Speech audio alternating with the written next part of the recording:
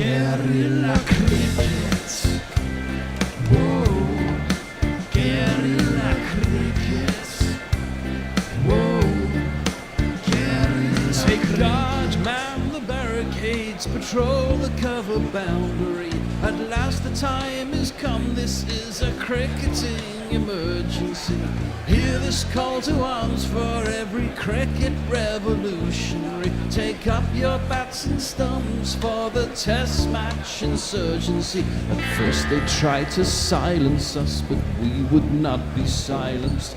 They threatened us with lies, so we threatened them with violence. Che Guevara, Sangakkara, Joseph Stalin, Douglas Jardine, Robespierre, Darrell Hare, Vladimir Lenin, O'Brien Kevin, guerrilla cricket. It's not about the winning, it's about how many rules you break. Even in cricket commentary, this is the best advice to take. Pick guerrilla cricket, it's the finest choice you'll ever make. There's so much more to cricket than red counters and a slice of cake. At first they tried to sanitize us and clean up our act. But people like it filthy, and we know that for a fact. Fidel Castro, Lenny Pasco, Carlos the Jackal, Umar Akmal, Mahatma Gandhi, Grant and Andy, Brendan Behan, Austin Ian, guerrilla cricket. Stick with us, cause you know we're not the kind of thing that you see on the TV and the radio. So vive la revolution. First they tried to buy us, but we would not be bought. Okay, we were, but then we ran away, and we will not be caught. Would not give up the ghost when they left us all for dead. They decapitated us, but we just grew another head. Chairman Mao, Jamie Howe, Ho Chi Minh, Asif Din, Václav Havel, Graham Saville, No Surrender, Percy Fender, Che Guevara, Sangakkara, Joseph Stalin, Douglas Jardine, Robespierre, Darrell Hare, Vladimir Lenin, O'Brien Kevin, guerrilla cricket. Welcome to Guerrilla Cricket. Is this second day-night Adelaide Test going to be a little bit of history repeating, as propeller heads with Shirley Bassey, would you believe, sang? In 2017, England hoped the pink ball would dance to the tune of the younger Jimmy Anderson, Stuart Broad and Chris Wokes, but Australia batted first and rattled up nearly 450 runs. England never really got close after that. In 1933 at Adelaide, Australia was outraged as bodyline blows struck Bill Woodfall and Bert Oldfield. Yesterday, England tried a bit of the same, but even when Labuschagne popped up a chance, England couldn't cling on. Jos Buttler may well have had a reflective night. Much of yesterday wasn't pretty, but Australia's odd couple, Steve Smith and his twitching twin Labuschagne, will take the field today knowing that England's all-seam bowling attack seemed to be running out of ideas, having been ground down by arch-nemeses David Warner and Labuschagne himself. For England, it will certainly be a crucial first hour. They have to take early wickets, or that 221 for 2 will start to climb to unscalable heights. I'm Tony Bishop, and with me to see what transpires are a former pro cricketer who was at Glamorgan with Viv Richards. It's Beefy Blake. Hello, Beefy. Hi, Tony. Thanks for having me again. Looking forward to day two, despite what we saw yesterday and the pink ball under lights drop of Jos Buttler, which is kind of unfortunately overshadowed not that bad a day for England. If you'd have said at the start of play, the Aussies are only going to get 221 and bat the whole day, you think, that's not bad. I mean, we only took 2 wickets, but weirdly enough, the odds, I've just looked up the odds, right? Yeah. England are 12-1 to win this test, and the Aussies have only scored 221 so far. The draw is 6-1. The Aussies are 13-8 on. Now, it's just going to take a little bit of luck, I reckon, for England just to get first hour. Exactly right. Exactly right. Well, and if you're looking for wit, wisdom, and experience, well, in the words of Meatloaf, 2 out of 3 ain't bad. It's Messy Jez. Hello, Thank you, Tony. Look, I gotta say, I am very disappointed that your superb introduction comes at a time before many of our listeners have tuned in. I feel like we should rerun that after an hour. It doesn't stop me writing them. done. It doesn't stop me writing them. I'll enjoy it anyway. Well, Beefy already was starting to jump into some of the interesting discussion points. Let me start with one. Let me start with you then, Beefy, because you've started on a roll. Balance of England's attack. Yeah. Have they got it wrong, or have they just been unlucky? Do you know what? I actually think it's a little bit of both. But yes, they've got it wrong, because the fact that they've got 5 seamers all bowling the same pace, the same line, the same length, probably the diversity in attack was lacking. Joe Root started to turn it, so whether you were going to go with Jack Leach or somebody else, that's probably an oversight as well. But in terms of not having Mark Wood to offer a point of difference, or I don't know if there's a left armour in the squad. But there isn't. Yeah, five seamers all doing the same thing doesn't make a great combination, especially against Australian batting attack. Yeah. Well, I think we all fear that. Messers, it was a glacial start by David Warner, and yet, he got himself to 95. What did you make of that innings? I reckon that they knew it was going to be 37 degrees today. They didn't want to be fielding in the heat today, and they said, we don't mind how many runs we score today, as long as we're still in a position to bat for the first 2 sessions tomorrow. It goes against Warner's better nature to be as cautious as he was, but it paid dividends, and they're in a position now, partly thanks to Jos Buttler, to be able to grind through the next 2 sessions and maybe start moving along. Travis Head, for example, is someone I actually don't have a great deal of faith in as a test batsman, but in a position where there's a decent score and a low number of wickets, it suits him perfectly. So he may well this afternoon be able to repeat what he did in Brisbane. He may well be under orders to go in and do what he did, what he did in Brisbane, because they'll want the runs quickly. So that could well be the case. I think the overriding factor with the Aussies yesterday is, let's face it, I mean, I know Labuschagne got dropped twice, but realistically, apart from a couple of LB shapes early, it was basically a chanceless day. They didn't really take any risks. And like you say, Messers, I reckon the attitude was, we're just going to bat the day. Even if we scored 200, only lose a couple of wickets, to keep England in the field for, like you say, 37 degrees. It's a tough ask in Adelaide. It's right by the river as well. So I know you were saying the humidity probably won't be a factor. I'm telling you what, when it's 37 degrees in that massive bowl of a stadium, it will be a factor. That's that big open end, though. I mean, it is, they rebuilt it for sure, but it still has the grassy bank and the open end, which gives it a sort of a more attractive feel to it than, I don't know, even a big bowl like Brisbane or the MCG. I've got one for you, Beefy. Is Labuschagne actually of this earth? It's the Welshness in him. He's gone all Welsh on us, and so he is above on a higher plane. For that reason. Yeah. Well, we've got to remember Michael Nesser's another Welshman that's making his debut for Australia as well now. He's clearly mad. He clearly is mad. I just think he's one of these blokes that just enjoys batting as well and being out having enjoying conflict is the word. He's got the old Saddam Husseins about him. Yeah, well, yeah. Bear just signalled to say he actually is just a wanker. Well, we know that. Oh, I'm glad you said that. I was about to say Bear seems to be wanting to play a jingle, knowing obviously that wasn't really what he was suggesting. Messers, a bad day for Buttler, bad night for Buttler. Do you reckon he had a bad night? I mean, it was a bit of a horror tale, and it started so well.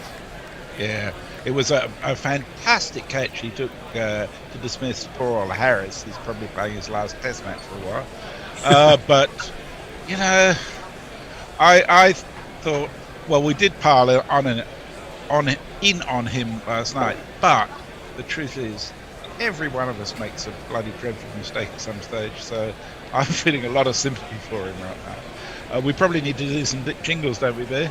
Well, we should. The batsmen are shimmying their way to the crease. Definitely the case in as far as I can see, from Labuschagne, who's almost dancing and twitching and has already got his various tics and affectations on the go. So let's jingle them up. He keeps floating on a light beam with an average that is obscene. His name is unpronounceable. The selectors have no trouble. It's not as Labuschagne. It's not as Labuschagne. Stop thinking. Just stand still. Stop playing with yourself. Oh, it's very unsightly. Stop thinking. Stop fiddling about. Stop playing with yourself. Oh dear. Stop thinking. You look a bit mental. Stop playing with yourself. Keep your hands to yourself. Stop thinking. Oh. Stop playing with yourself. You will go blind. Poor old Stephen Smith. And opening for England. Well, interestingly enough, I suspect BT's captioning has already managed to get it wrong, because we're looking at it, the fact it's telling us it's going to be Stuart Broad, and it don't look like Stuart Broad to me. It looks Jimmy. like this man. It is definitely. Jimmy, Jimmy, Jimmy, Jimmy, oh, Jimmy, Jimmy, oh, little Jimmy, will let go. Tell you what, you can hear it's different listening to the jingles when you're not in the studio. You can hear them in the jingles, in the studio, if you remember to play them. I remember to play them. Anyway, Smith stands ready. 2 slips are down. Anderson is in, and Smith starts the day, probably as he means to go on, with a lightsaber leave. And through it goes to Buttler behind the stumps. A man one suspects who has spent a little time with his own thoughts. Poor old Jos, you have to feel sorry for him. Bear was saying off air earlier in our discussion group he was busily defending him yesterday, and then all of a sudden he floored a sitter. In comes Jimmy Anderson again. Smith, solid as you like behind the line. And Burnley's finest. Tries to get a big boot behind it. Very, very slight movement there. I saw a stat yesterday. England's seamers 0.3 of a degree in terms of swing movement up until obviously the lights came on. So not quite expecting that much this morning, even though the ball is only 8 overs old. Yeah, well, that's true, and it was very one-paced by and large. I mean, most going for a similar length. Only Stokes really dropped it a little bit shorter than a full length, as this one is away from Smith, and once again through to Jos Buttler it goes. Mainly on a length. It was really only Stokes who bowled much more. He bowled 70% of his balls back of a length. All the others were about 70% were on a length. I was going to say, not just back of a length. Bowling at that space at that length, it might have been a lot different. Yeah. A little bit of seam movement there as well. That's encouraging. Jimmy, obviously, the left-handers dominate at the top of the order for the Aussies, but not much movement back into the left-hander, but a little bit of movement away from Smith. Comes Jimmy again. This one short and wide and crashed away past point, and this should be the first boundary of the day. Yes, it is. And that'll be meat and drink to Stephen Smith. It's me, Sanshi. It's me, Sanshi. Oh, not a great too ball, short, was it? too wide. Yeah, too short, too wide, as you rightly say. And Smith doesn't look like a man who's just walked to the crease. He does look like a man who spent half of yesterday there, which he didn't, to be fair, because of course he came to the crease when Warner popped up that catch. This one swings away a little bit, but swinging late, Beefy. Yeah. A little bit too late, but I like what you say about Steve Smith. He actually did bat all day in his mind, in the dressing room, running around like a mad chicken, because there is no stopping him. Absolutely no stopping him. We see in slow motion there was a fair bit of swing, and Jos Buttler took that round about knee height. Anderson had one more delivery left in his first over. You don't see so many no balls from Jimmy as he's in, and this one a little bit closer, and Smith gives the old high-shouldered leave through to Buttler. It goes. So at the end of the over, Australia have moved to 225-4-2. We sort of skipped past the Richie score, which is a big disappointment, and we'll find out who is with us, Messrs. Many of our good friends are with us on Twitter. Warren says, good night, friends. Ravinair says, so England are losing to Australia's B team. Shades of the 90s.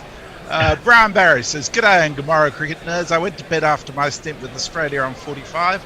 I woke up and they were on 228. They know the game is only 5 days long, right? Go Aussie, go. Mog says, you can't call the Torrens a river. It's barely a stagnant trickle. Well, that's courtesy of New South Wales and Victoria too. Brown Barrish says, also, I've been informed by an anonymous but well-versed source yesterday I became the first cricket commentator to reference a 9-man gangbang in a test match. Guerrilla cricket continues to pioneer the media. I missed that particular bit. Yeah, we've got a good deal of mention on Twitter, which wasn't all read-eyed, I have to confess.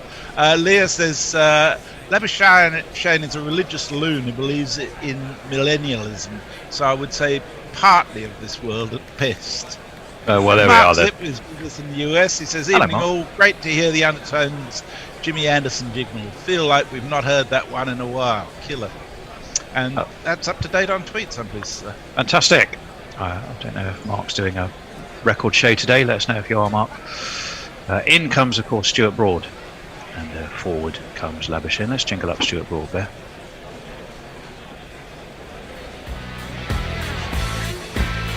Sweep the leg, Broady. Got the best headband around. Something has got to keep her down. Got the best headband around. Your ego ain't gonna be kept down. Got the best headband around. Even though your hair is thinning now. Has gone full ninja. In he comes. Wide, very wide, in fact, and swinging further away. And Jos Buttler actually takes that in front of first slip. Nobody wanted to lay a bat on that, certainly not Marnus Labuschagne. First two deliveries, 125 and 127 kilometres an hour. That is pretty pedestrian, let's face it. Broady's a bit stiff getting out of bed this morning, or this afternoon, as the case may be. In the sense that his muscles were giving him a bit of jip, I hope you mean. Well, you never know. You never know. Freddie Flintoff, Viagra style. Once again, in comes Broad. This one is much fuller and straighter, but still competently defended by Labuschagne. And again, there is no run. 3 dot balls. 2 slow, loose as the old 35-year-old bones creaked their way to the crease. But better ball third time around. Is Viagra a prohibited substance for sports enhancement that you're aware of, Viv? It's not on the WADA ban list, I don't think, but its side effects are probably detrimental to peak performance on the field. I would think wearing a cricket box is not ideal, as this one is steered around the corner to fine leg, and they will take a single. Well, Freddie Flintoff always talks about, I think it was the 2006, 2007 home series, where he doubled up with Viagra and really couldn't run next day whilst batting. Of course it was Freddie Flintoff. Who else would it be? Well, Labuschagne's moved on to 96, so he's within one shot along the ground to the boundary sponge of his ton. Warner, of course, for the second time running, or was it the third time actually, fell short of his ton yesterday, falling on 95. Second time. Broad over the wicket, turned off his hips by Steve Smith. That's going to go down to fine leg as well, very similar to the last shot from Labuschagne. And Smith will take a single, so they're already on this what's going to be a warm, sticky day, are rotating that strike effectively. 227 for 2 with 1 ball left of the 90th over.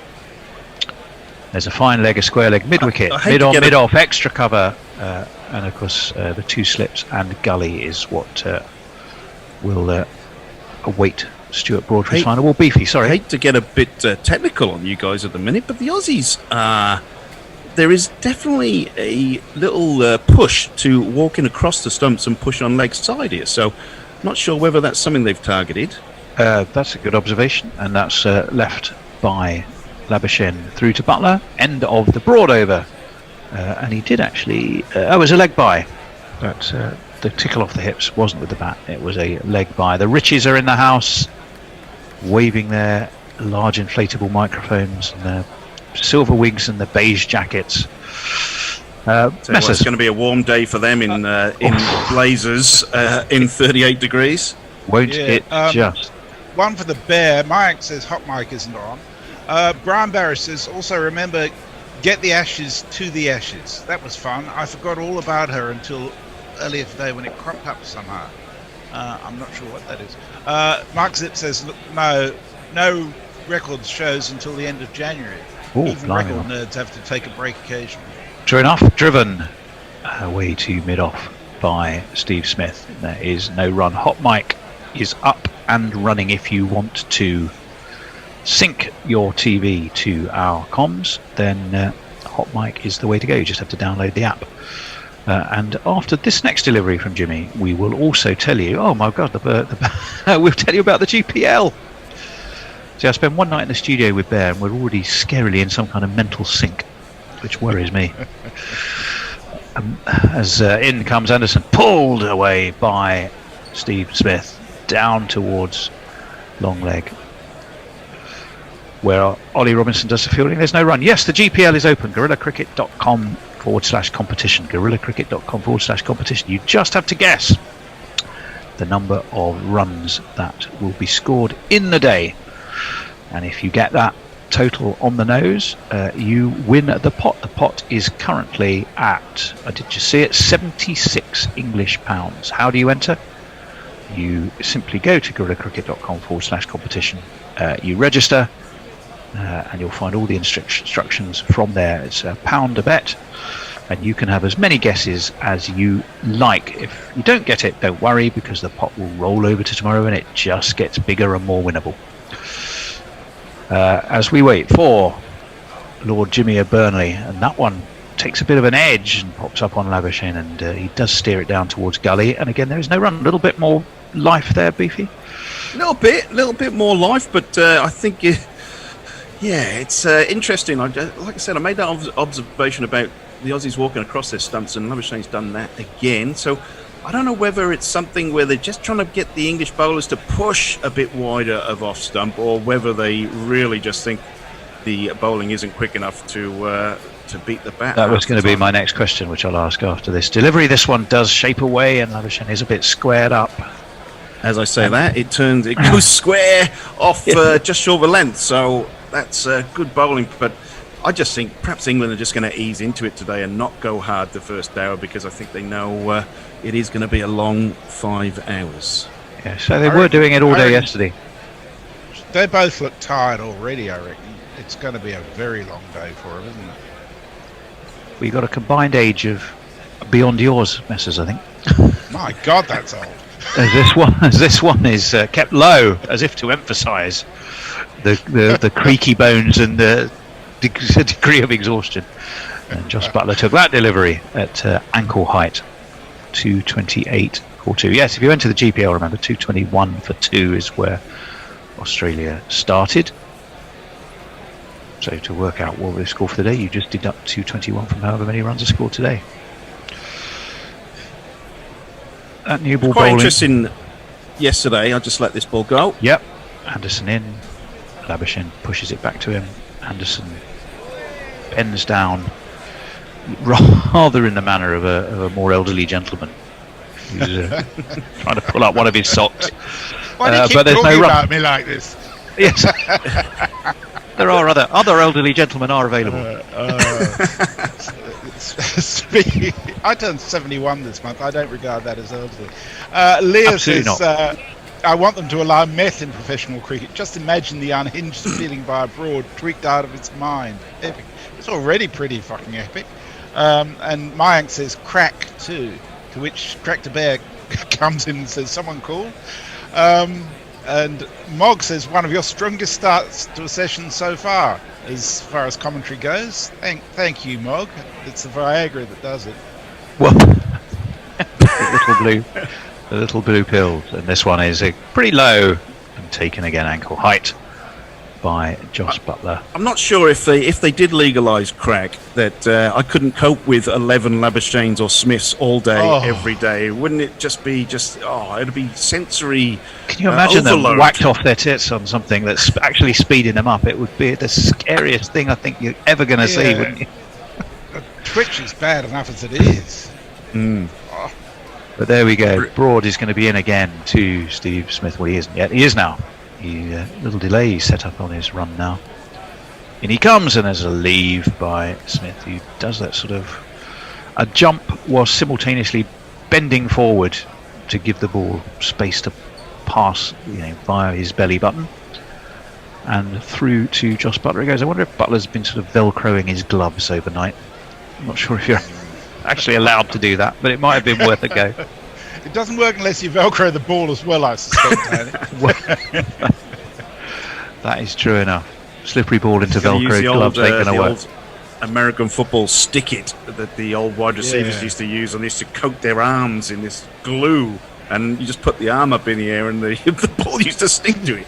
Broad was in, left alone again by Smith. One thing they do, albeit in overly dramatic and idiosyncratic fashion, is they do leave very well by and large, these two. Exaggerated it may be, but they do know the art of a good leave. Yeah, I think Cameron Green could learn a bit from that. Yes, that's never a good look, is it? A good leave's a good leave unless it smacks into your off stump, and then it's a bad leave. Broad is going to be in again. Driven away through cover. That should go all the way for 4, and that will take Smith on to 27. Am I right? No, 28. No, 27. Can't count. Yeah, if there's one area of the pitch you don't want to bowl to Steve Smith, it is that area. He absolutely just launches straight into anything full and anything wide. It was a super shot, wasn't it? It was an absolutely beautiful delivery. Beautiful shot to a bit of a half volley, but he just awaited it, angled the bat. Everything was beautiful. Not something I tend to say about Steve Smith, but on that occasion it was a classical cover drive. This one is fuller and pushed to mid-on, where Jimmy again gets the old back bending and does the fielding. There's no run on this occasion. 1 for 39 for for all his non-conformities with Smith. The one shot he does play correctly is the cover drive, weirdly enough, because he does get into good positions coming forward. He does. That pink ball, as it bounces, there's something sort of slightly weird looking about it. It looks almost translucent. It does, yeah. Broad is going to be in again. 2 slips go down full, and Smith's immediately got his arm in the air. He was looking to whip it away down towards fine leg. It was taken on the dive effectively enough by Buttler. Smith didn't get anything on it. And it is the end of that Broad over. There was 4 off it. Australia have progressed to 232, 4-2.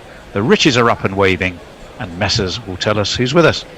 Jeff Perkins is with us. It says Tony sinks to the Bears level. And he spells sinks S-Y-N-C-H, I should say. Brian Barish explains that for the uninformed, at the Ashes is a woman from Massachusetts whose handle was a nickname from her then boyfriend and had no idea about cricket. People kept tagging her, and after initial alliance warmed up the game and got a paid trip to Sydney for the 2011 New Year's Test. Well, that's not a bad way to go. Now you mention it, I do remember that. Yes, indeed, I do remember that. Andrew Greenfield is with us. He says tuning in again from a still very Anderson cold in. Oh Quebec. my goodness me! Sorry, Messers, to cut across you there. Sorry. That one jumped a little bit on Labuschagne, who actually dropped his bat. Jimmy just turns around, all in a day's work. But it did leap at him, Beef. He took him on the glove, didn't it? It must have hurt because the bat was immediately onto the deck.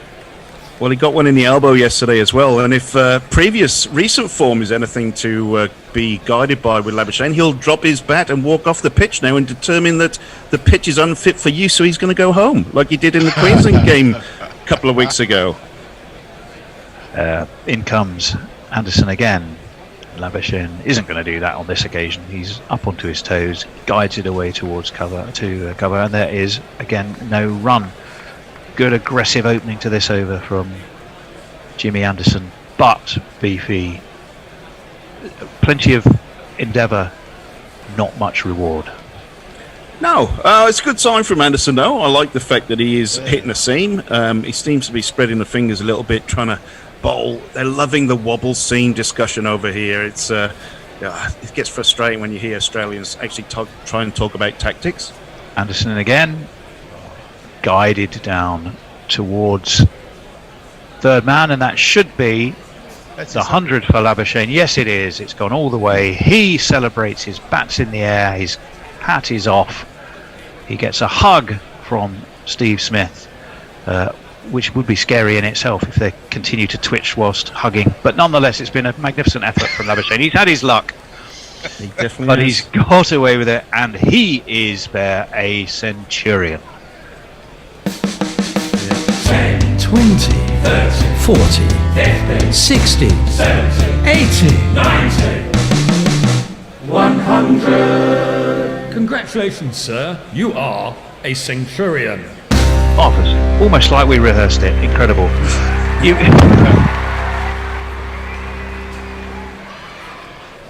Ah, dear. Fantastic effort, Beefy, you've got to say. Yes, he had his luck, but boy, he's hard to remove. I think what you I'll just let Anderson. Anderson's in, and well, it was left, but it was left in one that was coming into him and took him high on the thigh pad, and there was no run. Sorry, Beefy. No, I think what you mentioned a little bit earlier about the ability to leave, especially at Adelaide, where we saw one at against Harris pitch at 5.2 metres and was adjudged to be going over the top. They left exceptionally well yesterday, and they've continued that this morning. To be honest, the one thing Labuschagne and Smith and Warner have done well is leave the ball. In comes Anderson. Didn't need to leave on that occasion. Labuschagne guides it away towards Gully. He was keen on a single, or at least he was hopping along. But I don't think for a moment that Steve Smith thought it was a good idea, and it was Smith's call anyway.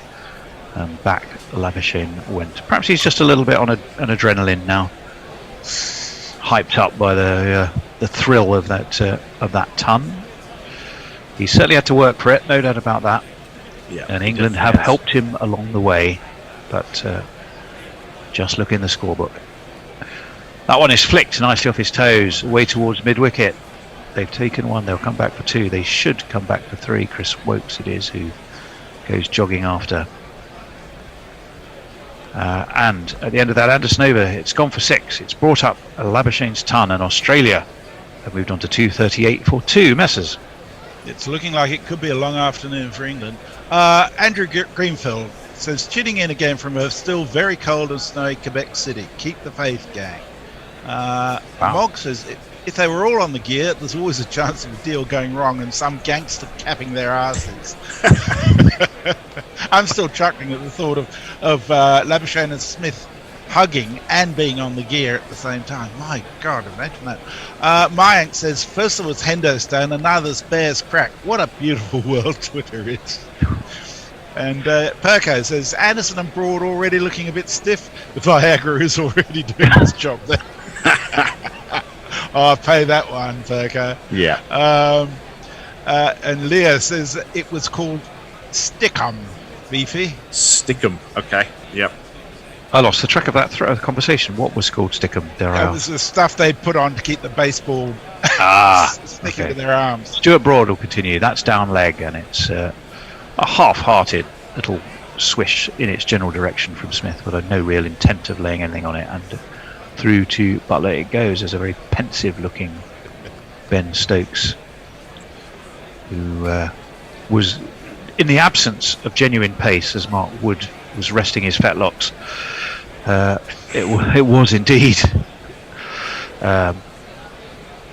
Stokes, who was given the job of trying to rough up the Aussies yesterday. Didn't really work, alas. Broad in again. Smith across, as you were pointing out, Beefy.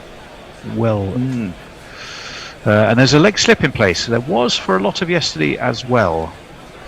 I actually think that's a good move, considering the shots they're trying to play and the line that England are trying to bowl. So that's one positive of Joe Root's captaincy at the minute. Actually, just on that, I'd probably start a discussion about do we really think Joe Root? I mean, I know he's captain for so long now, but gee, some of the tactical side of England's things is recent questionable. Form would not suggest too much. This one again is down leg, playing to that slip. It's Hamid who's been brought into that position.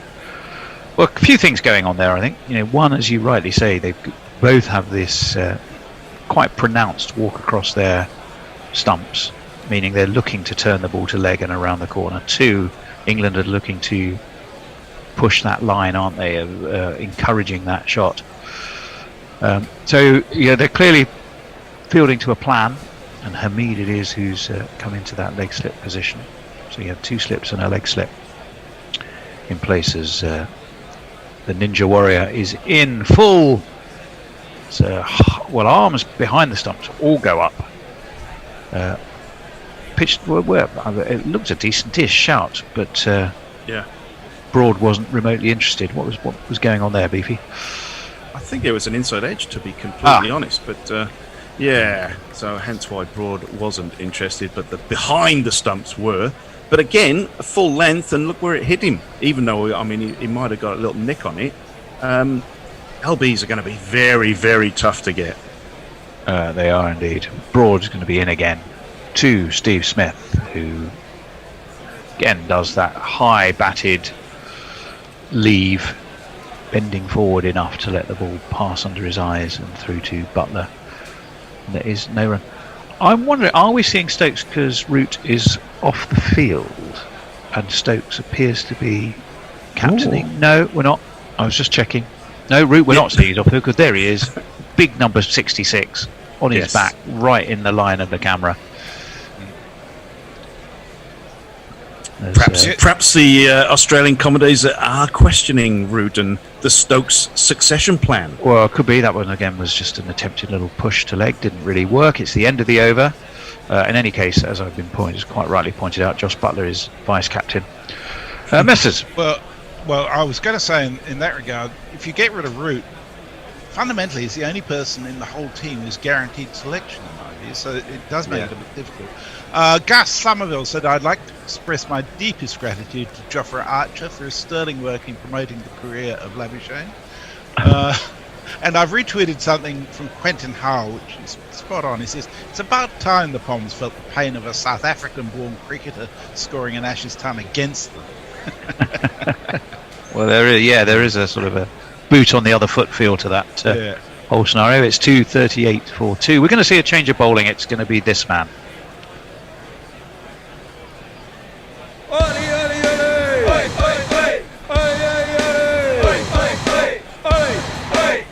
And he takes the outside edge. He has the Labuschagne wicket. Labuschagne has gone for 102. First ball that Robinson bowled this morning. Just fuck off! The ball swings. It takes Labuschagne's edge. It's taken low at slip. England have a breakthrough. It's 2:38 for 3, and Labuschagne has gone for 102. I won't look back. Well, it's taken by Buttler. By the time that I do. Oh no, here we go. Oh no. Is that has he got enough heel on the line? We're looking at the fact that he is stretching. That's an no-ball. Yep. Unbelievable. I'm sorry, Smokey. You were over the Fucking hell. That Unbelievable. is just amazing. I mean, but why wasn't it called previously? Well, that's calling of no balls would be a nightmare. We're watching any number of angles, but we do think that Labuschagne will be reprieved, and Robinson has overstretched by about 2 millimetres. Yeah, okay. We'll split the difference. 1.5 millimetres between Beefy and I, we reckon. With our laser eyes on that. I got 5 millimetres, mate. That's a 16th of an inch, I think. Oh, there it is. The official no ball. Paul Wilson sticks out his arm. Labuschagne, who has a big old smile on his face. Robinson has to turn around and get on with his game. Root has a face like thunder. And frankly, I'm not surprised. Beefy, you were a bowler, weren't you? Were you a bowler? I was, yeah. Fast bowler. Well, seamer. Yeah. Didn't bowl many no balls because I didn't want to bowl them again, to be completely honest. A man in my physical peak condition didn't want to bowl more than 6 balls and over. But look, bowling's all about run up, especially seam bowling. It's all about rhythm and run up. So realistically, boy, I know they're stretching. I know they're trying to bowl as quick as possible, but yeah, it's unforgivable, isn't it? It really is unforgivable. I'll ask you another question in a second. This one is a bit fuller, driven straight to mid-off. There is no run. I mean, technically, if you spend so much time working on your run-up and your rhythm, sure, what is it? Is it just that desire to get that little bit of extra something, particularly first ball up, that causes you to just overstep? I'm guessing so, but I think obviously his first delivery, perhaps he just overstepped and thought he might be a little bit stiff, and he comes again. Going to get to the crease in the right position, but well, that was definitely a twitchy leave by Labuschagne. If anything, you should bring yourself back from your mark a little bit to make sure, and then when you know you're getting close to the stumps or not close enough, you can move that accordingly. But you should never bowl a no ball first ball. Wow. Just seen the English election result as well. Wow. Crikey Moses. Applied Cymru power again. No. Nelson, this occasion. This one's full and whipped to Broad, who has to go down at a second attempt to get that. Root's face like thunder has turned now into a full-on storm. Is the one positive that Buttler caught it cleanly? Can we at least look at that? We could try. That again is right up there in, apart from that, Mrs. Lincoln, how was the show territory. But yeah, I'm with you. Labuschagne is on 102. We thought he'd gone, he hadn't. It was another no ball, this time from Robinson. And he pushes this to mid-on and follows it with a flourish, a pirouette. And generally looks a bit daft while doing it, but it works for him. 239 for 2. We're going to have a change at the end of this over. In your commentary team, it's going to be Beefy. You're coming on to ball by ball. Actually, I'm only sliding sideways to do a bit of summarising, and the Wizard of the Wirral himself, Al Hodge, is going to be reading your messages. In comes Robinson again. Down go those 2 slips. Turned just a shade towards where that leg slip was. Buttler skips across and they decide to take a very quick single. Good smart running, and it means that Australia move on to 244-2. There is that extra ball left of this over of course. We've had nearly 96 overs, so this new ball is not so new, and it's not doing the one thing it did do. Its work was undone by the big overstepping foot of Robinson. Left high by Smith. Through it goes to Buttler. So at the end of the over, it's number 35 for Robinson, 242 for Australia. Disappointment for England. And we'll hand over to you, Beefy. Thanks for that, Bish. It's absolute pleasure to be bringing you a live Day 2 Ashes cricket from Adelaide in the pink ball test. Bit of disappointment early doors there from Ollie Robinson, just overstepping, getting that Labuschagne caught behind, but unfortunately it's not going to stand.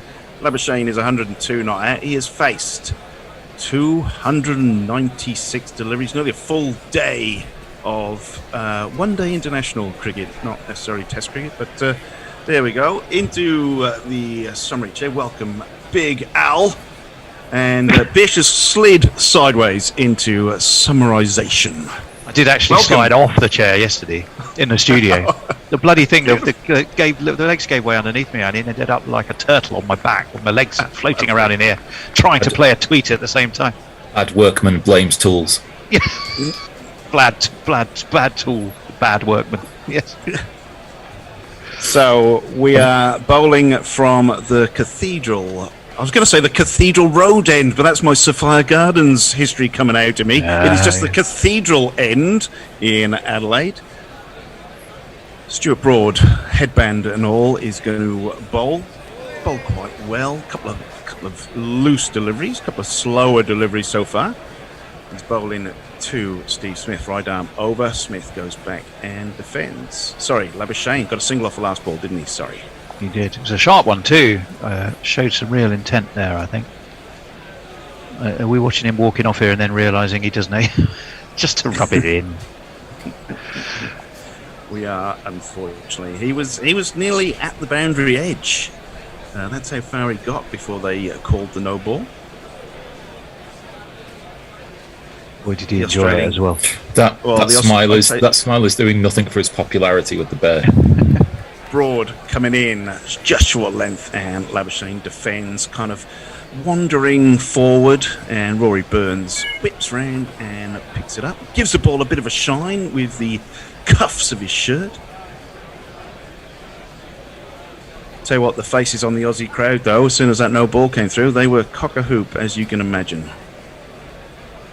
Yeah, I'm sure the Riches were dancing and weaving their inflatable mics. Yes. It's a big disappointment for Robinson, but as you say, mainly because it was perhaps early in his spell. Yeah.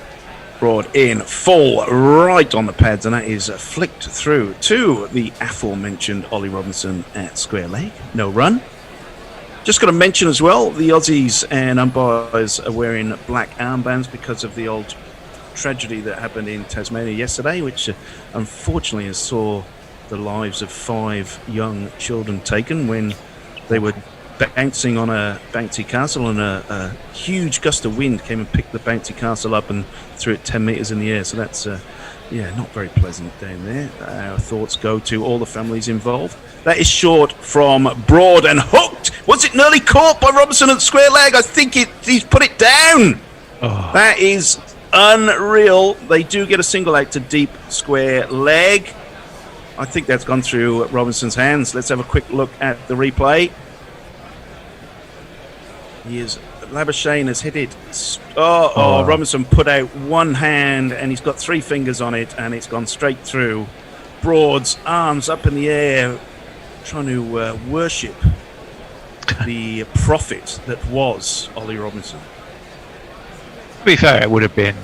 I'm not even sure you'd count that as a drop, would you? It would have been a fantastic catch had he clung on. It definitely would be. So Broad now into Smith, because they did take a single off that missed chance, and Smith leaves it alone with a little shuffle across the stumps, and Buttler takes it. Yeah, disappointing. Robinson, I mean, on different days he would have had one caught behind and then caught it at square leg. I'm just seeing the wide shot for that, and square leg is dead in line with deep square leg, so they've obviously got some sort of plan here to Labuschagne. And looking at that replay again, that has gone straight through Robinson's fingers. It would have been a one-handed grab, but again, that has gone down. Labuschagne with yet another life. Broad comes in very full to Steve Smith with another shuffle. Bat in the air, no shot played. Buttler takes 241 for 2 off 97 overs. Mark Spooner, lovely summer's day in Sydney, watching the test on TV, listening to Gorilla. Audio delay, it's worth the wait.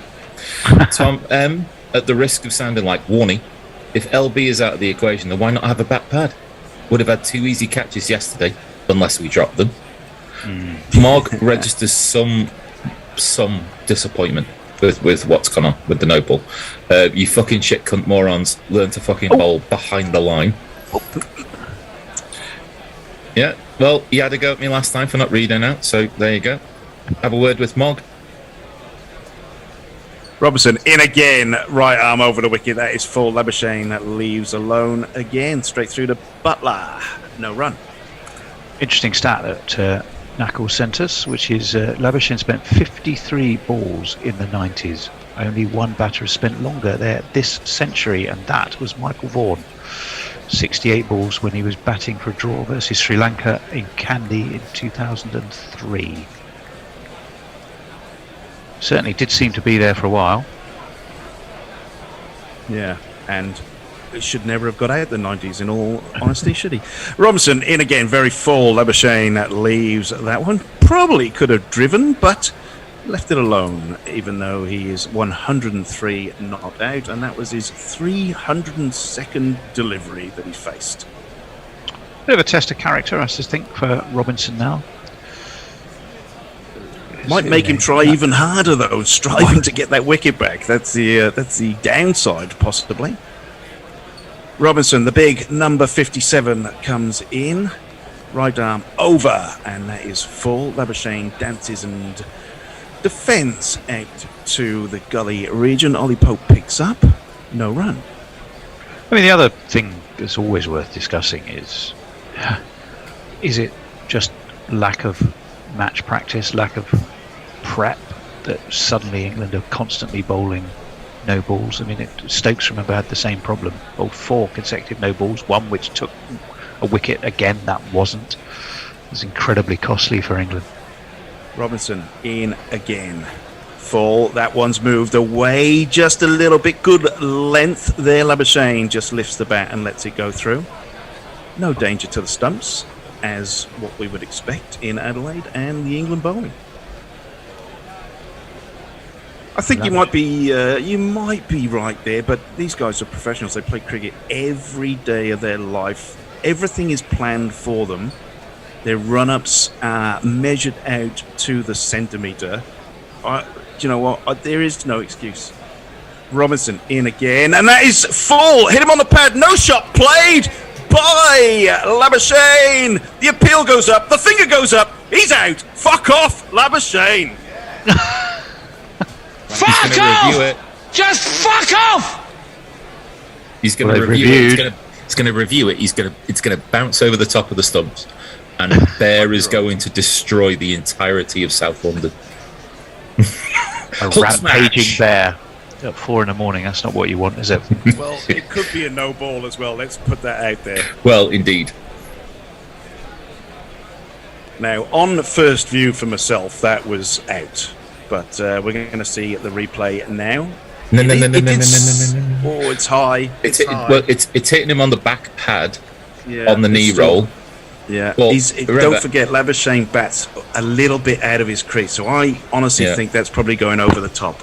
Just me, early doors there. Big call. Remember, it only has to flick the bail. Hitting! Yes, he's finally got him!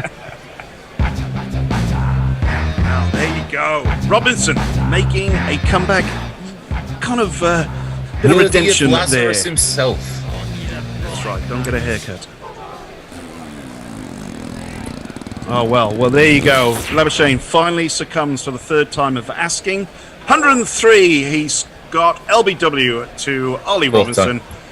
Fourth time. Yeah, sorry about that. I'm just trying to look on the bright side. The Aussies reduced to 241 for 3 with Travis Head, who scored an absolute mountain of runs in the last test, going to come out to bat and possibly try the same theory of attack this time round, but it could be a little bit more difficult than it was in Brisbane. Should just tell you that Labuschagne there was the 5th quickest to the 2,000 run mark in test innings, in the fewest test innings. The quickest 2,000 runs, the fewest test innings. Don Bradman first, Dean Headley second, Herbert Sutcliffe. Dean Headley? Hussey. No, not Dean Headley. Yes, Dean Headley. Dean Headley. Yes. Tremendous, great effort from Dean. Yeah, so George Headley, wasn't it? And then Marnus Labuschagne 5th. 20 matches, 34 innings. Bradman did it in 15 matches and 22 innings. Headley 17 matches, 32 innings. Herbert Sutcliffe 22, 33. So for everything we say about him, he's a talent, albeit a strange one. A very strange talent indeed. Travis Head comes to the crease. He's averaging 43.5 in his Test career. Best of 161. No need to remind you when that happened. 1,305 runs in his 21 matches so far. Jingling, Bear. Jingling. He's just a sweet Travis Head. A sweet Travis Head. From transdimensional Travis Head.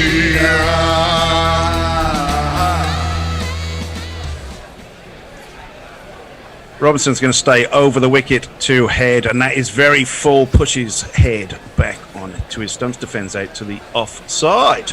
Robinson looking very, very aggressive right now. That is the end of the over, though. Right. Okay. Tom M. Fuck me. Great knock of 102 for 3 for Labuschagne. In the end, it was 103 for 4. Mayank. Holy fuck. This is fucking ridiculous. Mayank. I don't get. I don't care. I'm not going to read anything that's got that much swearing. Sorry. I don't give a shit. Josie Oak. Are these idiots not paid enough to keep their bloody foot behind the line? It's not rocket science. Mayank bet the Lib Dems are winning that by-election. It was about a 5,000 majority, I think. First time in 200 years that they've misplaced North Shropshire. Jeff Perkins, who would have believed the IQ test to get into England team was even less stringent than the Aussie one. Harsh. So we're back. Stuart Broad from the Cathedral end, I think. Broad comes in right arm over. That's full to Smith, who comes forward, defends out to Robinson at square leg. So I don't know much about the political side of things. Is this a big upset in North Shropshire? Is it the Lib Dems winning something? Well, I mean, the fact that the Lib Dems have got less than 10 MPs. It's been a pretty safe seat for the Conservatives, like for the last 200 years. Yeah. It's going to be seen as an indictment of current machination and policy. Well, fair enough. And Broad in again, and that is short, and Smith ducks under that. No run. 2:41 for 3 Australia currently. We're in the 99th over of their innings. Psychologically, that's huge for Robinson and for England. Having had the disappointment of the no ball, you can go astray if you let your anger get the better of you, but to get straight back on the horse and get the wicket of the man he failed to get earlier, that's huge for him and very important for England. Broad in again. This one is short, and Smith stands up tall and pulls it through the leg side, and that is gone for a flailing 4. 1, 2, 3, 4. Nowhere near Robinson at square leg that time. It was definitely behind the square leg area. And actually, I'm just looking at Wokes on the replay. Wokes didn't pick it up at all. Actually started running the other way. So, very interesting there. If you're not going to bowl me, I'm not going to run for the ball. It won't be very long. He'll be on very, very shortly, I can imagine. They did show a quick replay of Robinson's front foot on the LBW. Again, it was very, very close. So, very, very lucky again. As Broad comes in, that is short. Smith on the back foot defends just onto the leg side. No run again. 2:45 for 3. Would you say it was the barest of margins? The barest of margins, mate? Yeah. England have got Labuschagne by the barest of margins. God bless you, Ian Smith. So, a couple of balls to go in this Broad over. Comes in again over the wicket. Burns has moved into that very interesting catching position right by the edge of the pitch, and Smith defends. Rory Burns nips around a couple of yards and picks the ball up. No run.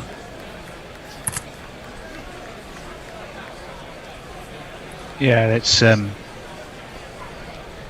still looking to try, I think, and encourage those dabs into the leg side rather uppishly. they clearly do have a belief that if you tickle the ribs, then you're in the game.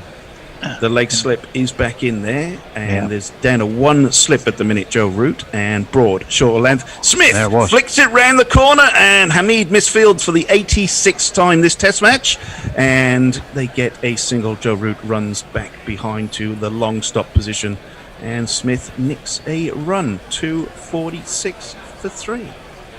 That was a leg by that one, so no chance. Leah, to be fair, Willis didn't understand no balls either, and he bowled one every 8 deliveries. Ravinair said that the feed has dropped out of the website. I'm not sure if that's correct or not. Mayank said Robinson could have easily used both hands and the chance that he dropped. Quirk, I don't think people realise just how complicated a bodily manoeuvre bowling is. It's comparable to a golf swing almost. One thing goes off and you're slicing it into the trees all day, or all life, if you're me. No, I would agree with that. Messages, I have to confess that God-fearing Labuschagne's blessed luck is causing me to start questioning my...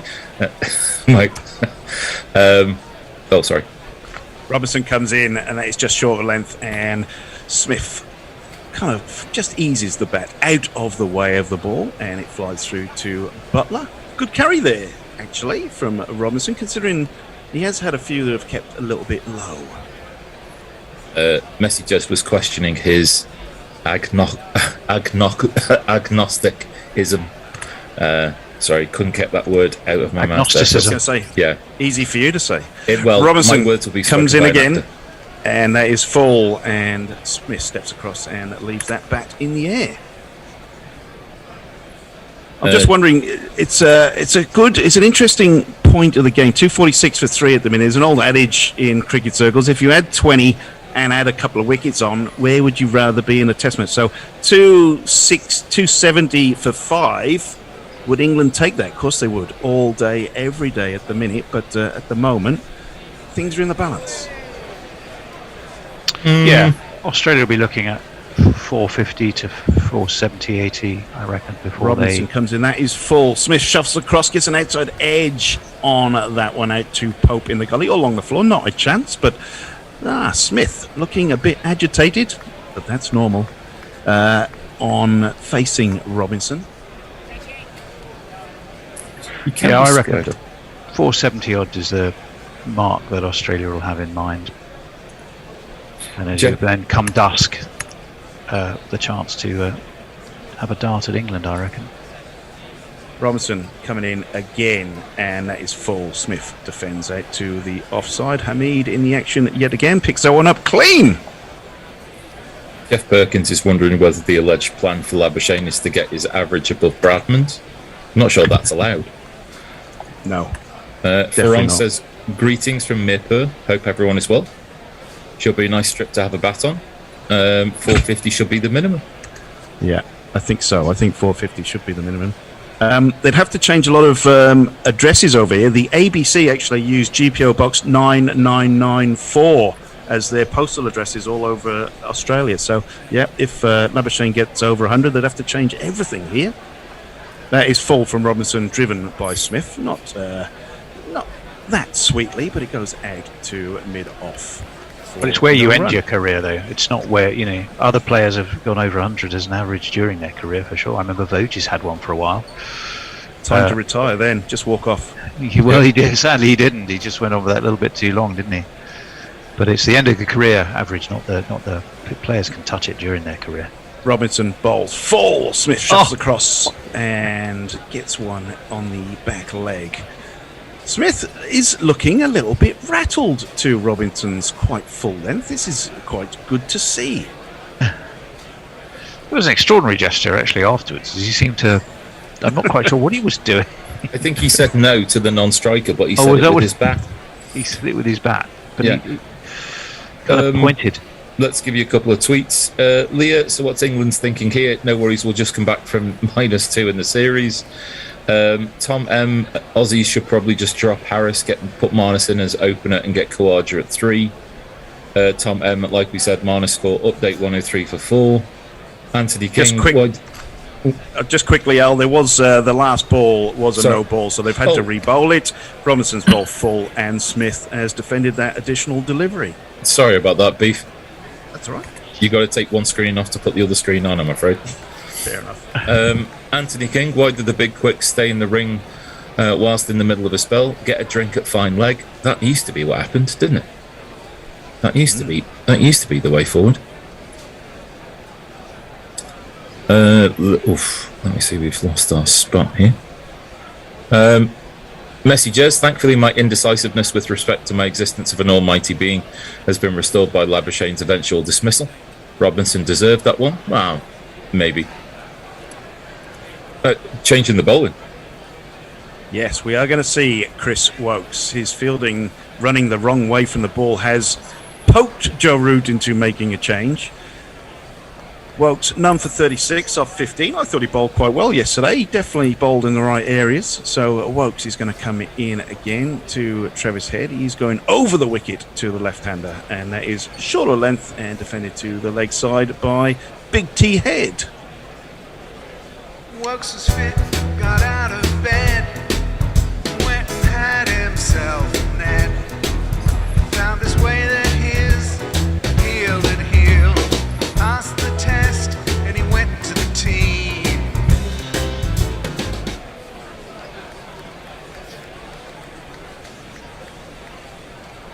Wokes in again, that is full. Travis Head goes back and defends onto the offside this time. Ben Stokes wanders around, picks up the ball, gives it a good shine on the buttock. 247 for 3, the Aussies. This is the 101st over of the innings.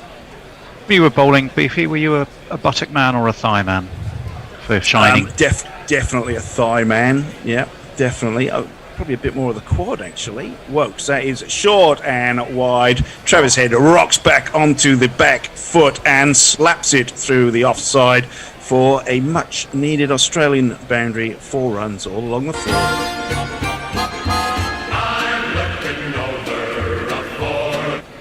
Surely, Beef, if you're bowling, you're that important at that stage. Don't you get someone else to do the shining for you? Do you know what? I was totally the opposite. I wanted the ball in my hand as early as possible so I could look after the ball. Couldn't trust anyone else. As Wokes comes in, and that is just short of length, and Head goes back and defends out to the offside. So, yeah, no, I wanted that ball. I needed as much time to pick the seam as possible as well, I'll be honest with you. Well, I was going to ask whether this idea of not trusting anyone affected you in the team game that is cricket. Yeah, no, I was very particular about getting that ball back as quickly as possible, and I'm going to be honest as well. Nobody else knows how to shine the ball other than fast bowlers. I'm going to be honest. And Wokes comes in. That is short of length, very, very straight. Head defends straight back down the pitch to Wokes. So I'll be honest. I come through my follow through. If I can get my hands on the ball as early as possible, I would have got it to either clean the seam out properly, shine the ball, or fix the ball up. You know what I'm talking about, fixing the ball up. But yeah, I wanted it straight away. I'm not one of these blokes that waiting up the end of my run for the ball to come back to me. I wanted it early. Did you get to bowl at Viv much? Oh, you can answer that after this ball. As Wokes comes in, and that is short on the leg side. Head back on his haunches and flicks it to the right hand side. His leg side, no run. I have got one of the greatest Viv stories of all time, and if we've got time, we've got a couple of minutes, I will tell it straight off the bat now. So early in April or late April, we had a winter or pre-season net session, and we're there bowling away. I'm in the fast bowlers net. There's probably 5 of us wheeling away. Viv is at the back of the net, and he's just wandering around. He's chatting away. No care in the world. So we bowl for about an hour 40, just non-stop. Viv has done nothing. He hasn't bowled. He's just chatted to a few people. He laughs a lot and wanders around. All of a sudden, Viv has wandered off. Comes back 5 minutes later. He's got the pads on. Thought, this could be interesting. So Viv, as he comes back, straight into our net. As Robinson comes in, beats Steve Smith, who shuffles across his stumps, misses the ball, hits the pad, goes out to Burns in second slip. So Viv walks in, and So first guy comes in, bowls very full. Viv on the back foot just slaps it through extra cover and absolutely smokes it. You think, oh, hello, here we go. Don't forget, Viv's probably 41 at this stage. Next guy comes in, very full. Exactly the same thing happens. Back foot, drives it straight through covers.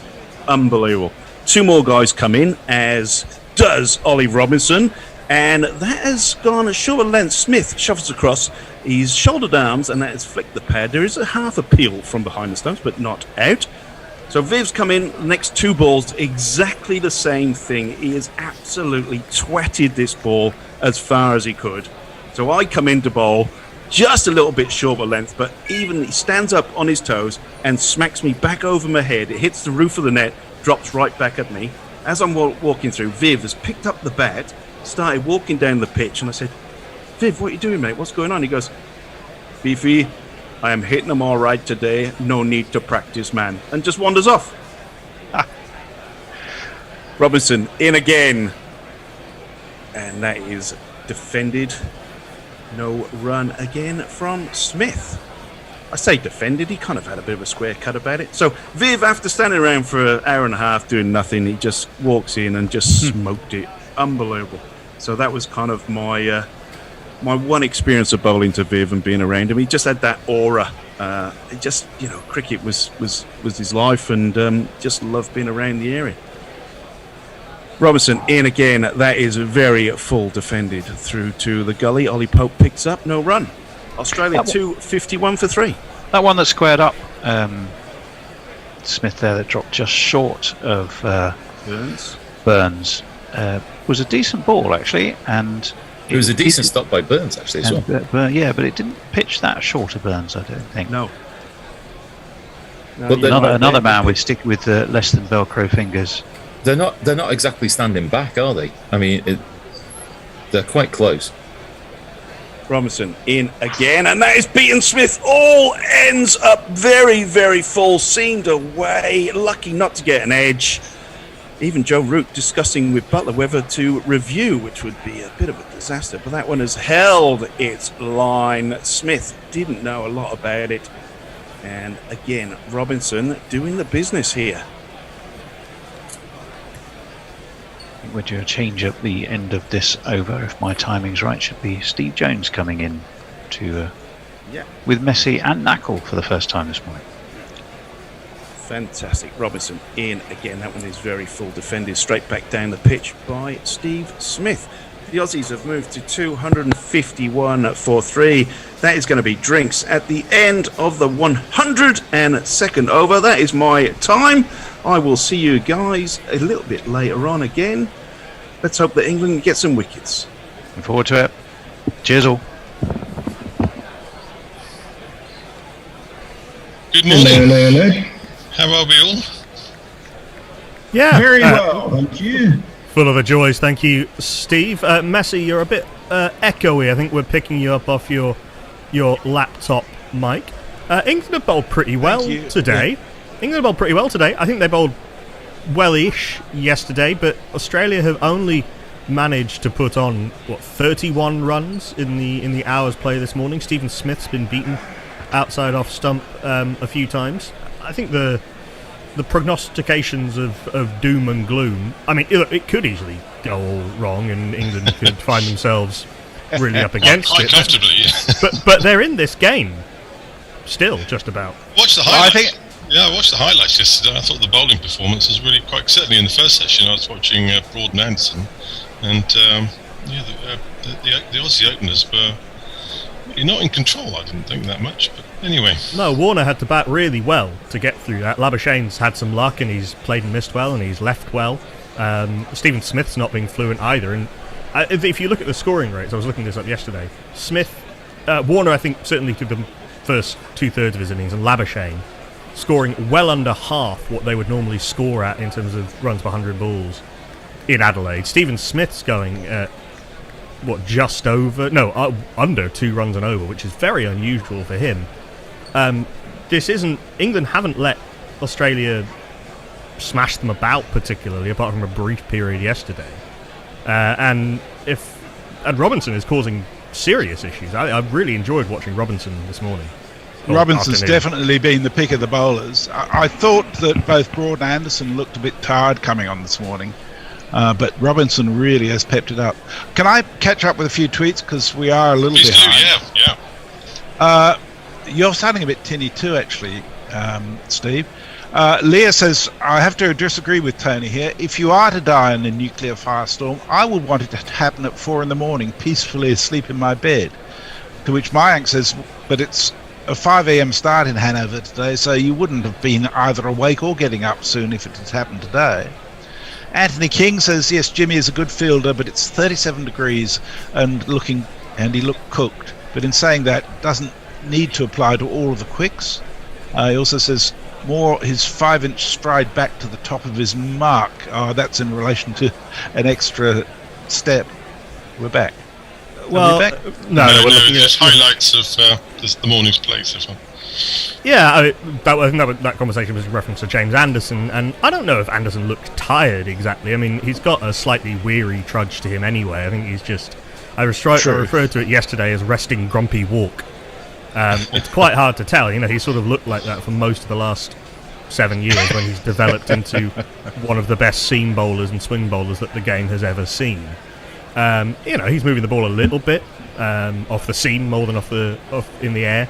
Broad's getting some movement. Robinson has bowled, as I say, exceptionally at times this morning, and troubled Smith yesterday as well. If they can get some backup from Wokes and Stokes, I don't think this is a pitch where the one issue for England, I suppose, is that the pitch is not flat, but it is slow. So Australia do have a bit of time to adjust. But I think the game is quite nicely poised. Speaking of Wokes, Tom M says, Wokes always bowls decently in Australia. Oh, we are back now, aren't we? We are back now, yeah. Wokes has started the 103rd over of this innings, and this is just pushed out into the offside by Head, no run. And he says, but he never looks like he's about to have one of those spells that breaks the spine of a team. That's a bit Wokes all over, isn't it? Well, I mean, in England, he's unplayable at times. Anyway, Wokes back in the game for the second ball of this over. This is punched away past the cover fielders, and the Burns, I think that is, fielding, manages to stop it, pull it up. I think they've gone through for 2 runs there for Head.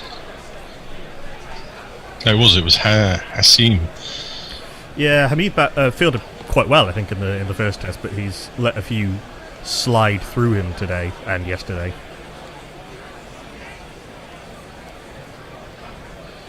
He's not the world's greatest fielder, is he? No, he's very enthusiastic, but I think there needs to be some technical work done. Wokes in again, bowling round the wicket to the left-handed Travis Head. This one's cut quite viciously, but this time Hamid does field it quite comfortably. Very bearded. Yeah, I do like Hassim Hamid's almost Jesus re-emerging from the desert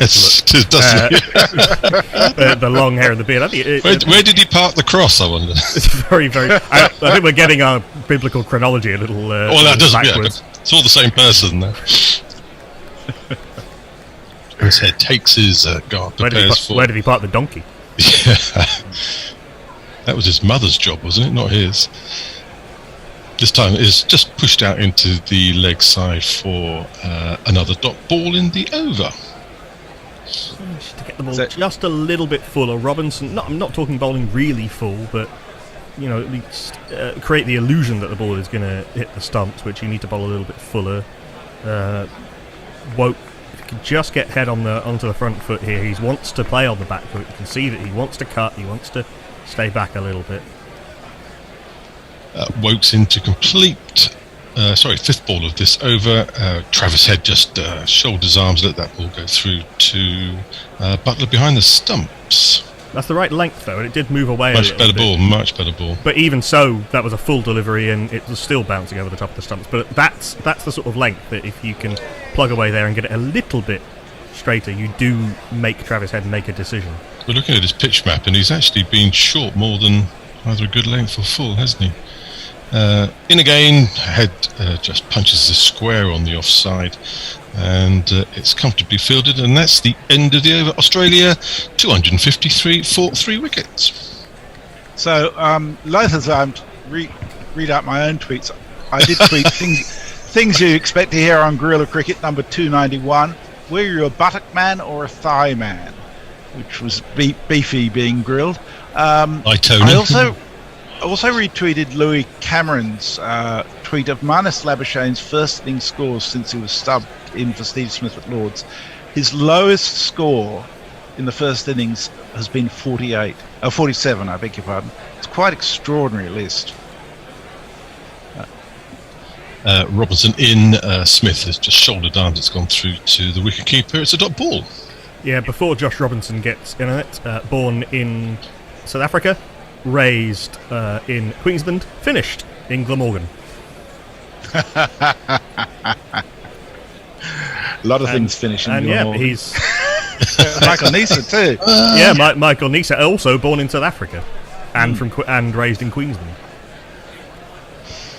Nothing wrong with being born somewhere in Africa. Suited me. Robson again. Smith lets this one go outside. And over, I suppose, is off stump through to Buttler. I didn't know that about you. Where were you born? I was born in what was then a beautiful city of Mombasa in Kenya. Oh, okay. The bear, our dear technical leader, he has family in Kenya. His wife is Kenyan.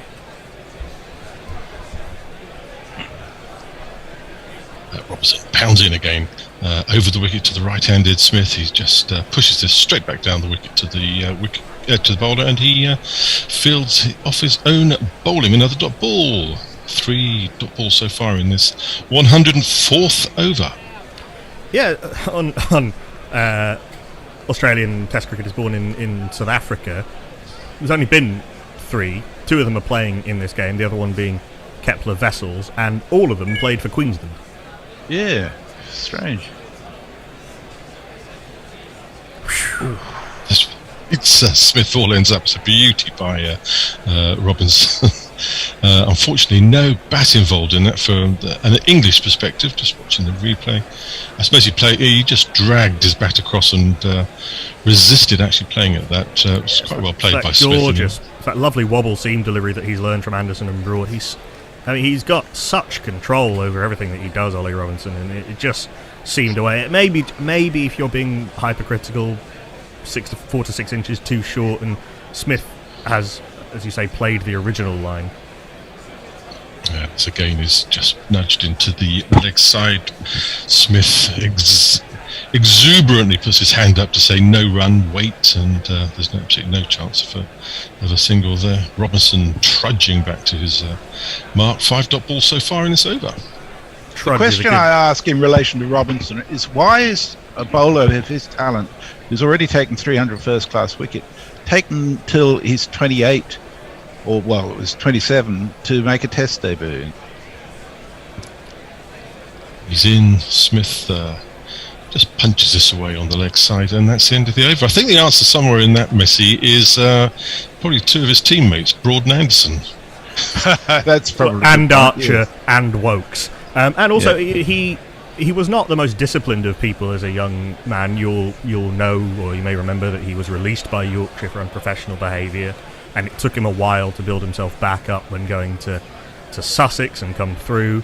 And a few years of high-class domestic performance and a spot opening up, frankly, with Archer and Broad being injured. Actually, I was interested. Dizzy Gillespie was talking about the change he saw in him from when he was at Yorkshire to when he came into Sussex, and found how much he'd matured in his attitude. Yeah, it came from a fairly low base, so yeah. Anyway, he has matured, and it's good to see him bowling as well as this, and holding his head up high in an England shirt. Wokes is back into the attack. First ball is a dot ball. Header's just punched it away onto the leg side where it has filled it. And Gillespie, this wasn't just a case of they were there at the same time. It was Gillespie who made the decision to release Robinson when he was coach at Yorkshire. Wokes going round the wicket to the left-handed head. Again, this is just punched away square on the offside. No run. Jack H on YouTube is asking for thoughts on Head. He says he's never done a heat for me, the sort of limited but heavy-handed batter that Cricket Australia identified early and gave umpteen chances to because of it. See Mitch Marsh. Unfair? I think he's a little lighter on his feet than Mitchell Marsh. I think he's decent. I was surprised that he got the nod over Usman Khawaja, who I'm a big fan of, perhaps in a slightly biased way, and I think certainly calls for Khawaja could be at the top of the order are well-founded, but he's done well enough. Wokes goes back. Goes back over the wicket. This one is edged and drops, I think, to short of Burns at second slip. We'll see the replay hopefully in a second. Yeah, it's a good ball from Wokes, wasn't it? Angling across Travis Head. A little bit of movement off the seam. The ball is moving off the seam, and it's bounced comfortably short of Burns in the end. He's played it with softish hands, Head. What Australia have been able to do, I think, partly because of the pitch and partly because of their own techniques, is they've been able to, I suppose, mitigate the consequences of getting beaten. In again, punched pretty forcefully by Head, and it's actually well stopped in the covers. Yeah, well done, Darwin Milan, going to his left, because that's the sort of stop off a not particularly good delivery that can create pressure that can be capitalised on a little bit later. I was going to say about, as we're discussing Mr. Head, he seems to be very sort of rooted to the crease in his batting, but actually on that ball he actually got right up on his toes. All the difference of the way he's he not played. tall, so he doesn't really get at the ball. He wants to hang back a little bit. He goes back in his crease a little bit, and he's only faced 17 balls, obviously, so there's a little bit of mitigation there. Still warming up.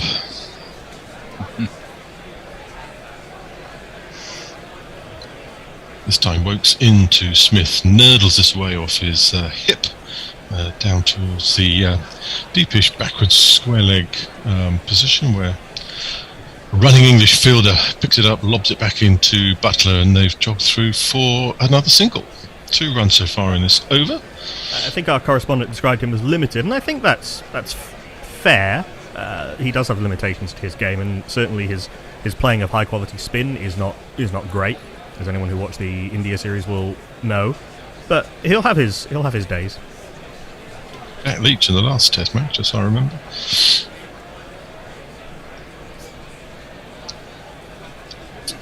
Wokes past the umpire, outside off stump, and a full swing of the bat from Head there, but it's just straight out to the cover fielder, and that's the end of Wokes' 18th over, 0 for 44, Australia 255 for 3.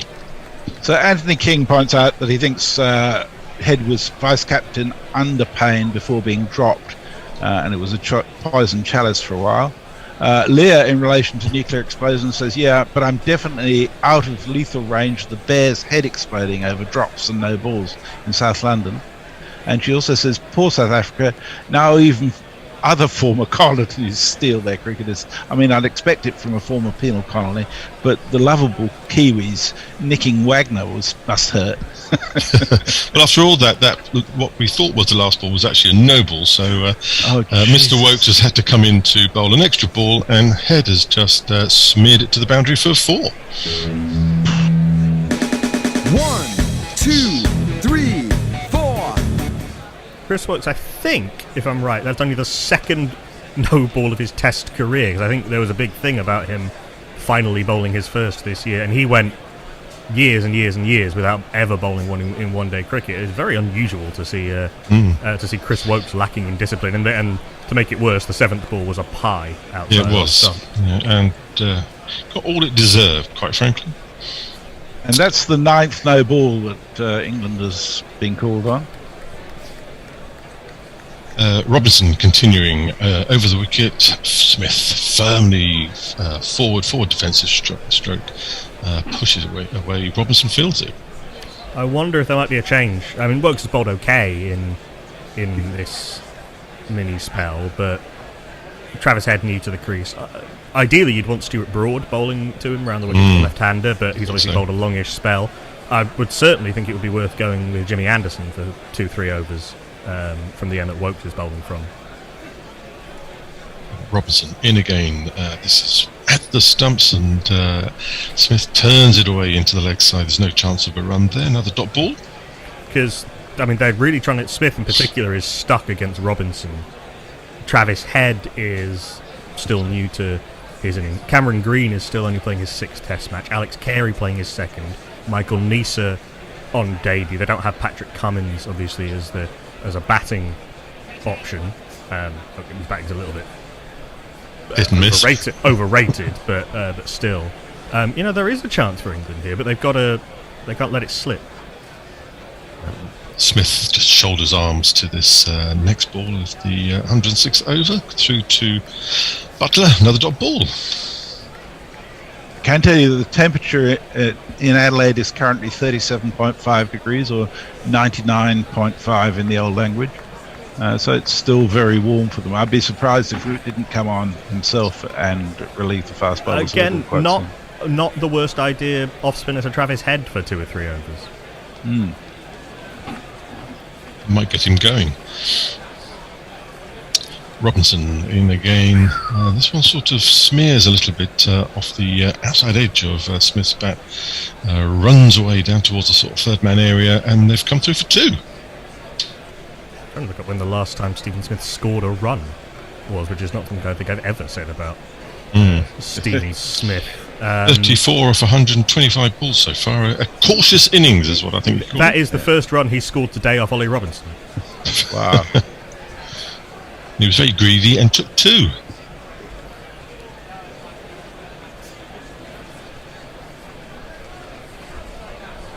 Oh.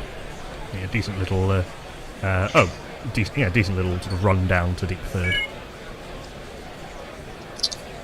And again over the wicket. This is a punch for March more serenely by Smith through the leg side. Broad is after it. It's going to pull it up, and I think they're going to go through for 3 runs there. Well run. Yep, 3.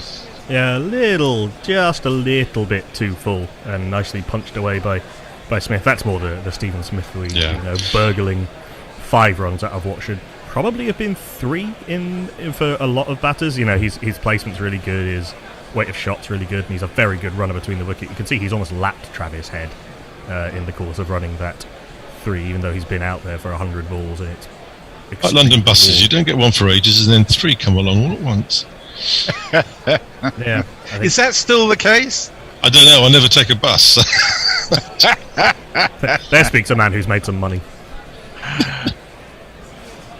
Right, Robinson in, hopefully to complete his 22nd over, and this one has been clipped away fine by Head. It is stopped before it reaches the boundary, but I think they've managed to make it another 3 runs there.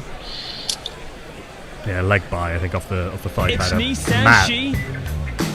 It's me, Sashi. Yep, 3 leg byes. 3 leg byes. A mad LBW appeal because it picked outside leg and was going over the top of the stumps. But yeah, off the thigh pad. Yep. No bat involved from. Yeah, I think certainly Ollie Robinson will be replaced at that end. That's what the 5th or 6th over that he's bowled from that end, and just starting to leak a few runs. England, as I say, have this chance, but it probably won't come again. So Chris TB, our fellow gorilla in South Africa and stats guru, says, I think our bowling stocks are good enough that Wagner isn't missed, but Labuschagne would certainly look pretty good at number 4. Devon Conway also seemed to transform into a much better cricketer in New Zealand. Yeah. He wasn't doing that while he was here. Devon Conway was not a standout in South Africa in domestic cricket. And Marnus Labuschagne obviously was like 10 when he moved to Australia, so it's slightly different. Nisa similarly was very young, and a combination of Steve and I are correct, because Joe Root has replaced Chris Wokes at the Cathedral end. And Missing You Toto has made the point, why not many bowlers who get the most wickets in county cricket getting a place in England Test squad? Well, I suspect that they get wickets in county cricket often because they get to play county cricket when other people are playing Test cricket, so it may be misleading. Also, in England, obviously when everyone, you've got Archer and Stone who are available when fit, and Saki Mahmood as well. It's not like the one part of England team that has consistently been working even when they've been losing games is their seam bowling. So England turn into a little bit of Joe Root off spin here round the wicket and to head a firm forward defensive stroke just nudges the ball out into the offside. No chance of a single. Well, we called that. Yeah, we did. This time head goes backwards and sort of manages to stop the ball getting through. The ball doesn't really go anywhere, and it's Buttler who jogs round to field. Australia, after all that, has moved on to 268 for 3, going on very nicely here. Again, Root, sort of round arm way that he bowls, but again, head quite firmly, comfortably defends it away. Yeah, I'm not sure about that round arm on these surfaces. I think you want to be maximising overspin and bounce on these surfaces. That's better. That's better. Yeah, this one beats Travis' head, all ends up nicely collected by Buttler behind the stumps, but no chance of a stumping, no chance of a catch. Another dot ball. It's not often you see somebody stumped trying to play a square cut. That's actually got a full delivery in its bounce. That's a good ball from Root, and Butler's... A bit of bounce on that, actually. Yeah, he's taller than you think, again. Going forward, just punches away. There's a... Well, Head wanted a single there, and Smith was quite firm in saying no, so he was probably about halfway down the track before he put the brakes on and returned to his crease, but he was comfortably home, no chance of a run-up, just watching that. Smith too far in his zone, there was a single there. Well, he was completely blocked by Root, though. Uh-huh. Again, Head just rocks back, it's quite short, punches away just behind square, fielded, no run, maiden to Root in his, well, I think it was 12th over, figures have gone. Anything on socials? Yeah, Leah's wargaming sadist is coming out to play. She says, I can't wait for Iceland getting test status and then having to tour Australia and play in nearly 40-degree heat. Yeah. Australia don't want to play Bangladesh, who've been a test nation for 20 years. They're not going to play Iceland. Oh, dear. Martin Lawrence is with us. Hello, Martin. Lovely to have you here. He says, from an Australian fan to my England friends, I'm so sorry. I thought this was going to be a closer series than this so far. I mean, it's not been... That test the Brisbane test ran away from England dramatically. But it wasn't a complete walkover for the first day and a half, 2 days. So England have rung the changes as a double bowling change. It's Mr. Ben Stokes coming in. Ben?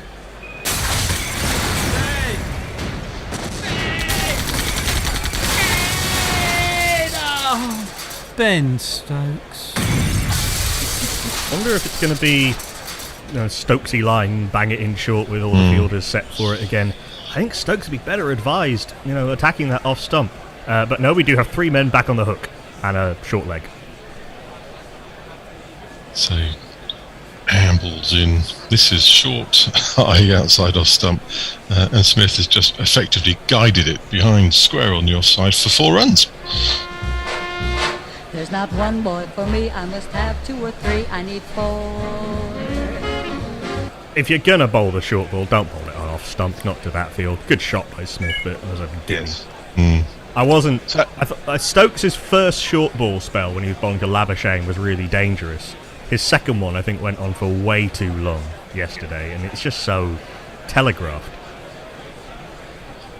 His 13.1 overs have cost 54 runs, 1 for 54 Stokes so far. It's by far the worst figures of the England bowling attack. This one is left by Smith outside off stump. It's sort of reared up a little bit at him, but no, he's called it a wide.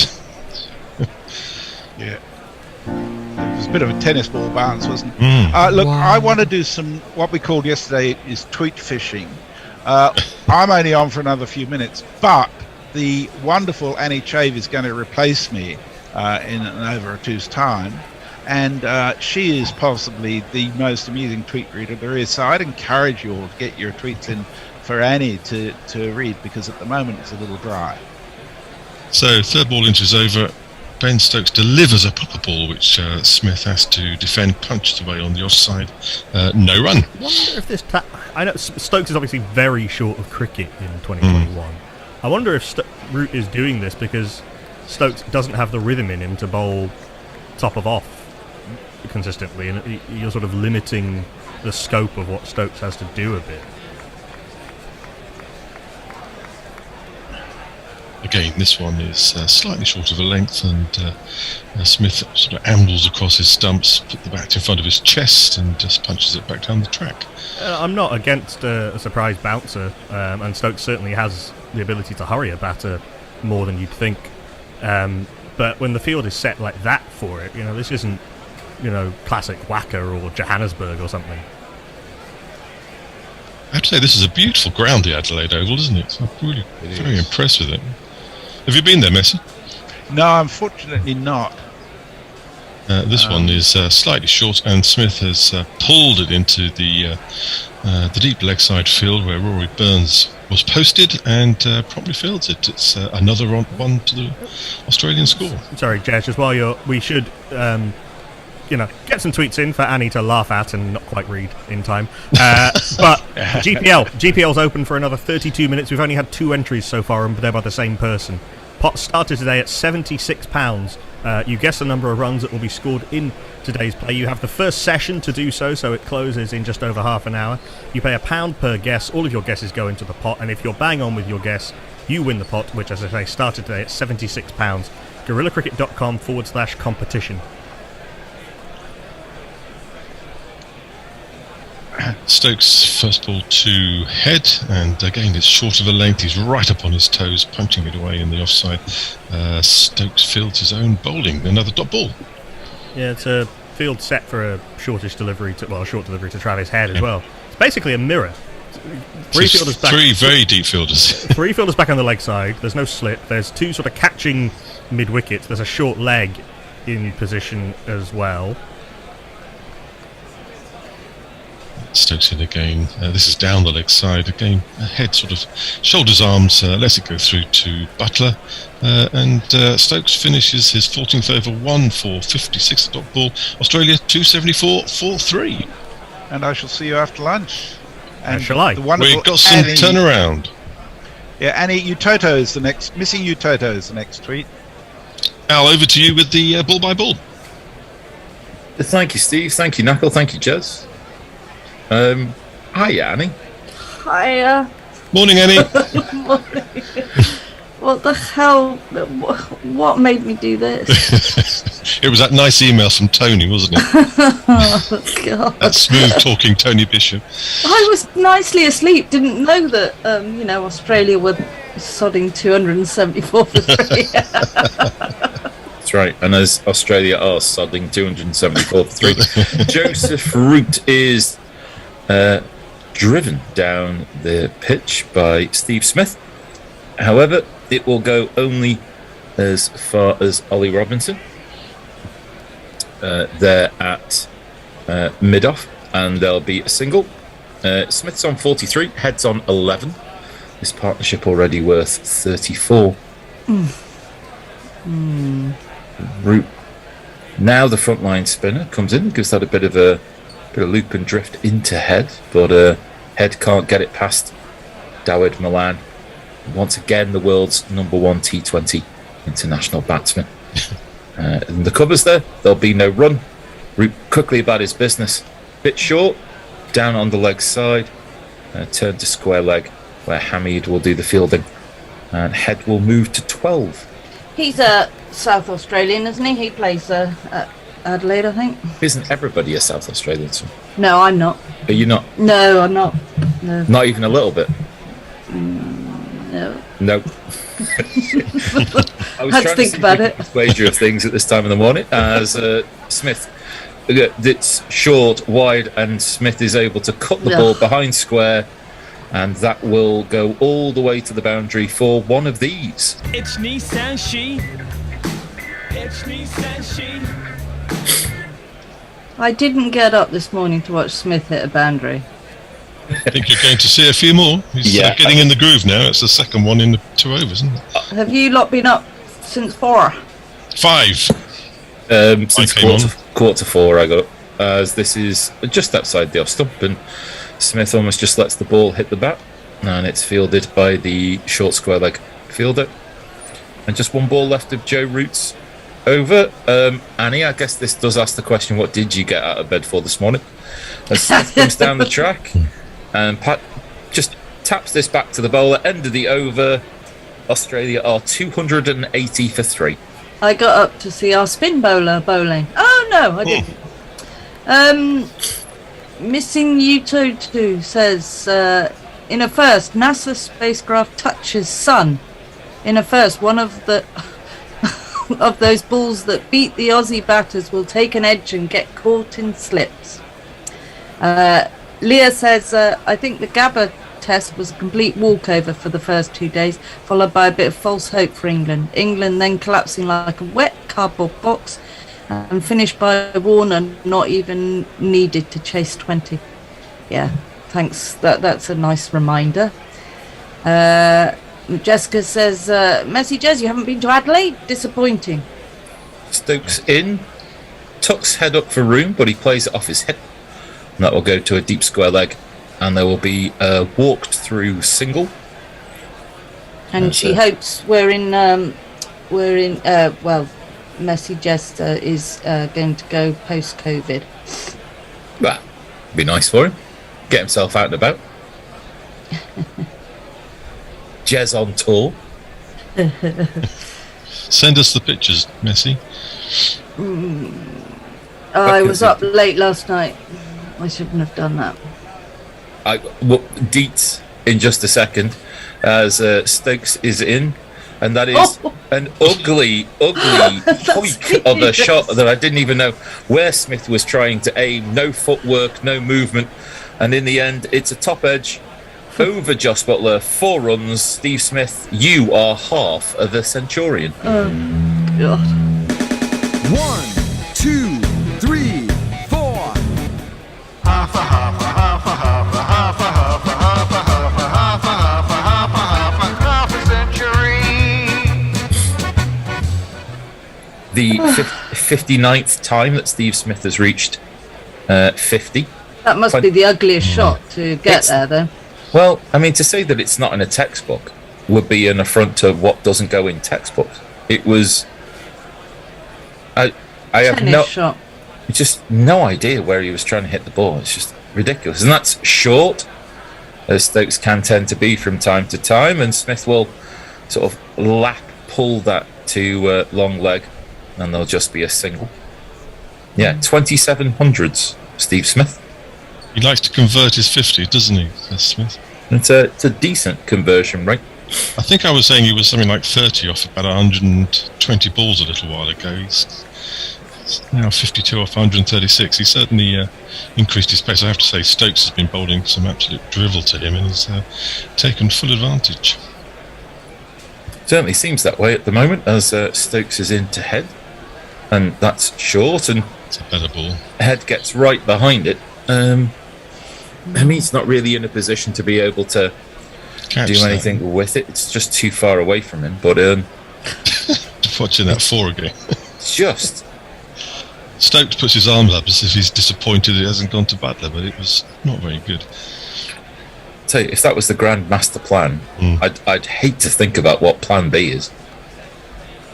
So at the moment they've got Head and Smith in, and Head likes to score faster. I don't like the way this is going. You can go back to bed in a bit. That is, Smith gets inside the line of this ball and flicks it down very fine. But Ollie Pope is there. So there'll be 2 taken off that ball, I think. And that's the end of our over, I think, if things are right. No, you got it all wrong, Al. That was Travis Head facing, and it was a single.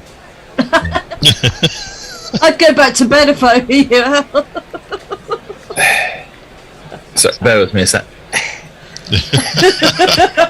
Morning, Al. How are you? Are you with us? I had this amazing dream. And he woke up specially for you, was that it? I joked that Steve Smith hit 2 off a ball, but it turns out he was at the non-striker's end.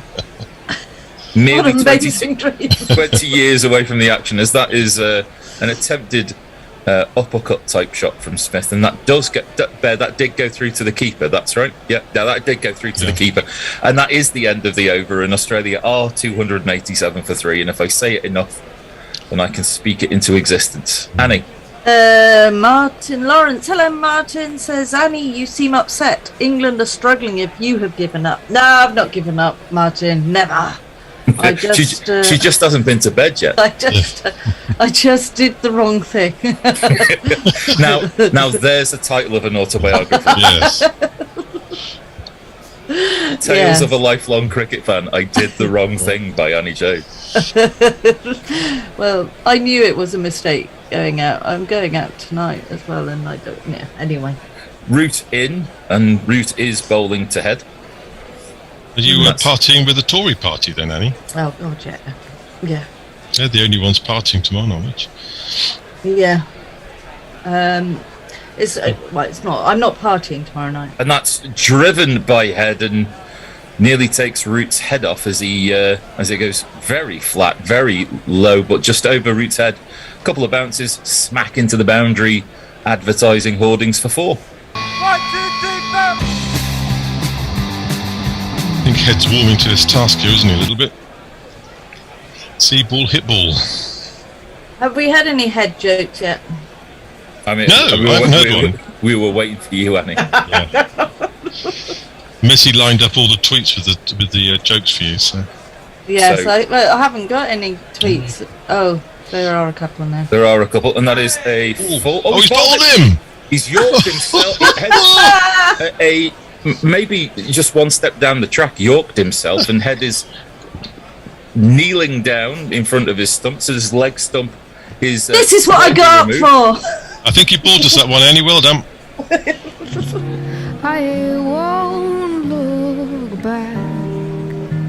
Just by the time that I do, you'll be gone. Yeah. It's pitched on leg, an absolute beauty.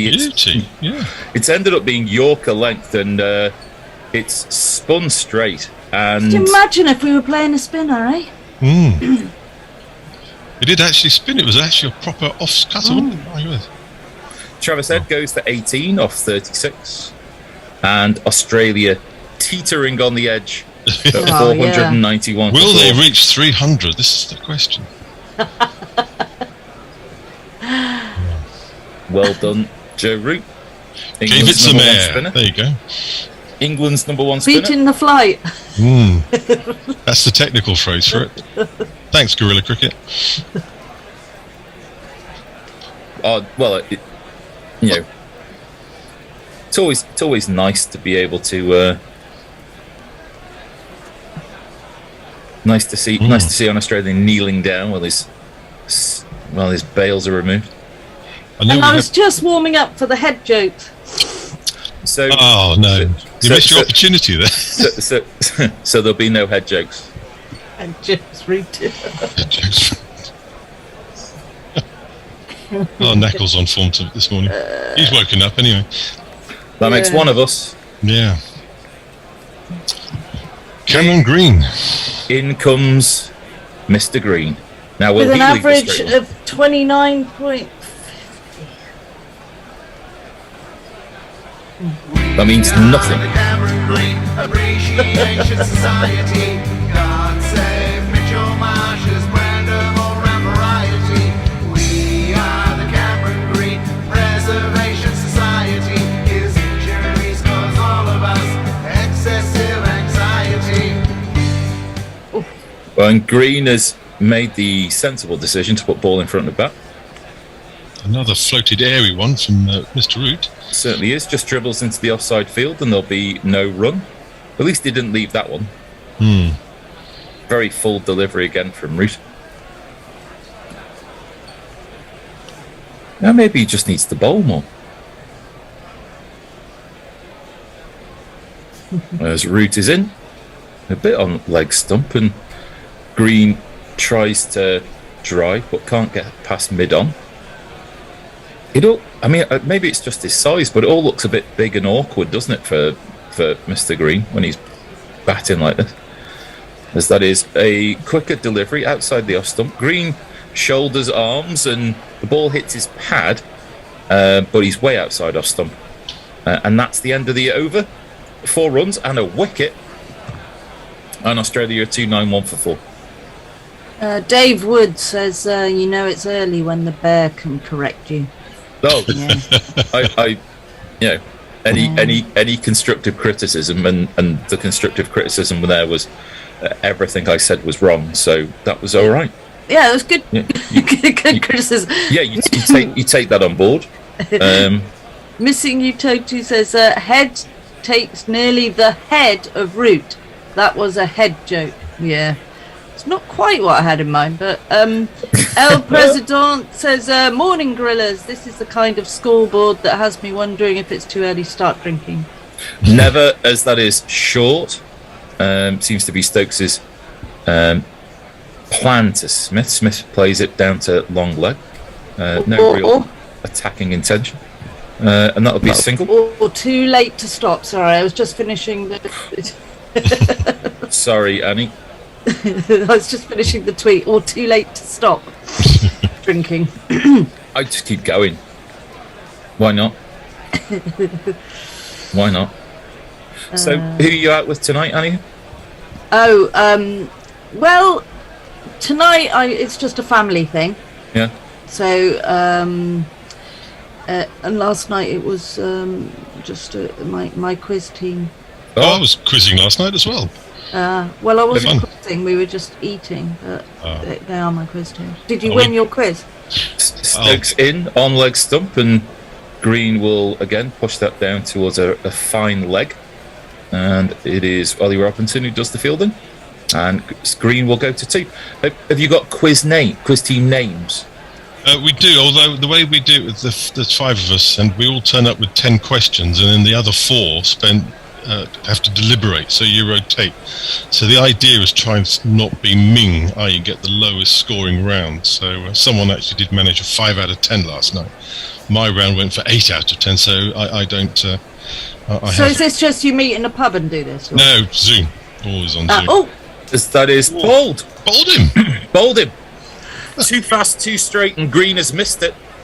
There's something wrong with that bat, Cameron Green. You can't hit the ball when it's hitting the stumps. And all of a sudden, the tables, they are a-turning. It's me getting here.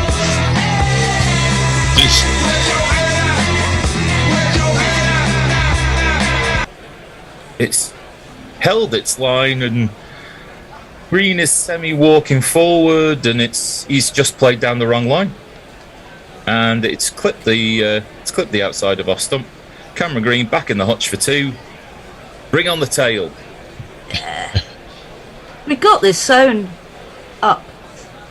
England will be batting by tea time. Not that we want that, but nevertheless, England will be batting by tea time. yippee. He's the next cab off the rank. And Alex Carey is his name. Wicket keeping is his stride. And he's not bad with the blade. Holding a cricket bat. So did your quiz? Do the rounds have themes? You have 10. Yeah, you turn up with 10 questions, and there's a history, a geography. We mix and match it. Sometimes I just do an all music round. Someone might do an all geography round, but we all mixed and matched last night. One of my questions, my sport question, all of mine were quotes, and one of mine last night was, who said you could cut the tension with a cricket stump? That is Murray Walker. Spot on, Al. Well done. Knackle just beat my line. I was just going to say that Alex Carey was another South Australian. They're everywhere, aren't they? Yeah, I know that the South Australia were very pleased to have 2 players in the Test team. I think it doesn't happen very often, and so they're very excited. So there might be a few home supporters very delighted in the crowd. So Stokes, re-enthused after that wicket comes in, and that is going to tuck Carey up for room short of a length, and he'll just block that in front of him, and there'll be no run. So Stokes returns to the short of a length stuff after pitching one up and hitting the stumps. Yeah, after taking a wicket with something that would have hit the stumps.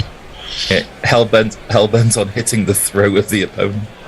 Knackle was discussing how Ben couldn't bowled at top of off stump all the time, and when he actually goes and does it, he hits it.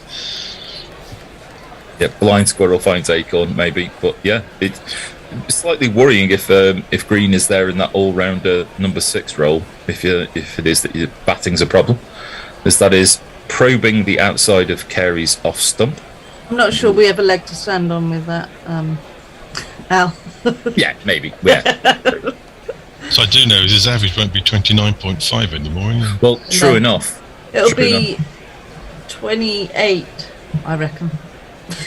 He's only had 6 innings, hasn't he? So I think he's going to. Yeah, slashed. I think it's been slashed as a result of something though, maybe for the Australians to think about later. So they're still struggling to get to 300, 294. Yeah.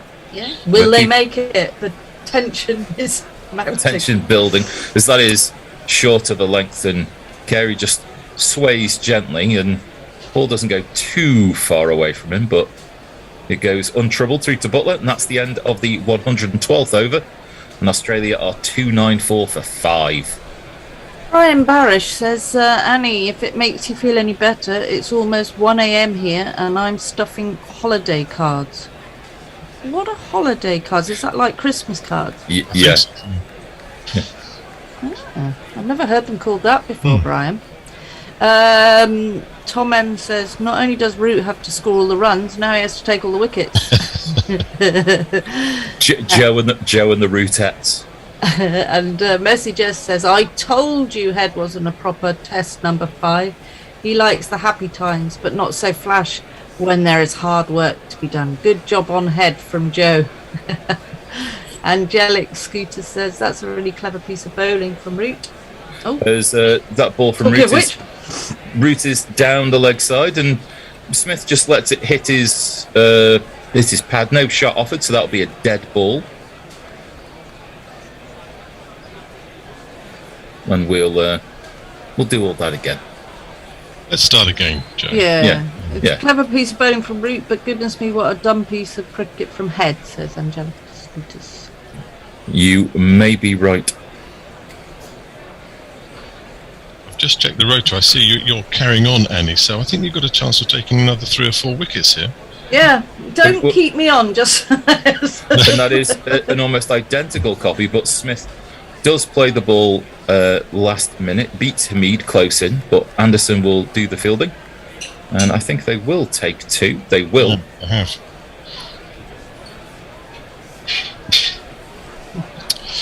He's got a bit of a leg theory going on here, isn't he, Rooty?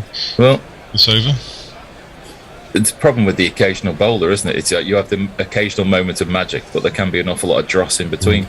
As that is again your T20 and one day international horrific wide. However, here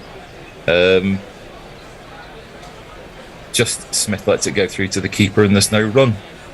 That's slightly quicker ball, but again still on the leg side. Carey, full of optimism, sets off 2 steps down the track for a single, and Smith looks at him like, what are you doing? Ball goes to square leg and there's no run. Young man.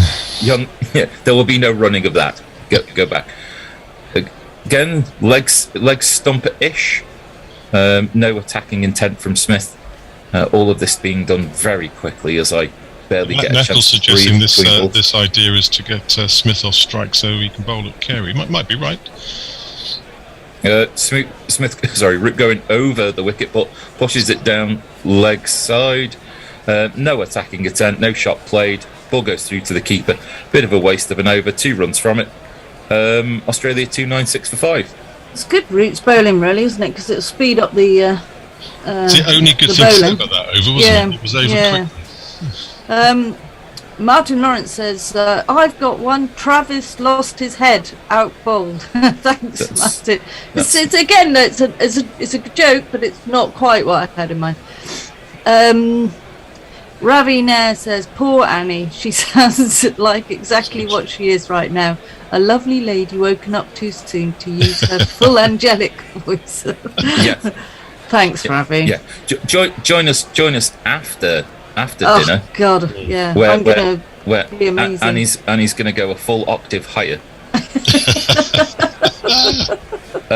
Stokes into Carey, and that is pushing across Carey, and Carey takes a big step forward and then takes a big leave, and there'll be no run. All pitched up by Stokes. Yeah, Savour it. It's in Carey's half.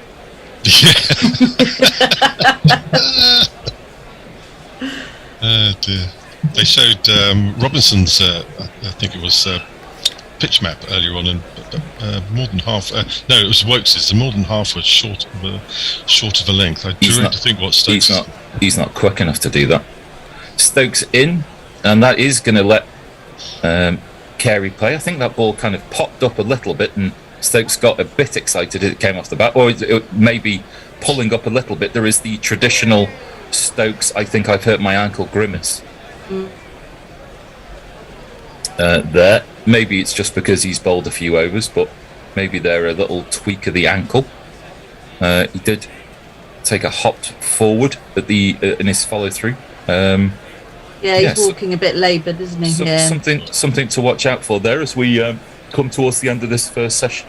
I think this is him saying to the captain, I think I've finished my spell. Skip. Yeah. Seems to be running in full bifters, and that's short, and Carey swivels on this and pulls it behind square, and it's unable to be cut off. We see Johnny Bairstow's on for somebody, and it's David Milan who's on the floor, unable to prevent it from reaching the boundary sponge for one of these.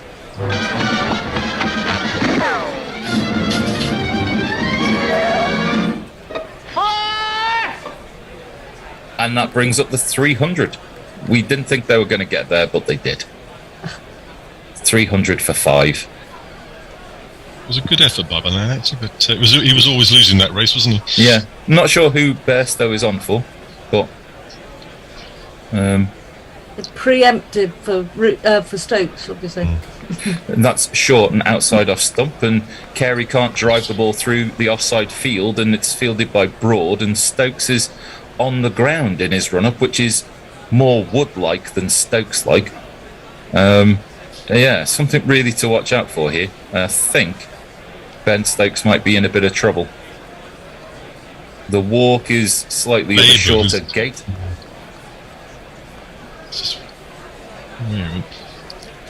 He went base over apex in his second stride. Very Mark Woodish, that, wasn't it? Minus the horse. Stokes in, and this is on Carey's leg stump. It dribbles out no more than a couple of yards, and by the time that Buttler and Hamid and Stokes all converge on the ball, a single's been safely taken. Carey moves to 5. Or at least I think he moves to... Yeah, he should move to 5. Oh no, a leg by, sorry. So Carey will stay on. Got it all wrong, Al. Not quite. Well, not quite all. Batsman right. Number of runs taken right. Method of run wrong. You know you were doing okay because Bear didn't interrupt. So that's all right. Bear's just give me up as a lost cause. It's too early for this. Bear has taken the role of Murtaugh from Lethal Weapon movies, and there's just I'm too old for this. It's just running through his head all the way through. I'm just wondering. As I make mistake after a mistake at this stage of the day. What time does Bear have to get up? Bear doesn't go to sleep, and that's a Yorker length delivery from Stokes to end the over. Smith just blocks the ball out to cover. There'll be no run from that ball. A boundary in the leg by. Australia off 301 for 5, and I think that might be Stokes walking off the pitch. Bear has to get up at 3 a.m. and he has to do that all week, I think. Yeah, every bloody day. Yeah. Oh dear. Mayank says Root is going to end up with a 5-wicket haul. Yeah, well, I'll leave that there.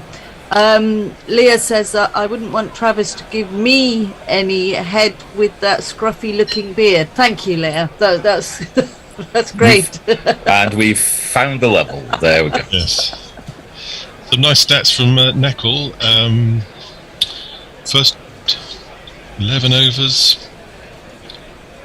Yeah. First 11 overs stay 20 for 1. Next 12 overs 40 for 0. Next 2 overs 7 for 2. Root bowling to Carey, and Carey puts himself down on one knee for a little bit of a lap sweep, but it only goes as far as Hamid at square leg, and there'll be no run.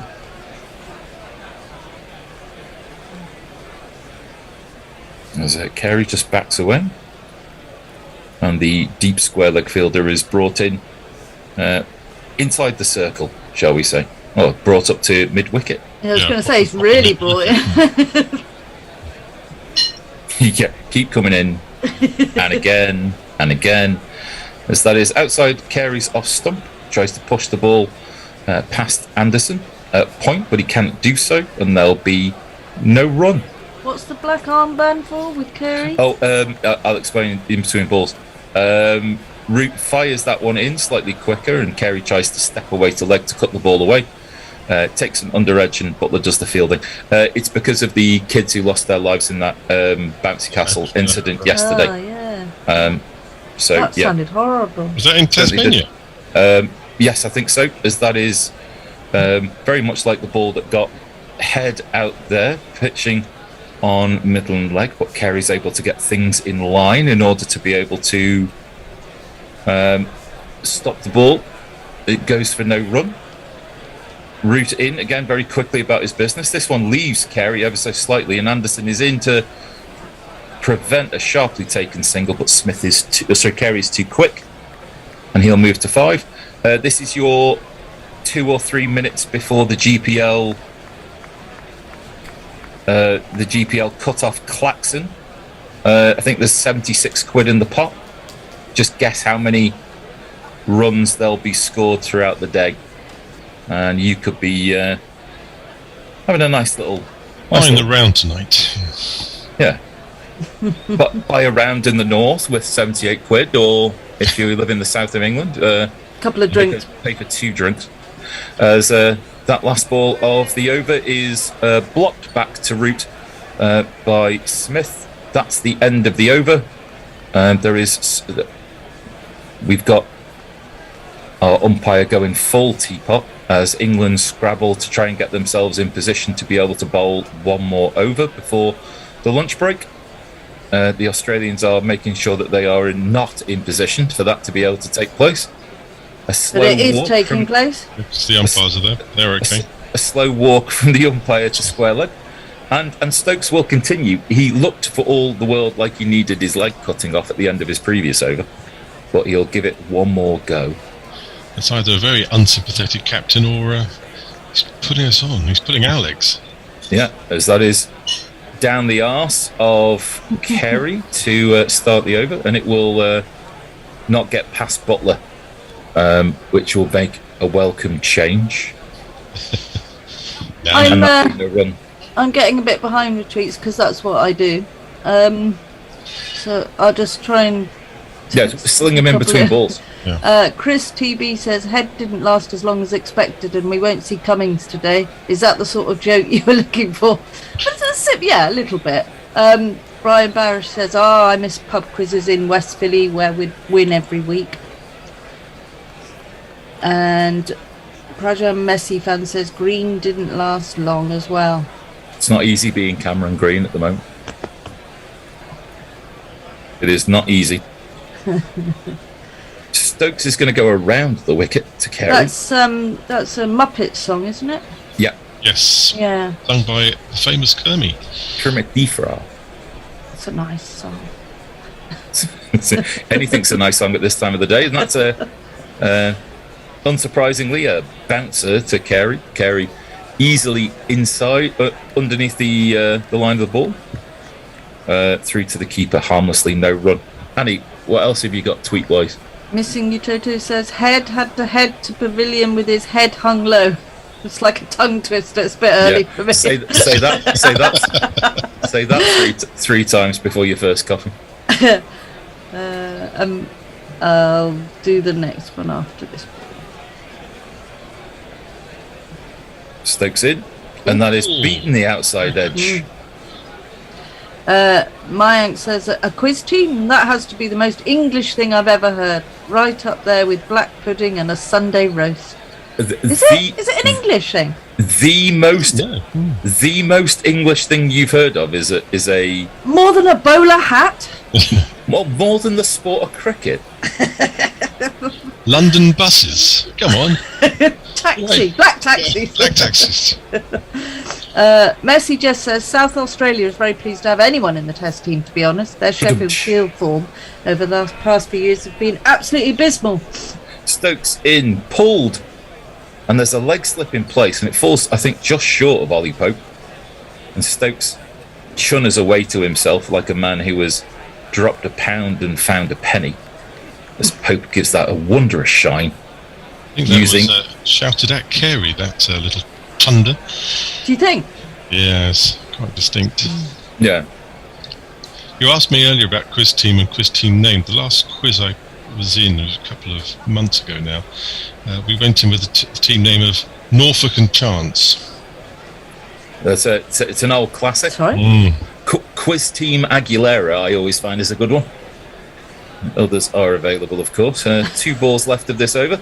And this is a Yorker length delivery, and Carey just manages to get his bat down in time, and Stokes again looks rueful, as there'll be 1 ball left of this over.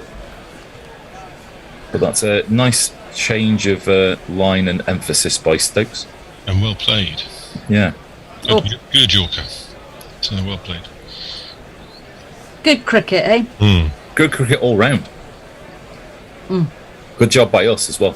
Yeah, we did well, didn't we? Because we spotted the Yorker. I got the batsman right. I got the bowler right. I got the outcome right. I mean, things are looking up, Al.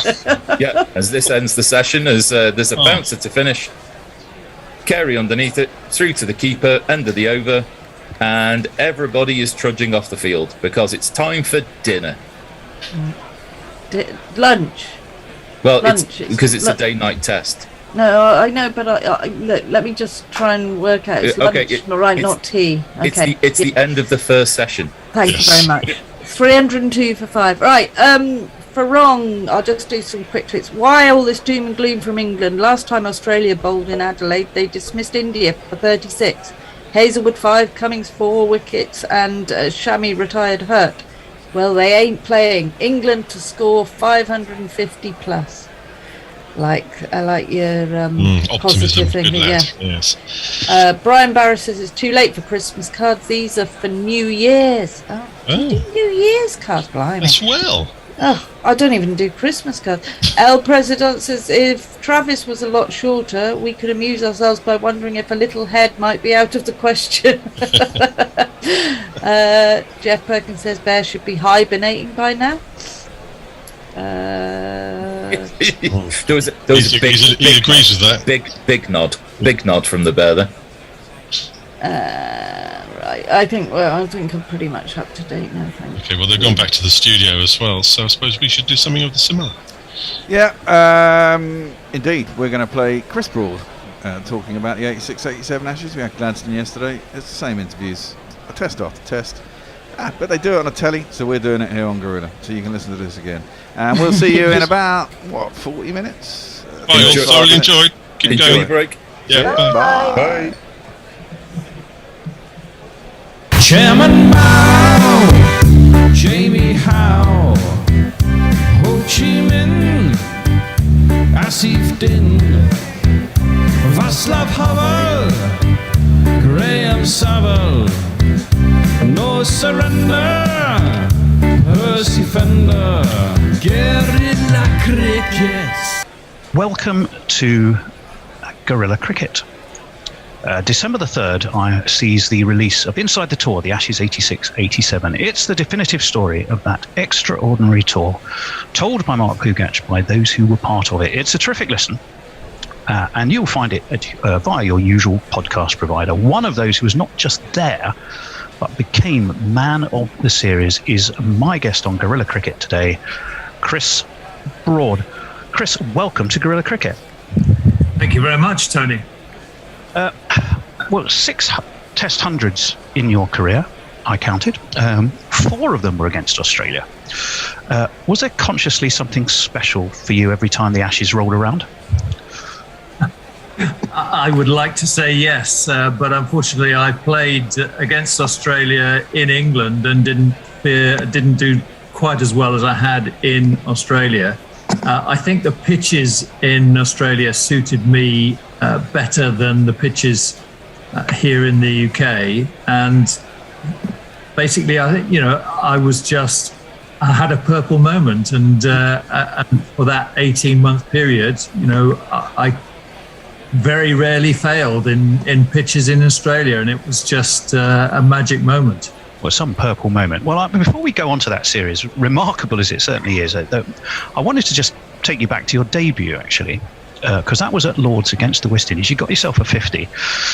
Now, that series, as we know, went horribly badly, really, for England.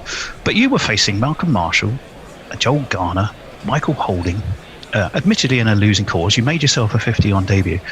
Didn't you feel after that series, crikey, things can only get better from here?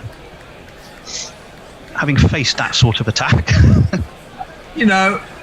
Yes. I mean, I was so delighted to receive a call up to play, because I think it's every English cricketer's dream to play for their country, and I was very fortunate, having moved from Gloucestershire to Nottinghamshire, that season in '84, and so quickly been given a call up to play for England. I was just enjoying the moment, and sure, at the end of the season, when I wasn't selected to go on the tour of India, it was very disappointing. But we were, cast your memory back to those days where we were very much in a horses for courses type selection policy, and my forte was allegedly against fast bowling. So to play against the West Indies was a forte of mine, and I think the selectors also had a view that the West Indies bowlers didn't bowl particularly well to left-handed batsmen. I'm not sure that was proven in that series, but no. I was just delighted to have played, and very disappointed at the end of the season when I wasn't given a chance to go on tour. But maybe that disappointment fueled what was to come. So let me just remind people about the 86-87 tour. Obviously, England won against the odds, 2-1. You saw England over the line to win the first test in Brisbane after a few wobbles. Not yours. wobbles around you. There were some of mine as well. Yes, right. First innings. Yeah, well, true. You then went on to become only the third Englishman after Jack Hobbs and Wally Hammond to score 3 consecutive Ashes Test hundreds. You got 162 at the WACA in a drawn game, 116 at Adelaide, and then crucially 112 at the MCG for England to win by an innings. I guess one question is amongst all of that fantastic purple spell for you, do any of those stick out more than others? Yes, the 100 at Perth. Your first 100 is always a very memorable moment. And my parents were in the crowd during that test match. So the fact that we won the toss and batted on an absolute road, and an outfield that was like glass, was just an absolute delight. And yes, I mean, it's very sad, I suppose, in some aspects, that Test cricket, or top level Test cricket, will no longer be played at the WACA, but it has a very special place in my heart. People might be glad of a bit more shade, but other than that, I agree. Those playing, I agree with you. And you mentioned your parents, which I recall you'd said before, and I can only imagine how that must have felt for you, and indeed for them. Well, now, nobody gave England much of a chance, did they? And yet England prevailed, and you magnificently so. Was there any moment during the series when you suddenly thought, things have clicked here, we are going to do this? When we went 2-0 up at Melbourne with only one to play. Okay. Were there no triggers though, sort of? I mean, there wasn't the media coverage then that there is now. So the build-up to it was an England-Australia clash, not the Ashes, although it was the Ashes. The media hype about England-Australia clashes now is enormous. So, and it was my first tour, and it was a tour to Australia, a country that I'd been to before and played some club cricket. So I was looking forward to it, and where I said that it was every cricketer's dream to play for England, it was certainly every international cricketer's dream to, English cricketer's dream to play in Australia. And of course, to win in Australia would have been the cherry on top, and so it proved. Very, very much so. Well, there was, of course, that famous quote. This must have followed you around. Of course, you've got the perfect riposte to it. But the late Martin Johnson, who'd written, of course, that it wasn't a great warm-up for England. You'd lost a couple of series. Australia hadn't won a series in 7, I think, since '84. It was remarkable. So they were struggling. You described them, I think, as a merging rather than a poor team, which I thought was good, was kind of you. But Martin Johnson famously said, the famous quote, "Can't bat, can't bowl, can't field." Did that poke a bit of a fire amongst the players on the tour? Do you know, I think we took an enormous lead from the senior players of the tour. Martin Johnson was probably right, because we didn't score very many runs. We didn't look like a team that was going to be able to bowl out an international side, and some of our fielding was pretty average. But the first month of the tour, for me, was desperately trying to find some form, but for the other guys was just acclimatising to a country that they already knew. And I will always remember Ian Botham standing up at our pre-test match dinner and giving us a right rollicking and saying, what's happened in the last month has now happened. This is where the tour starts. And of course, he went out and he got 100. Gower got some runs. Lamb got some runs. The senior players came to the party. I'm very glad you asked that. You mentioned that, because I had a very specific question about that. I've read Fire away. I've read the quote from Ian Botham several times. It's something along the lines of, what gets printed was, that's it, the party's over, the game begins tomorrow. And I've listened to the podcast on which you appear, which is, as we've said, fantastic listening. Everybody remembers what he said differently, including they all get the gist of it. They all say the effect it had on them. What was actually said, you are from Gladstone, Mike Gatting, they all remember something slightly different. What's your actual memory of what he said? I can picture the meal. I can picture sitting in the room, and the cold, hard facts of the actual speech have passed me by now. But I do remember, in all seriousness, that here was this legend of the game and our lead player, if you like, standing up and using an awful lot of expletives to the rest of his team to say, this is where the tour starts. The exact words I can't recall. Possibly with the expletive, that's why people remember it differently.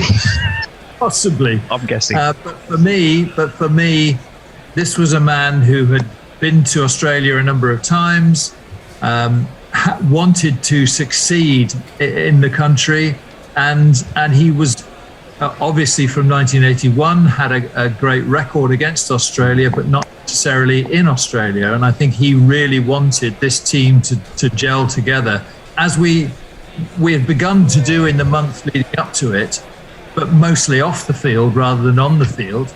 And he wanted us to take the off-field gelling to the on-field part, and he was going to lead the front. And certainly by his actions on the field, he definitely led from the front in that first test match. And the first test match in any series is massively crucial because in Australia had just drawn a test series in India, so they were the favourites going into this test series. And we needed to come out fighting. Well, you certainly did that in Brisbane. There was a quote I read from you a while back about, a lot of the acclimatising was about wine and social more than than the cricket at one point, which makes me want to kind of ask you, because there was so much going on around this tour. I mean, this is why the podcast is such fun, because you get a little bit of the sense of that. I mean, but you had, even from the build-up and the poor form of both teams, you had the Gower-Gatting I'm in charge handover. You had the return of both of them after a brief sojourn away from the game. You had partying wine, rum, fancy dress, Francis Edmonds following the tour, and Elton John was your team DJ, I think, after Melbourne, and your cheerleader in chief. I mean, there's so much going on. How, as a comparative new boy, but with so much responsibility of opening innings, how did you keep your own focus with everything there going on around you?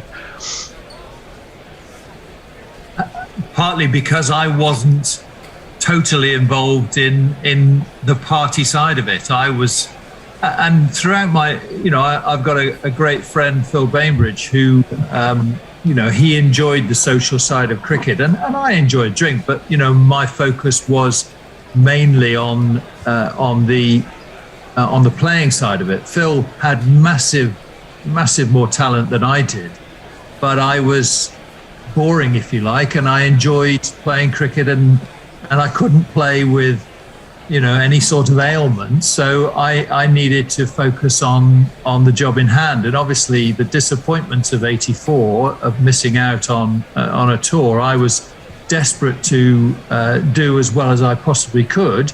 And so my focus wasn't necessarily on a lot of late nights and drinking and socializing. It was doing what I needed to do and going out on the field of play and scoring runs. And so I think that was my focus. And it just, yes, of course, there were times when we would have a drink together and socialize and enjoy the tour, enjoy Australia as it was as a whole. But for me, it was about doing enough socializing until that was it, and you move on to the next day's play and being able to do that. Well, something else I'd read in the past, that you described Mike Gatting as your sort of captain, get up and go, who loved a challenge. Tell me a little bit, perhaps, about how he helped you as captain, because ultimately the team did focus. They knuckled down. They listened to Surya, who wasn't Surya, I don't think, at the time. And you've got that magnificent result, and you piled on runs, and you did it. Tell me a little bit about how personally Mike Gatting helped steer you along. Well, I mean, cricket is a very funny sport in that the captain has a massive influence over how the team gels together and plays. And, in my career at county level and at international level, there are various captains who you look at and who I look up to and respect. And obviously, Mike had a great deal of respect from a number of people within the team. Yes, there have been captaincy changes at international level on a fairly frequent basis. But for me, he was a Joe Soap type character, a Mr. Average type character. He wasn't a highly educated individual who mixed with the hoi polloi. He was everyday sort of individual who I could relate to, and for me as an ordinary player in the team, he would just give me some advice, words of advice, and send me out on the field of play, and I got the impression understood who I was. So for me, that was a terrific thing. Well, I can imagine as a comparative. I mean, you'd gone through Sri Lanka and obviously the West Indies series. As a comparative newish member of the team, that was worth its weight in gold for you. So, man of the series, those 3 fantastic back-to-back tons. You got that award. How much did that really mean? How much does it still mean when you think back on that? Well, when having played for Notts and the previous season, Richard Hadley had won the International Cricketer of the Year. It was quite a feather in my cap. Not that I'm comparing myself to Richard in any way, shape or form, because for me, he was one of the best all-rounders in world cricket and will always go down as one of my all-time heroes. with tremendous talent. You know, I didn't have anywhere near the sort of abilities that he had, but to be able to walk into the dressing room the following summer and say, "Oh, International Cricketer of the Year, yes, Richard, yes, it's easy, isn't it?" Well, you went all a bit of fun. Well, it's a bit of fun. You will keep with you forever, that's for sure. Absolutely, yes. So after 7 tests, home tests and away, you carried on making runs. You went on and made another ton against Australia, didn't you, in the 1988 bicentenary test? Yes. Did that have the same buzz? Yes, very much so. Back at a venue that I knew, with pretty much the same sort of team, against pretty much the same sort of opposition, and yes, it was. It took me back 8 months to the previous Ashes, and this was a place that I felt comfortable playing cricket in, and right from the word go, found the middle of the bat and was enjoying myself. But when kind of the England phase of your career kind of came to an end, did you feel that there were international runs left unscored and that England were missing out when that happened? I think a lot of people did, by the way. Sorry? I think a lot of people did think that. Well, I think any sportsman can look back at certain times of their careers and think you've left something out there. I did, although I looked at my abilities and a number of people questioned whether I had the ability to score runs at this level. I had a limited technique. Most of my runs were scored between mid-off and square leg. I had a bum that stuck out. Most people were quite mentioned that I had an unusual stance. I wasn't a David Gower. I wasn't a classical left-hander cricket player, but I had a great mental fortitude, and I believed in being out there and trying as hard as I could to score as many runs as I could. And Australia on those pitches against that bowling attack suited me at the time, and I loved every moment of it. Well, and people love watching it. Certainly English people. I'm not sure about Australians, but English people certainly love watching it. It just brings me on to a couple more sort of questions. And you had a couple of fiery moments in your career. Did those experiences help to inform your current approach in terms of understanding, particularly when you have to deal with tricky situations and fiery characters? Does it inform you to be better at what you do now?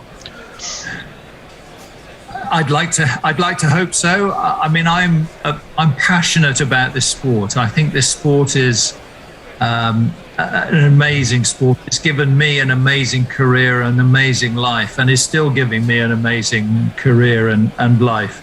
And I am very passionate about how the game is played, and there are times when I don't do as well as I could, and I see players not doing as well as they could, and it gives me an understanding of the pressures that these players are under out in the middle, and an empathy towards them achieving a level that they should do, so that the next generation coming into the game are aware of where the standards lie. Well, that's a great appraisal. I mean, let's just look ahead very briefly to the series coming up. Although it's seeming to be curiously English in terms of its weather, which might work in England's favour. I mean, one thing that England have been working for a while on building up a pace attack, which has sort of fallen apart a bit, and you're back to great experience. But how much of a role model is that 86 and 87 team? I mean, you had Gladstone, Ian Botham, De Freitas, you had two spinners. You didn't have you had Graham Dilley, of course, but you didn't have relentless pace. and yet you more than did the job. It's a little similarity there with perhaps this England team. What can they learn from you, and how will it serve them if they do? Well, I mean, I think I know the England team have Troy Cooley in their camp this Ashes series, which is going to be a massive boost to them.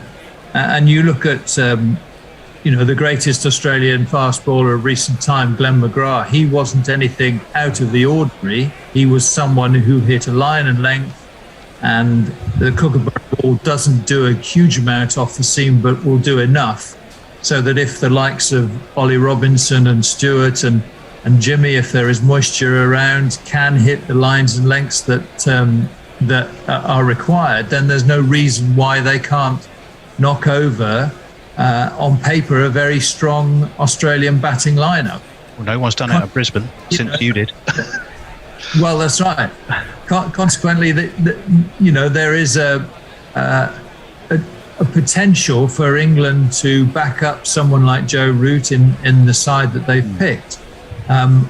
Most people are looking at it and going, the Australian bowling attack is probably too strong for the top six. But, with the likes of Bill Athey and myself and James Whittaker came in and got some runs, there is opportunity for those lesser lights, if I can call them that, to stake their claim and get themselves into the Ashes lineup and do a good job for the side. There's also a big, high-profile, charismatic all-rounder.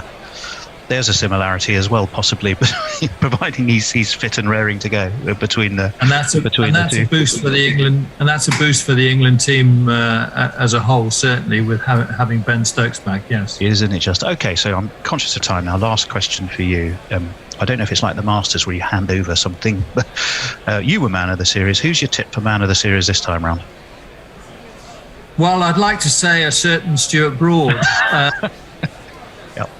But I don't know. I think it's there for anyone to put their hand up and grab, really. Someone who is going to go and score a huge amount of runs, or someone who's going to take an enormous amount of wickets.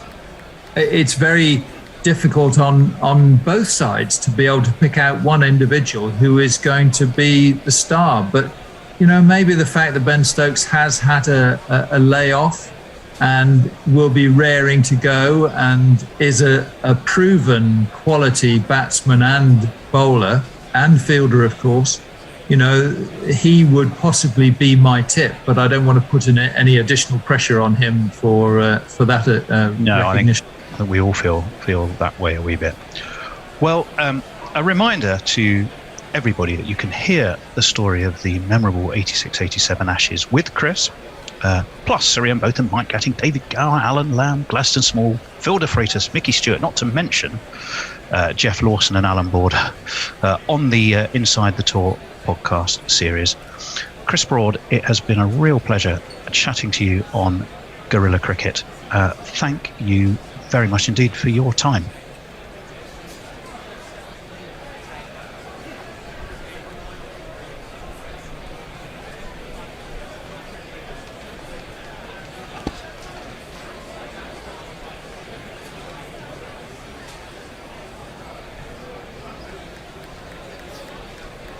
You can see the smile and the hope that the bag of kit brings for a kid. I hope you're on a deal with New Balance. Every time you mention them, you get a cricket bat arrives to go somewhere in the world.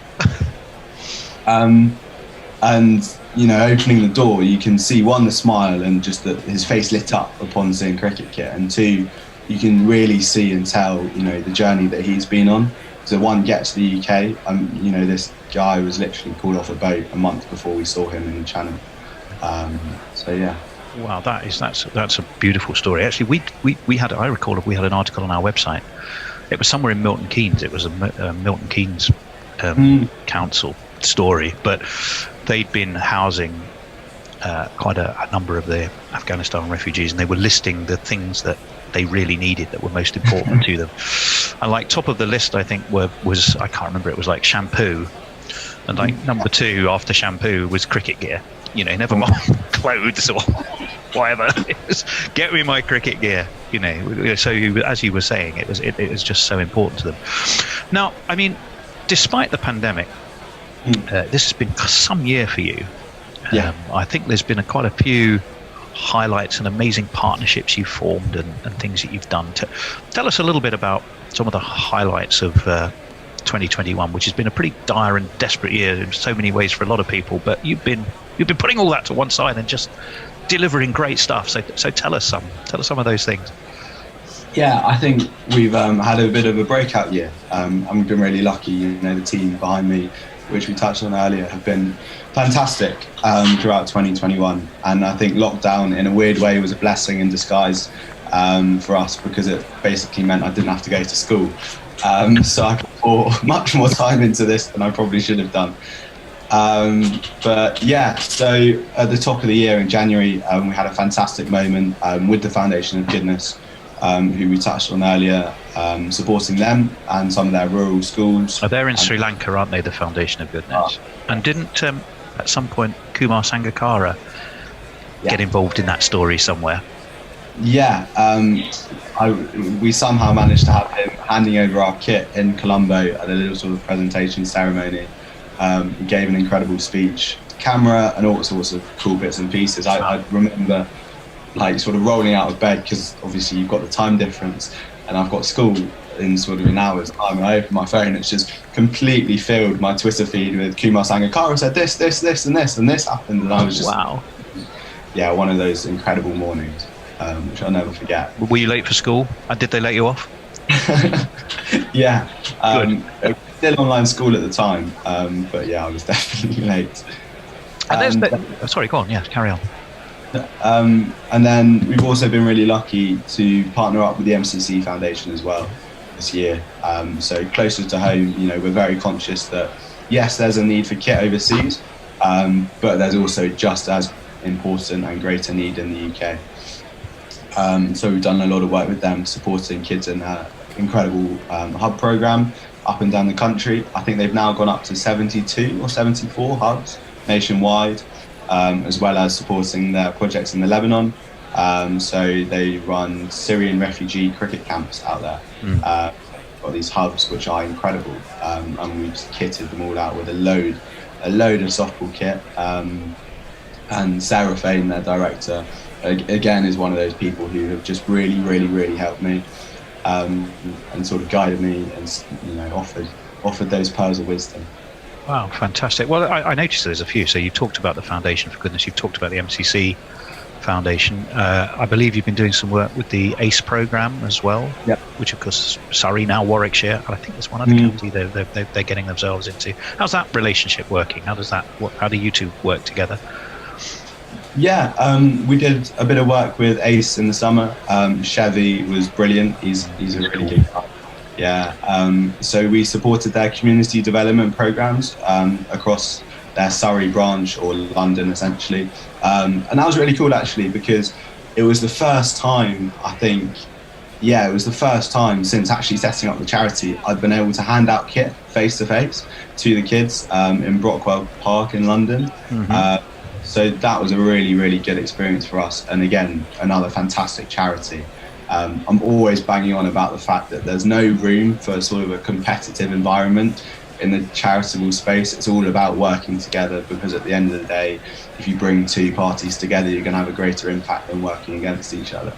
And you know, ACE are a brilliant example of that. They're an incredible. I recall in a conversation I had with Chevy, I think he mentioned you, but B, I think he talked a lot about collaboration and partnerships. I mean, the additional dimension to ACE, of course, is trying to regenerate interest in the game amongst the Black Afro-Caribbean community, which of course has just fallen off so dramatically in the last number of years.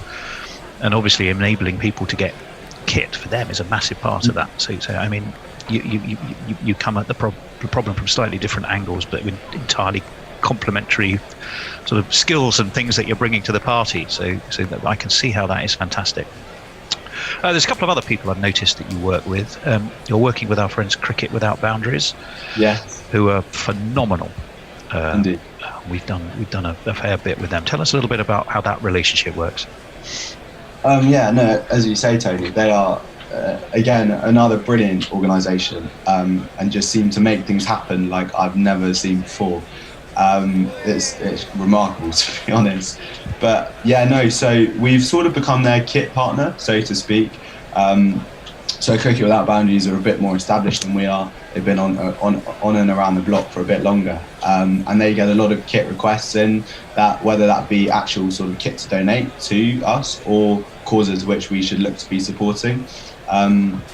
So working through them, we've been able to get a lot of kit to Afghan refugees across Europe. So we've supported Afghan refugees in Bosnia, Kosovo, and Albania now. I think it's Albania. So, you know, that has been a true testament to our partnership with them. That's, I think, in total between 6,000 to 7,000 Afghan refugees across Europe. Yeah, which is some pretty awesome numbers. And you know, as you were saying earlier, the Milton Keynes story is exactly the situation these guys have got in these European nations. They've just about got enough clothes for them to sort of be living in, and then next on their list is cricket stuff. And it's just like, I need to be playing cricket, and it gives them this escape and something to do throughout the day, because quite often they're in these refugee camps and there is literally nothing for them to do, and they'll just take a dark turn in life and go down. And in there are the tomorrow's Rashid Khans and Mujibs. Yeah. You can bet your life, right? Fantastic. Absolutely fantastic. Now, I think you've got some pretty interesting plans for the year ahead. So you've come... we're going to cut that off and get back in. Because I'm on for the first time today. I've been sat here since 3 a.m. But Tony neglected to put me on the fucking rota until after lunch, which is really pleasant of him. Sorry, Tony, if you're listening. But I do have to sit here and watch you all having fun. And hello, Annie, for the first time. Hello, Bear. How are you doing? I'm fine. I collapsed into bed at about 9:30 last night because I was so knackered after yesterday that I actually had 6 hours sleep, which is about a normal night's sleep. So I'm actually quite perky. And I imagine 40 morning, afternoon, evening, even I guess in Melbourne. I guess you're quite perky with a bottle of wine or something, I'd imagine, aren't you? Very civilised 5:30. I might give it half an hour for the bottle of wine, but at the end of this stint, certainly. Maybe a Prosecco. Thoughts on today's play so far? It's not been a bad morning for England, really. We're a long way behind. But I do worry that England basically can't... I've been thinking about this as that first session wore on. Basically, they can only give each bowler in this heat one spell per session, it seems to me. Hardly anyone ever gets to come back, just because it seems to be too wearing on them. Yeah, no, I think that is a problem. Yeah, look, I think... I know we always say this, but I actually think the next session is, if England are to stand any chance at all in this series, then they have to more or less get Australia all out this session, give themselves a chance with Australia 2 bowlers down of actually winning this test match. It's not impossible. 300 for 5, whatever it is. That's a standard test match score historically. Well, that exactly. is what you'd expect at lunchtime on the second day. You wouldn't say the other side's out of it. You'd say, you know, probably the batting side, because the batting first is slightly ahead, but not by much. So big session coming up, I think. Yeah, and once again, all the pressure will be on England's batting, and that's where the problem for England is, though, isn't it? You know, I don't think our problem is our bowling. Even with depleted bowling ranks in Australia, you know, they've kept to the task reasonably well. At times they've gone offline and let it sort of drift away, especially towards the end of the day yesterday, I suppose. But that's understandable. You're tired at the end of the day, and having, you know, Buttler spill 2 chances and bowl someone out on a no ball and all these sorts of things do go against you. But they have dragged themselves back, and with Nisa and Jai Richardson making a debut, Carey's only in his second test. England have got a chance here. They can whip through the tail. They can get through Carey. Carey's not a bad batsman. I've seen him splatter it about in ODI cricket. But I think the key is that it is possible, isn't it? We're not in the worst position, not in the position we were when I started this morning. No. And I guess the other thing is Nathan Lyon is going to have a big say in this, I reckon. That pitch looks very dry, and I wouldn't be surprised if it's ragging by the middle of day 3, beginning of day 4. Yeah. Oh, how Leach would love to be bowling. He might well do, but I still don't think he's going to prosper against the lefties. No, not in the same way. That's a big problem. And there's actually only 2 spinners who've ever done any good at Adelaide in pink ball cricket. One of them obviously is Lyon, and Ashwin is the other. And then there's daylight to everybody else. Yeah. It does look like it could be a good turning pitch. But you're right. I think bowling spin in Australia is a very difficult art. It's something you have to learn over the years. And obviously, being Australian, you get a chance to. Being an Englishman, you never get. I remember when I went over there for my year off, I wanted to join a club over there, and I went out too late towards the end of the season.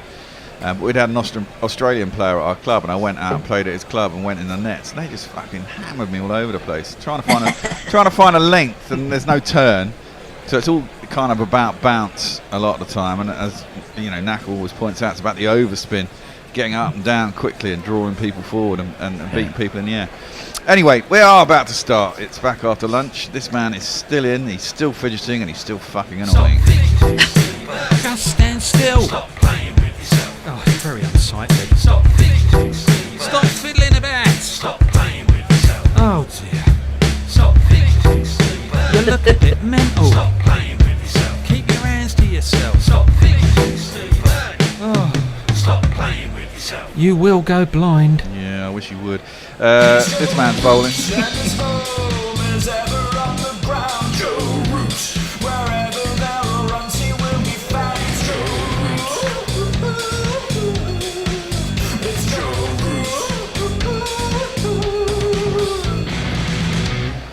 Which I find a little bit weird straight after lunch, as his first ball is clipped nicely by Smith out to deep square leg, and there is no run, unless they think that the ball is turning enough, that right arm spinner bowling to the lefty of Carey.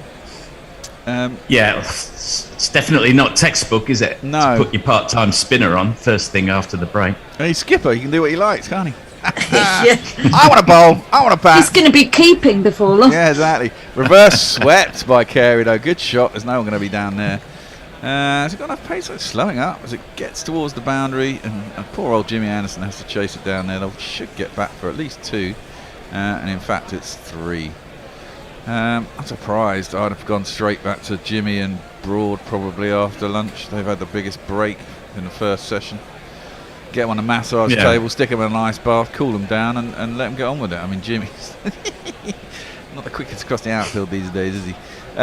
Rooty, third ball of the over. It's into the pads, and they've got a short leg. He's a little deep, but the leg slip has gone out, and Smith will just play that shot all the time. If this is just a ploy to get Carey on strike, well, it may well. At which work. point the bat pad has disappeared. Well, exactly, which is also a little bit weird. But hey ho. Well, he does draw him forward there, and he reaches for it, hits the top half of the corner of the bat near the handle, just drops into the offside. Burns goes across and slips the field, and there is no run. Root bowls that flatter, and it's just dropped into the offside. Clearly a tactic after lunch straight away to get those quick singles where they can. That's a drop and run from Carey. Shot at the stumps, which hit Carey on the ankle, I think, on the back of his leg, which he won't be particularly happy about. I think it was probably Stokes, and he's usually the aggressive one. Last ball of the over. Root that's turned sharply from short of a length, though, too short. And Smith hits it into the offside, thinks about a run. He's on his heels, and there isn't one, and so that does end the first over. Well, that was quick, wasn't it? Yeah, it was. Missing Utoto says day-night test timings in Australia match regular test timings in India. Mog says, I'm so cool, I've even been to domestic cricket at the Adelaide Oval. You are cool, Mog. And he also says, hi Bear, hi the Annie, and hi the Fourthie. Hello. Nice. Hi, Mark. Hi, Mark. Hello. You're not very far from me. Is he not? No, a matter of kilometres. Well, very few kilometres. Do you see each other? Oh, We've never met, so Oh. we're hoping to rectify that perhaps at the third test very imminently. I'll send him a note, see whether we can catch up. That's true. I've heard rumours you might be trying to call us from the ground at lunch or whatever. Well, why not? Well, why not? Except for technology's there. Yeah, I'll give it a go. Well, it'd be easier if you could join the Zoom call, I guess, from the ground, which might prove a bit trickier, but that would be the easiest way of doing it. Anderson is going to bowl after lunch, and a first ball on the back foot. Carey hits it quite sweetly, but straight at cover, and there ain't no run. Let's have a jingle for Jimmy. Sounds like this. Jimmy, Jimmy, Jimmy, aja, aja, aja. Jimmy, Jimmy, Jimmy, aja, aja, aja. Jimmy, Jimmy, Jimmy, aja, aja, aja. Jimmy, Jimmy, Jimmy, aja, aja. Carey faces up. Jimmy's in. Hit hard, but again straight at point where Wokes is fielding, and there is no run. So, what time did you actually get to bed last night, Annie? It was the morning, but only just, I think. So just after midnight, and then you were up again at what, 4? Yeah, not too bad. It's not too bad. That's what I did on the day before. But then I didn't manage to have a kip in the afternoon yesterday, so by 9 o'clock I was just falling asleep on the sofa. Yeah, it's I'm an early to bed type of person, so I'm suffering. I definitely am not. That's the problem No, with all this stuff. that doesn't surprise me. That's defended by Carey. Back to Anderson, and there's no run. Know that as people get older, their time clock shifts.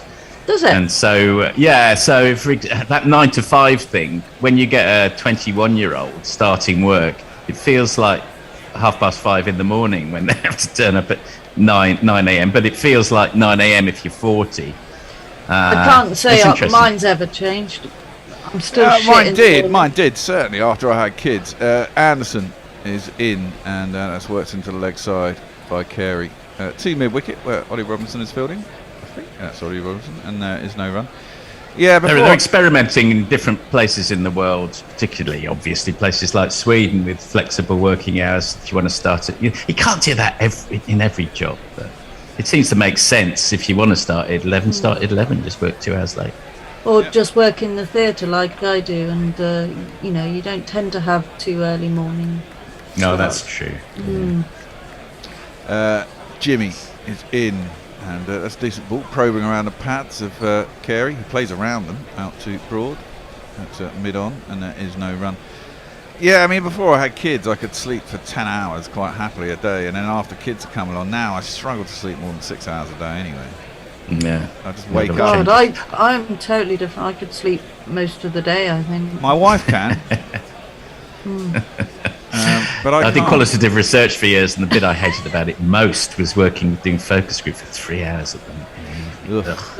Oh, that's a good ball by Anderson. Good leave by Carey, just short of a length. Jagging back into him a little bit. And it's through to the keeper. And there's no run as it goes over. Anderson already looks sweaty. Yeah. Ravi Nair says, "Oh Bear, you unchivalrous thing. Annie was asking for affirmation. She took those wickets for England, and all you did was ride roughshod over her delicately put point and start talking about Nathan Lyon. Just one compliment was too much for you?" Oh, shut up.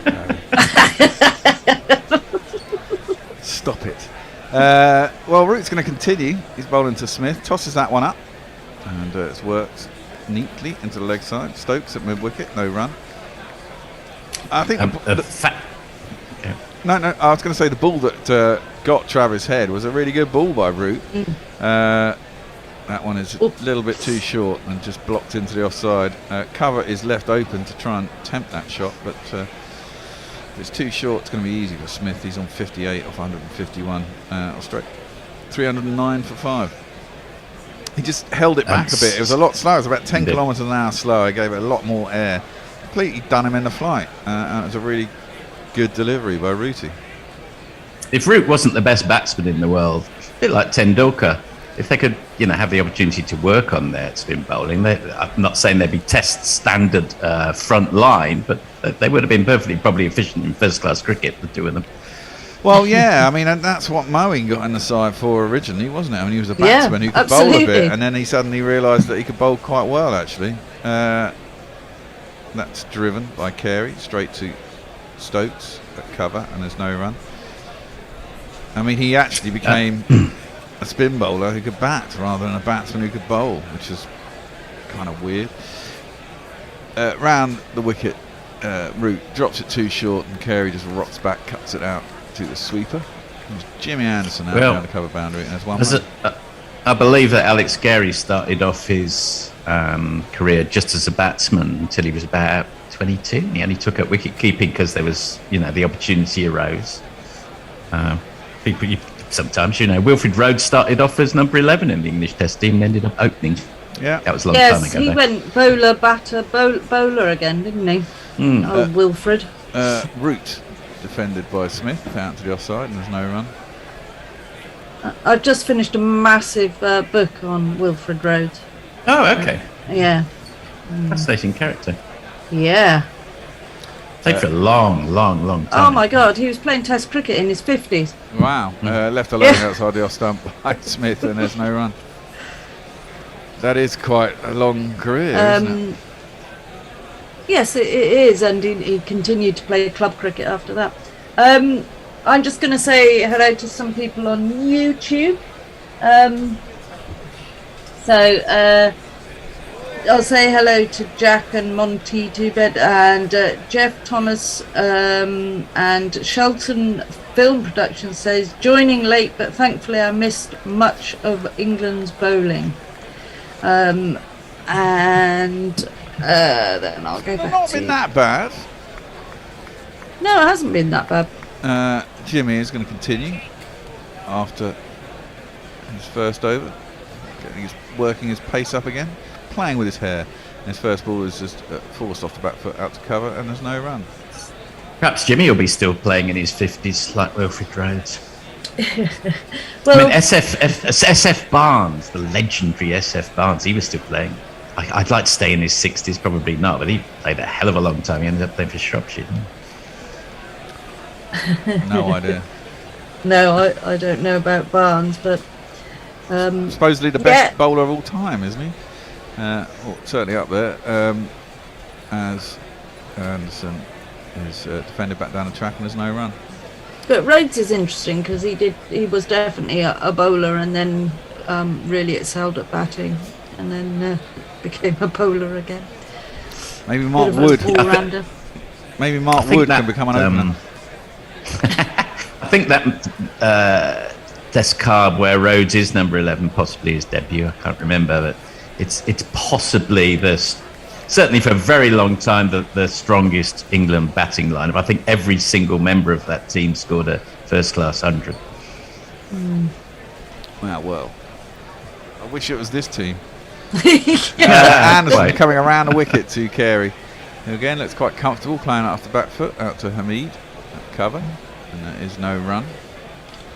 On another note, a fascinating array of middle names we've got here: Stephen Peter Devereux Smith, Alex Tyson Carey, and next in the unpronounceable Michael Gertzges Nisa. Gert. Well, he is another South African. It's amazing that Australians have gone to South Africans. It's usually us all the way down. That one goes on with the line slightly wide of the wicket.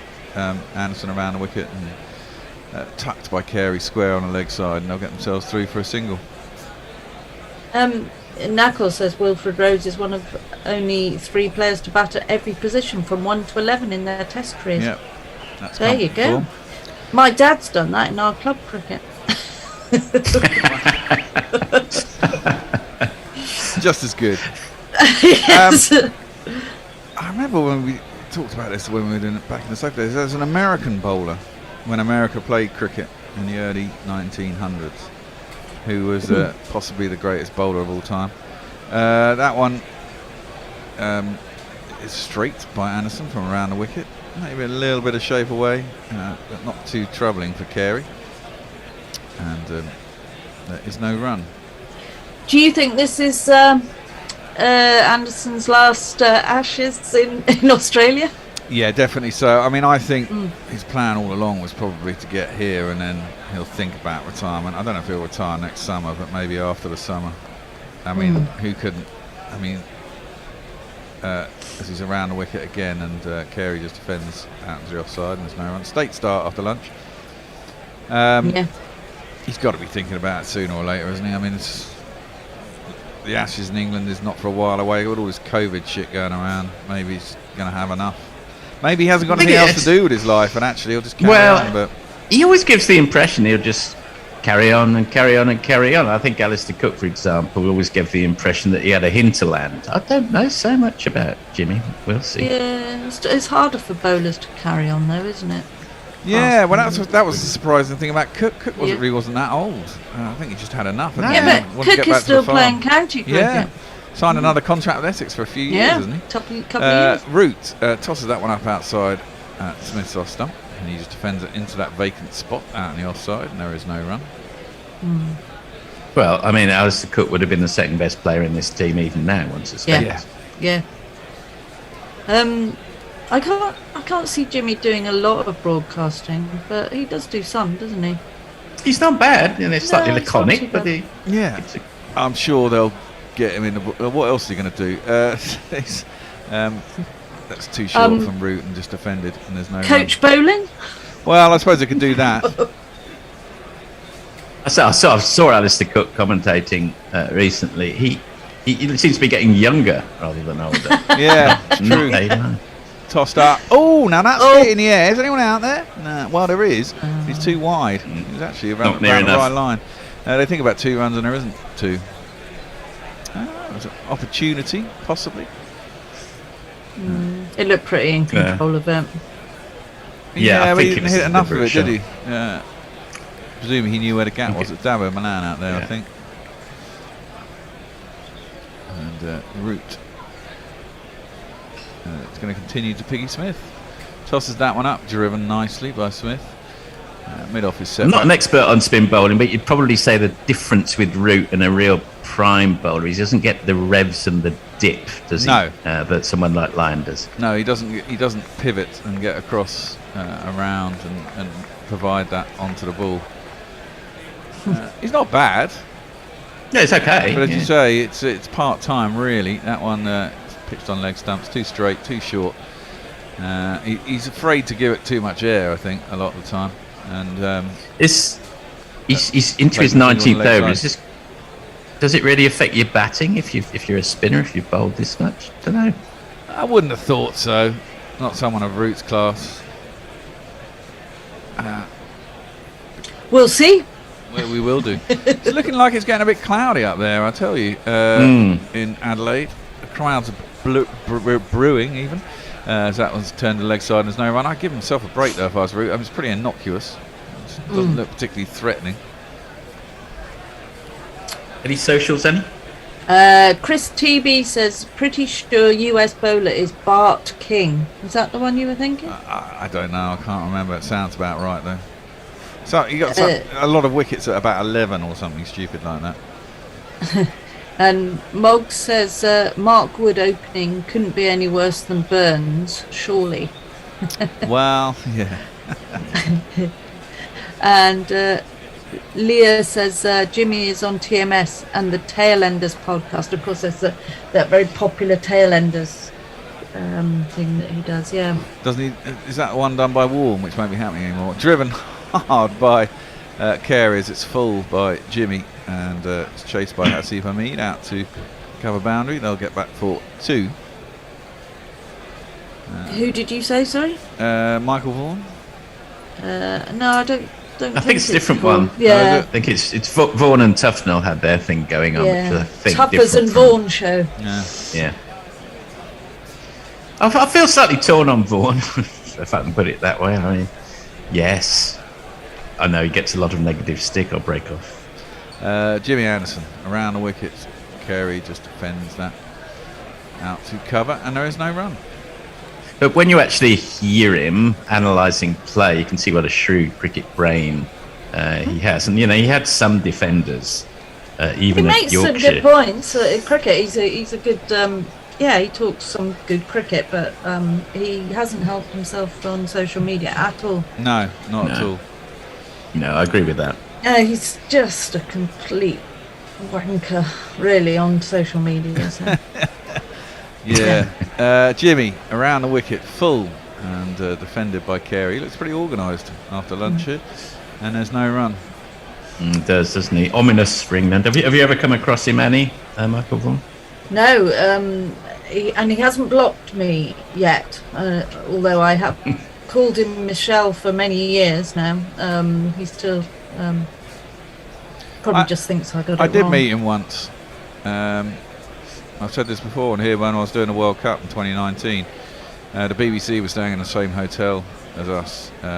Junction 25 of the bloody M5 at a Holiday Inn. As that is defended by Alex Carey. Out to the offside and there's no run. Yeah, it's the one on the roundabout there, and you must know that one. Can't be far from you. Yep, I do know it.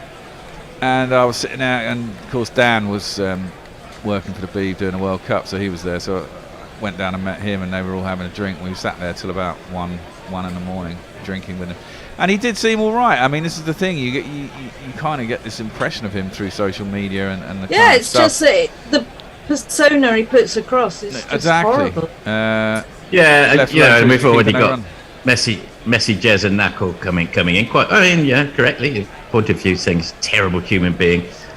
The only thing I was defending was his shrewd cricket brain, not his morality. Yes, exactly. I mean, that tweet about when after the Manchester bombing and mowing going and fuck off, Warney. I mean, that's just nonsense. And it shows a different side to him and a different side to his brain. I mean, I didn't see that when I was having a conversation. I had a very interesting conversation with him. Anderson in, left alone by Carey outside the off stump. And this looks quite innocuous for Jimmy. And there is no run. He looks tired. He looks frustrated and hot. Yeah. His usual And that's self. just after lunch. Yeah, or exactly. dinner. No. I don't have any more tweets and nothing on YouTube new. It's that time in the morning where people are either just waking up and having breakfast.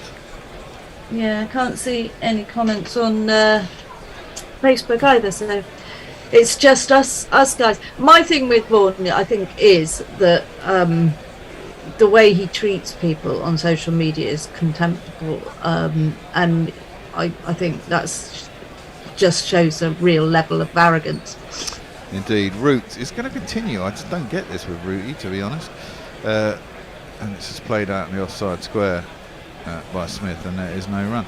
Well, Brian, this is beginning to remind me of those matches with Michael Clarke as captain, when they would just do anything to get through the over rate. That's misunderstanding what cricket's about. Yeah. Well, that pressure's been put on, isn't it? As that's worked into the leg side by Smith, and there is no run. Maybe they think if they do it at the beginning of the session when the batsmen are trying to bed in, they can get some over through some cheap overs. And maybe they want the paces coming on near the end. Brian on Hot Mic says, morning from Northampton. He says, England will bring out Jimmy in a wheelchair if it means the bowling record can stay in England. Can you do that? Can you bowl in a wheelchair? Is that I imagine illegal? there's wheelchair cricket, so yeah. It might have slightly different rules. That's played square on the offside by Carey, and there's no run. And there's blind cricket, isn't there? Which is thriving. Root is smashed over the top. Now, is there anyone out there? No. And it plugs a little bit, but then rolls over the fence for the first one of these, I think, in the afternoon session. 1, 2, 3, 4.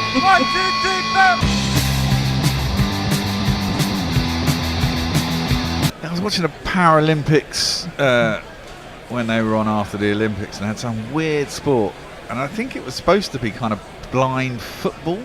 No, it can't have been blind football because it was weird. But they basically had a goal that was kind of the width of the playing surface. That's the kind of goal I'd need. And they had like 5 people across the line on both sides, and they kind of wound up with a ball that had bells in it, if I remember rightly. and just threw it at the other end. I think England Are you won. sure this was? Yeah, it was a weird thing. As that's cut by Carey out to the boundary for a single. I can't remember what it was called, but it was supposed to be a representation of a sport that's well known. I just can't remember, but it was nothing like it. Knuckle says goal ball. That's it, goal ball. That's goal the ball. one.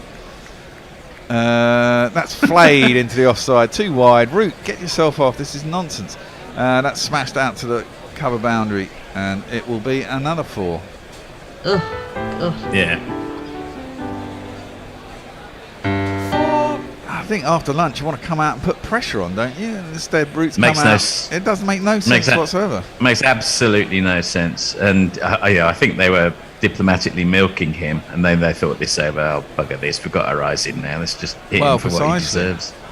That's exactly what we don't need to happen, isn't it? No, exactly that. We need to Yeah. be putting pressure on straight after lunch, trying to nick Carey out and get into the new boys. Absolutely. I mean, I don't even know what their order's going to be. Is Stark coming in next, or is it? I mean, I don't know what Jai Richardson's and Nisa's records are like. Nisa's a very, very decent bat. Oh, is he? So presumably So he'll probably be in next. He'll probably be in next then. Yeah. He will I be do in have a next, I'm tweet. sure. I have a tweet. Oh, and now Anderson's coming in. They're just trying to keep the bowling going. Maybe they're just trying to catch up overs, which is a sad Mm. indictment on the game. That's worked into the leg side by Carey. Well, I say, Up to mid on, no sorry, run. I say very decent. He's got a first-class average of 24, and he does have a first-class century. Oh, well, there you go. So, yeah, not too bad. They're a bit sweaty, aren't they? Carey keeps squeezing the sweat out of his helmet. Well, presumably, if it's cloudy, it's coming over cloudy and it's 38 degrees, it might be, the humidity might be moving up. Yeah. Get Australia out in the field. Yeah, but any suggestion of seizing the moment, as we talked about at the start of the session, has completely gone out the window. Yeah, it has, hasn't it? Carey's looking quite comfortable. It's faced 49 balls now. He's on 21. It's full, clipped into the leg side. Nice. Beats the two fielders there, chased down by two very tall men who aren't moving very quickly. One is Broad, who gets there first. The other was Ollie Robinson, and they'll get back for 2. Do you think tall men move slower? Well, no, because Usain Bolt was the fastest man on the planet, and he was pretty tall. He was But those quite two tall. particular men don't move particularly quickly. I mean, They've got longer stride, haven't they, if you're Yeah. taller? Mm. I mean, Ollie Robinson is a big unit. Could be playing rugby, really, couldn't he? But I'll be tempted to give him the ball. He looks one of the most effective of the English bowlers. Got the best this morning, didn't he? Yeah, totally. I mean, I guess if Jimmy does retire and Broad decides to stay on, because he's a little bit young, he's 5 years younger, isn't he? So he might have a couple of years left in him. 4 years younger. I mean, Ollie Robinson is a pretty good replacement for Jimmy Anderson. Yeah, Finally not bad, found not some- like not like for like. Not as skilled, but who is? Yeah, but he's still got time to grow and learn, hasn't he? And he Yeah. was a particularly good length. That's a bit too close to cut for Carey, but he does. Straight out to cover, and there is no run. The beers are flying. Yeah, in England's Adelaide. as you've observed many times, both of you. I'm sure England's problem is not our bowling. England's problem is not the bowling. No. Where's the pipeline of future England batsmen? Nowhere Well- to be seen. No. They're all at Somerset. Are they? Of course they are. Of course they are, Ronnie. Jimmy is around the wicket, prodded at by Carey, and Australia definitely looking to get busy. 330 for 5. Smith 65 after 159. Balls. That's a dot ball just played out behind the square on the offside. Carey 23 or 52. The partnership now up to 36 already. And Anderson wicketless. It's not gone for many runs, 46, and this will be 2 Yeah, 25th. you know, and people were saying, "Oh, if only Broad and Anderson had played at Brisbane, how different it would have been." There's no guarantee that would. have There's been no the case. guarantee of that. I mean, Anderson has genuinely bowled pretty well this test. He's beaten the edge a lot. Anderson in. Yeah, I mean, Broad and Anderson's first spell in the first, Were good. on the first day was very good, wasn't it? They Yeah. were both beaten. But yes, you're always good if you're not playing, aren't you? This is the thing. That's right. Yeah. Last ball just worked on leg side. There was no run. It's dot ball. The Richies are looking a little bit worse for wear now. Giving the Barmy Army some chat. Any socials, Annie? Yes. We're sorry, not at the end we're- of the over yet. No. I'm a ball short. Yeah, well, we haven't changed at the end of the over as well. It's clipped into the leg side by Jimmy. A little slip from Smith. He gets the return crease. That does end the over with a single. And we shall have that little change. Who's coming on now? It's I'm off for half an hour, I know that much. Dave Brooke! Dave! Oh, Dave! He's going to be on Greetings, with Messi Danny, and greetings, Josh. Wolfie, greetings. Hi, I'm leaving with what you permit is the next tweet. So Thanks, Annie. bye. All right, bye, guys. Hey, See you great later. job considering how you came in fully asleep. Thank you. Go and have a coffee. Yeah. See you all later. Big Cheers, effort Ben. there. Yeah, terrific effort there. Hello, Messers. Hello, Josh. How are you G'day, doing? Brookie. How are you, mate? I'm not too bad, thank you, Messers. I've been enjoying your frequent contributions. Prolific, you and our Messers. Since we went on to Zoom, it's got a whole new world, hasn't it? It has indeed. I mean, I think it's fantastic. It's really nice for me to have a whole lot of other people in Australia with me as well. Absolutely. I don't feel so tokenistic anymore. And a very good morning, good day to Josh. Good morning, Dave. Good morning, Messers. G'day, Josh. How are Dragged you? myself out of bed. I'm disappointing you all Look like it too. by not drinking red this morning. I'm on the coffee still.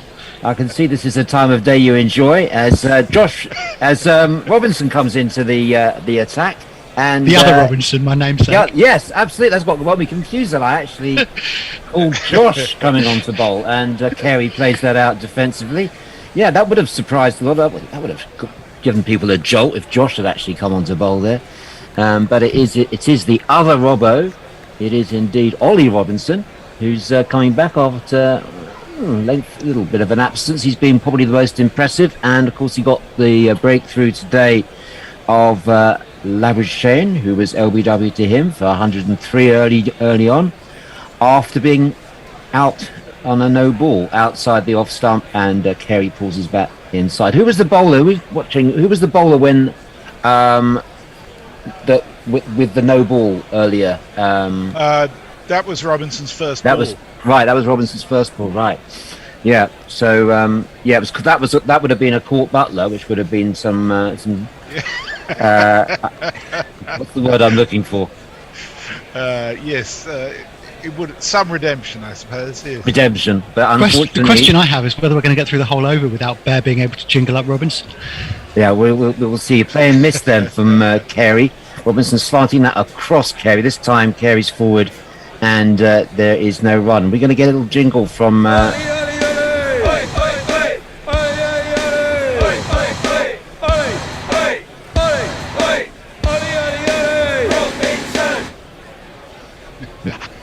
Ollie Robinson. I surprised a few people, Josh, when I put him in my all-time Sussex 11 when we did that Guerrilla Cricket special before he'd played a single Test match.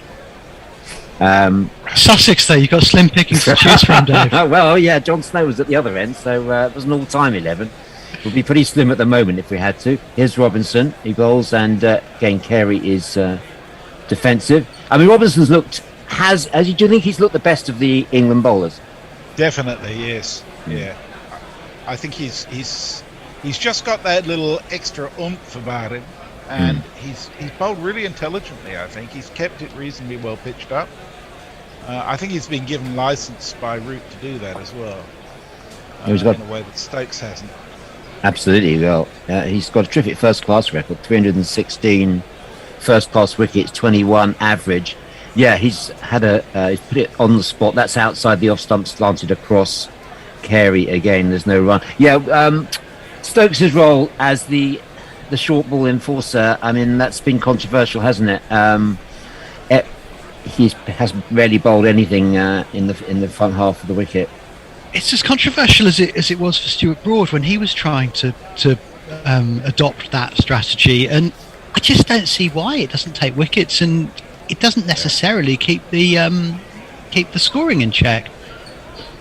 It's true. Here's Robinson. He's been bowling a good length. This one again is a good length. Carey looks to drive, but that goes to mid-on, not quite where he intended. That's the end of the over 331 for 5, Carey on 24, Smith on 65.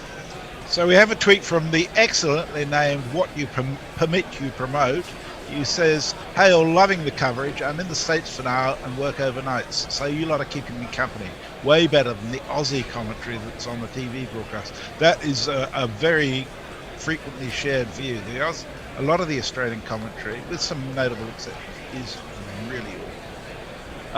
Mog says, Michael Vaughan's still on Fox, Jeremy, or have they finally done the I think necessary he's still thing and on got rid of Fox. him? I haven't been listening to them, of course, because why would I listen to anything other than Gorilla?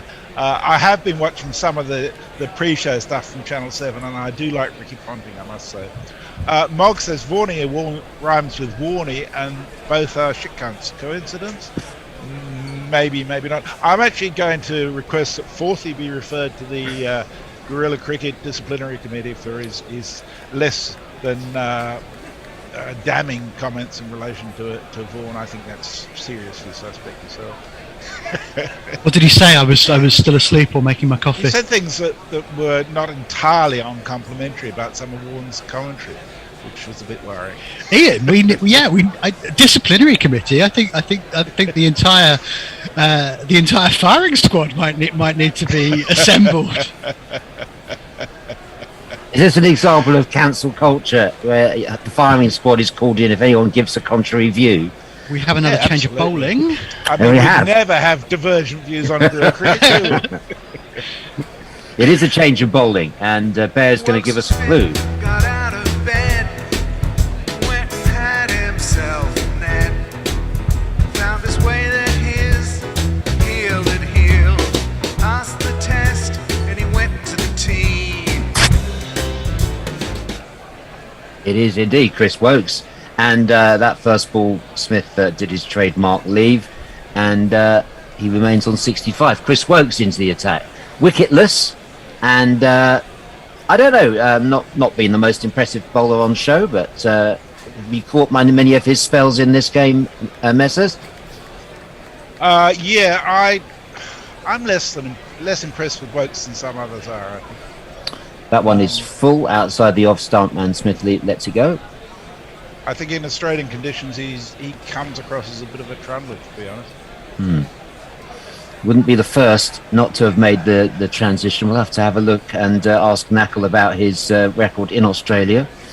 Probably won't be very extensive. Carey's on 24, Smith 65. So Australia 331 for 5. We'll give you an update if you're just waking up, as Wokes it is who bowls to Smith. Smith again doesn't have anything to do with that outside the off stump. So we had Labuschagne, LBW Robinson 103, Travis Head bowled Root 18, and Cameron Green bowled Stokes for 2. So a flurry of wickets. And then since the break, England haven't kept the same pressure on. Joe Root got through a few overs. He's 1 for 72 off 20 overs. And as we were saying, probably more to do with the over rate than much else. Here's Wokes, and Smith is defensive. That's come off the angle bat, and a dive at second slip. I think it was pitched just in front of him there. It was Ollie Pope at second slip. I think that one wasn't a chance, but it was slightly an error on the part of Smith. It just came angled, pitched well in front of Ollie Pope diving at second slip. And Knackle has provided me with the stats. Thanks, Knackle. Wokes in Australia, 12 wickets at 51.91. This is his 6th test in Australia, so averaging over 50. So averaging over 50 with a strike rate of over 100. That's a good question. I'm just going to see if I've... No, I've got them in front of me. Oh, right. You can answer your own question. No, I'm telling you, his strike rate over 100. Oh, sorry, I thought there was a little intonation at the end. I thought it was a question. Thank you. Right. Strike rate, right, got it. That one, no run. That's all I can tell you about that. Wokes back to his mark. There's a ring of fielders in the covers, three in the offsides. He comes into bowl, and Smith covers up and then puts his hand up to say no run in the style of Labuschagne. Oh, I can't really tell whether it's in the style of Labuschagne or Labuschagne's in the style of Smith. End of that over, 331 for 5. Kerry 24, Smith 65. So Nestlers has risen from beneath the doona to share with us the headline of the morning, which is in the Manchester Evening News: woman slaps shopper in the face with a pizza after he put chicken on her head during bizarre discounts scrap in Asda. You gotta love some of these headlines. Thank you, Nestlers. That made my morning. Farong says, tweeted yesterday how to order a beer in a pub in Australia. So today, free health tip from Dr. Farong. All the 13th minerals necessary for human life can be found in beer, he says. Robinson started new over. Carey pushes that one out to just behind point for no run. The other thing about Wokes, I'm just looking up his innings by innings stats in Australia, and of course he's only played the series before this one that was absolutely miserable from the perspective of an England supporter, 2017 to 18 in Australia, apart from these 1.5 tests so far. But only once has he taken more than 2 wickets in an innings, and that was in the 3rd innings on this ground 4 years ago. Here's Robinson, and Carey on the back foot. Punches that out. Immediately again does the fielding just behind point. He took 4 for 36 in Australia's 2nd innings at Adelaide 4 years ago, but on no other occasion has he taken more than 2 wickets, and he's only done that, I think, twice. So yeah, he's either not yet worked out how to bowl in Australia, although it doesn't look like he's making the mistake a lot of English bowlers do, English fast, quicker, medium bowlers do, of bowling it too short. He looks to be bowling the right kind of length. I'll break off. Robinson to Carey. Carey plays this one up to mid-on, and there's no run. Yeah, so maybe Wokes got to actually do something with the bat in this match to justify his position. Are we going so far as to say that? No, I wouldn't. I mean, I think you're in dangerous ground if you're asking bowlers to justify their position with the bat, because if they can't take the wickets, it doesn't matter how well they can perform with the bat. If they're not taking the wickets, they're not doing their job. You wouldn't put him into the all-rounder category? Oh, he's a very useful bowling all-rounder, I would say, yes, but if he's not taking the wickets, you don't want him taking up a bowling spot. Yeah, fair point. This next one's played out by Carey to mid-wicket, and there's no run. He's never going to be a top 6 frontline batter. He's England have got Ben Stokes in that role of someone who can bat and bowl a small number of quite aggressive overs as a be it as an enforcer, be it as a shock bowler, the way Flintoff used to be. But he's never going to be a Botham.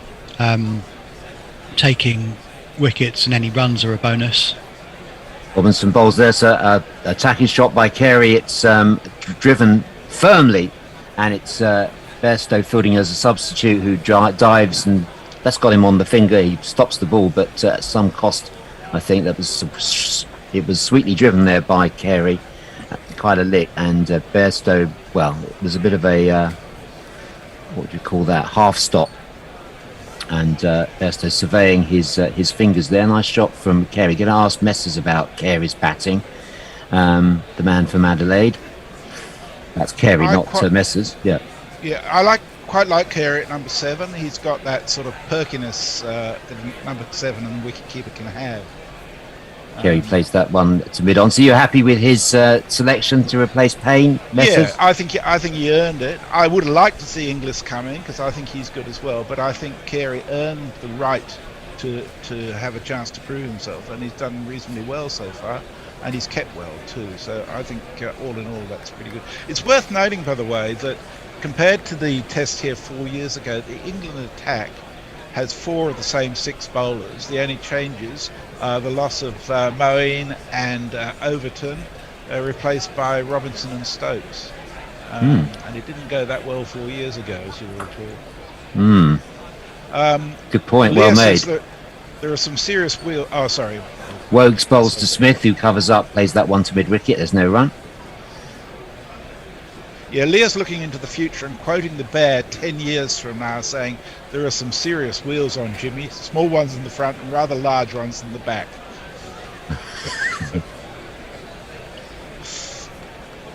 Serious wheels.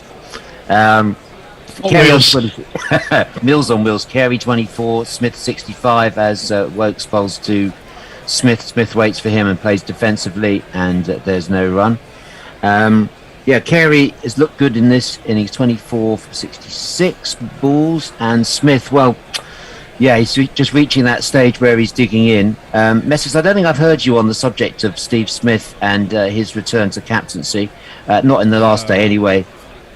I would have preferred them to appoint somebody else as vice captain, maybe another fast bowler. So, as it turns out, I would like to see Hazelwood as vice captain, to be honest. Smith plays that defensively into extra cover, and there's no run. Well, yeah, they would have had to have gone to a third choice for this. Yeah, Smith must have been third choice.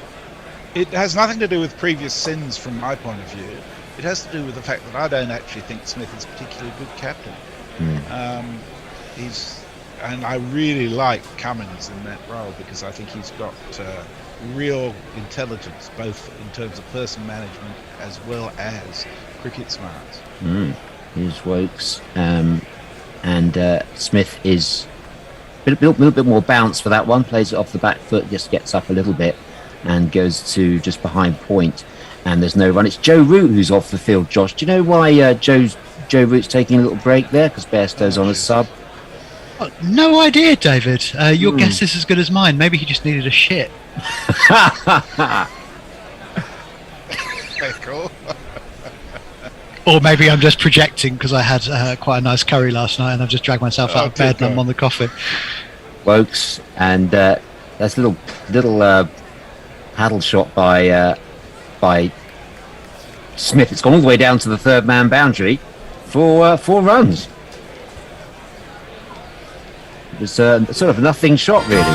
It went sort of between second and third slip, didn't it? It certainly did. I think it might have been a no ball as well. Yeah, it was.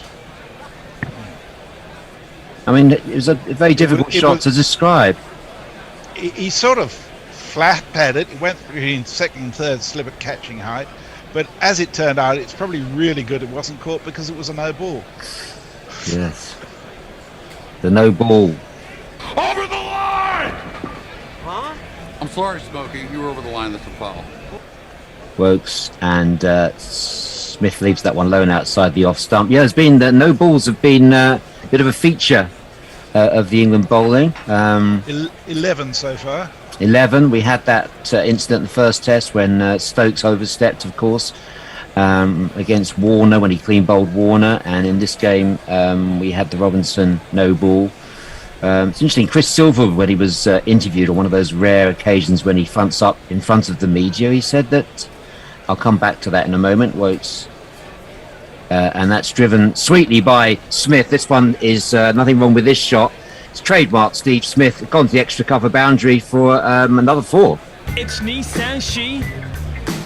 It's Nissan She. Something incredibly frustrating about watching that kind of shot because his footwork looks all over the place just until the point where he makes contact with the ball, at which point if you pause it at that moment it's a textbook cover drive, but everything until that point it looks like he's been beaten all ends up and one of his stumps is being knocked out of the ground, and yet somehow he manages sort of almost by magic to get himself into that perfect position at the point where he makes impact. It's fucking frustrating to watch as an England fan, I'll say that. Yeah. Farong has brought us some serious prediction. He says he's just returned from the market and Babul, his cat, saw me and raced up the stairs, needed his tummy rubbed. He thinks Australia will make 459, and he sent us 2 gorgeous photos of his cat, if you want to have a look at those. England will be lucky to keep Australia down to below 500. Yeah, probably. I think Australia will probably declare half an hour after the next break, so they may not get the chance to reach 500. Farong says the chant used for Ollie was originally hoggy, hoggy, hoggy, oi, oi, oi, to Rod Hog. The first chant at the MCGs 40 years ago, and then got changed to Aussie, Aussie, Aussie. Didn't know that. 340 for 5. Thanks for the tweets. Wherever you are in the world, let us know where you are and what your prognosis is for Australia's final total. Some speculation that they would want to put England in during those during the floodlight hours. Here comes Robinson. He bowls to Carey, lets that one go outside the off stump. Decent bit of purchase there for Robinson as he slants that across. Josh, coming back to your prediction there, did I hear you say England lucky to keep Australia down to below 500? They'll be lucky to bowl Australia out for less than another 150 or so. Yeah, absolutely. I can't see where the wickets are going to come from. The only way I see Australia finishing on less than 500 is if they declare in order to have a run out at the English top order this session. I mean, Carey's beginning to go for his shots. He could give a chance here. He just turns that one round the leg side and sets off speedily and just gets a single down to long leg, and he moves on to 25. With Carey opening up a little bit, he's going to give a chance to the England bowlers perhaps, but and then it's a question of Nisa. What have you seen of Nisa with the bat, Messers? I don't know anything of Nisa as a bat, to be honest. I am derelict in my duty there, but I've heard that he actually can bat well. You'd hope so, otherwise he wouldn't be in the test team, would he? Well, he's in for his bowling, but he's carded to come in next before Stark, Lyon and Richardson, so he's the best of those four. Here's Robinson bowls, and that squares up Smith, and Smith does one of those annoying hand movements directly afterwards, if to say, I'm not quite sure what he's saying. He's commenting to himself in a style that's becoming increasingly popular amongst the Australian middle order. If you can count Labuschagne's tribute act to Smith. I mean, I'm a Labuschagne fan, I have to say. I do enjoy him, but I like Bear's rants about Labuschagne as well. I'm a huge fan Smith. of Glamorgan's Marnus Labuschagne. Oh yes, of course. Yes, of course. As you should be of Michael Nisa. Absolutely. Well, indeed, yeah. There's Robinson bowls, and that's turned around the corner by Smith, and there's no run. Yeah, I should have asked you, Josh, about Nisa's batting. I've not seen Nisa bat. I've had remarkably few opportunities to get to Sapphire Gardens. I wonder what number. Unremarkably few to get to Sapphire Gardens. I wonder what number he bats. Yeah, so I'll have to check out what number he has batted for Glamorgan. Well, I can tell you his first class batting average is where's it going? 24.5, and he has a top score of 121. It's also got 122 in a 50 over match. So. There's Robinson bowls, and Smith covers up, plays that one to a square leg, and there's no run. Well, that's pretty decent. That's probably why he comes in front of. Well, certainly we put him in front of Richardson and Lyon. Will Stark can be dangerous if they're going for quick runs, and we're speculating about that. That's if they get in, of course, and this partnership shows no sign of stopping at the moment. 341, they came together at 294, so that's 47 partnership between these two. Carey on 25, Smith on 73, Australia 341 for 5 as Robbo completes the last over. It's full, and that's defensive by Smith, plays it down to the bowler, and the end of that over from Robinson. So Nesta says, next bizarre headline of the morning, Conservative Party Chairman Oliver Darden says he has every confidence Prime Minister Johnson has the leadership to help us through this period. Well, I was going to counter that with a headline saying one more strike and Boris Johnson is out, says senior Tory MP. Yes, well, talking of headlines, that's the headline that's interesting. That's the headline that's been interesting today, is the by-election victory for the Lib Dems. Yeah, absolutely. Beefy has Blue shared Tories replaced by yellow Tories. Hard to see it being all that significant. Here we go. Beefy shared with us the link to the Freddie Flintoff Viagra story. Thanks, Beefy. And Farong says, things you expect to hear on Guerrilla Cricket Radio number 292. Why has he left the field? Perhaps he needs a shit. Won't get this quality in the self-gratifying retard tosses. Thanks to Knackle, who tells us that Michael needs to bat number 8 for both Glamorgan and indeed for his stateside Queensland. And here comes Wokes, bowled a new over. First ball's played out by Carey. Carey on 25, Smith 73.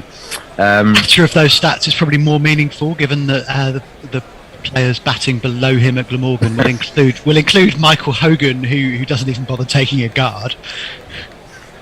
Right. Well, That's interesting in itself. Wokes goes back to his one. It's a very hot day in Adelaide, we're told. Even though it's not sunny, it's been intense heat through the day. Wokes bowls. That's a aggressive shot there by Carey. He put a bit of wrist into that, and it's flown off. Given the benefit of the doubt, that's where he intended it. It's gone down to the boundary behind point for 4. Carey moves to 29.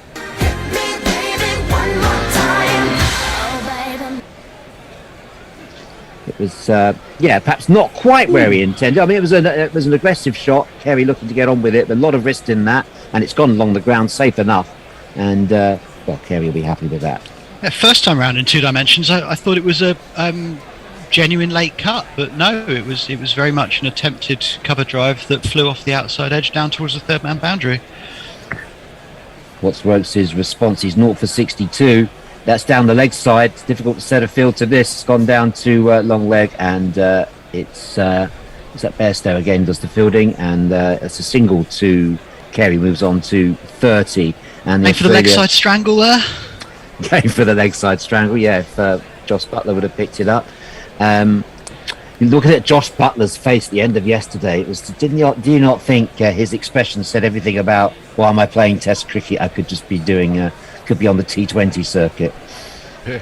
He'd had a tough day, wasn't it? That was a tough day for Buttler yesterday. See what he does with the bat when he gets the chance. But the second of the drops was poor, wasn't it? Labuschagne seemed to get all the luck yesterday. I don't think anybody else got dropped, did they? Smith pulls this one off a length from Wokes. It's gone all the way into the stands. I think that's a maximum. I think we'll wait for the umpires. I couldn't quite see the trajectory. Yes, it has. That was a lovely sweet shot by Smith. He just swiveled and deployed that straight into the stands. He just helped it on its way, and that's a 6 right into the bottom tier, but going about 12 rows back. Fucking ugly shot that was. His almost off balance, and yet nonetheless manages to pick the ball up beautifully. It was a rubbish ball. It was terrible. It was poor. Poor cricket all round. Sweetly, you have to say it was well. You have to say it was well timed, Josh. It was absolutely. Yeah. Smith pushed that to extra cover, and there's no run there. I mean, it was minimum effort. He sort of walked across his stumps, and then just helped it over. I didn't see anything wrong with that shot. I mean, 6 out of 6 for runs, but 1.5 for artistic impression. No, I think it actually hit the roof between the two layers, and decent shot from Smith. What's Wokes going to do about that? This one is a better ball, and Smith covers up, plays that defensively down to mid-on. That's the end of the over, and I think we're going to do a little swapsy now. And all right. Messrs, you've got you can have a rest for half an hour, and Josh is going to. I'm going to pass over to Josh on ball by ball. I'm going to move on to socials, so do tweet us and then let us know what's happening at your end. And Bear is coming back to summarise and give us his views on Smith and Labuschagne.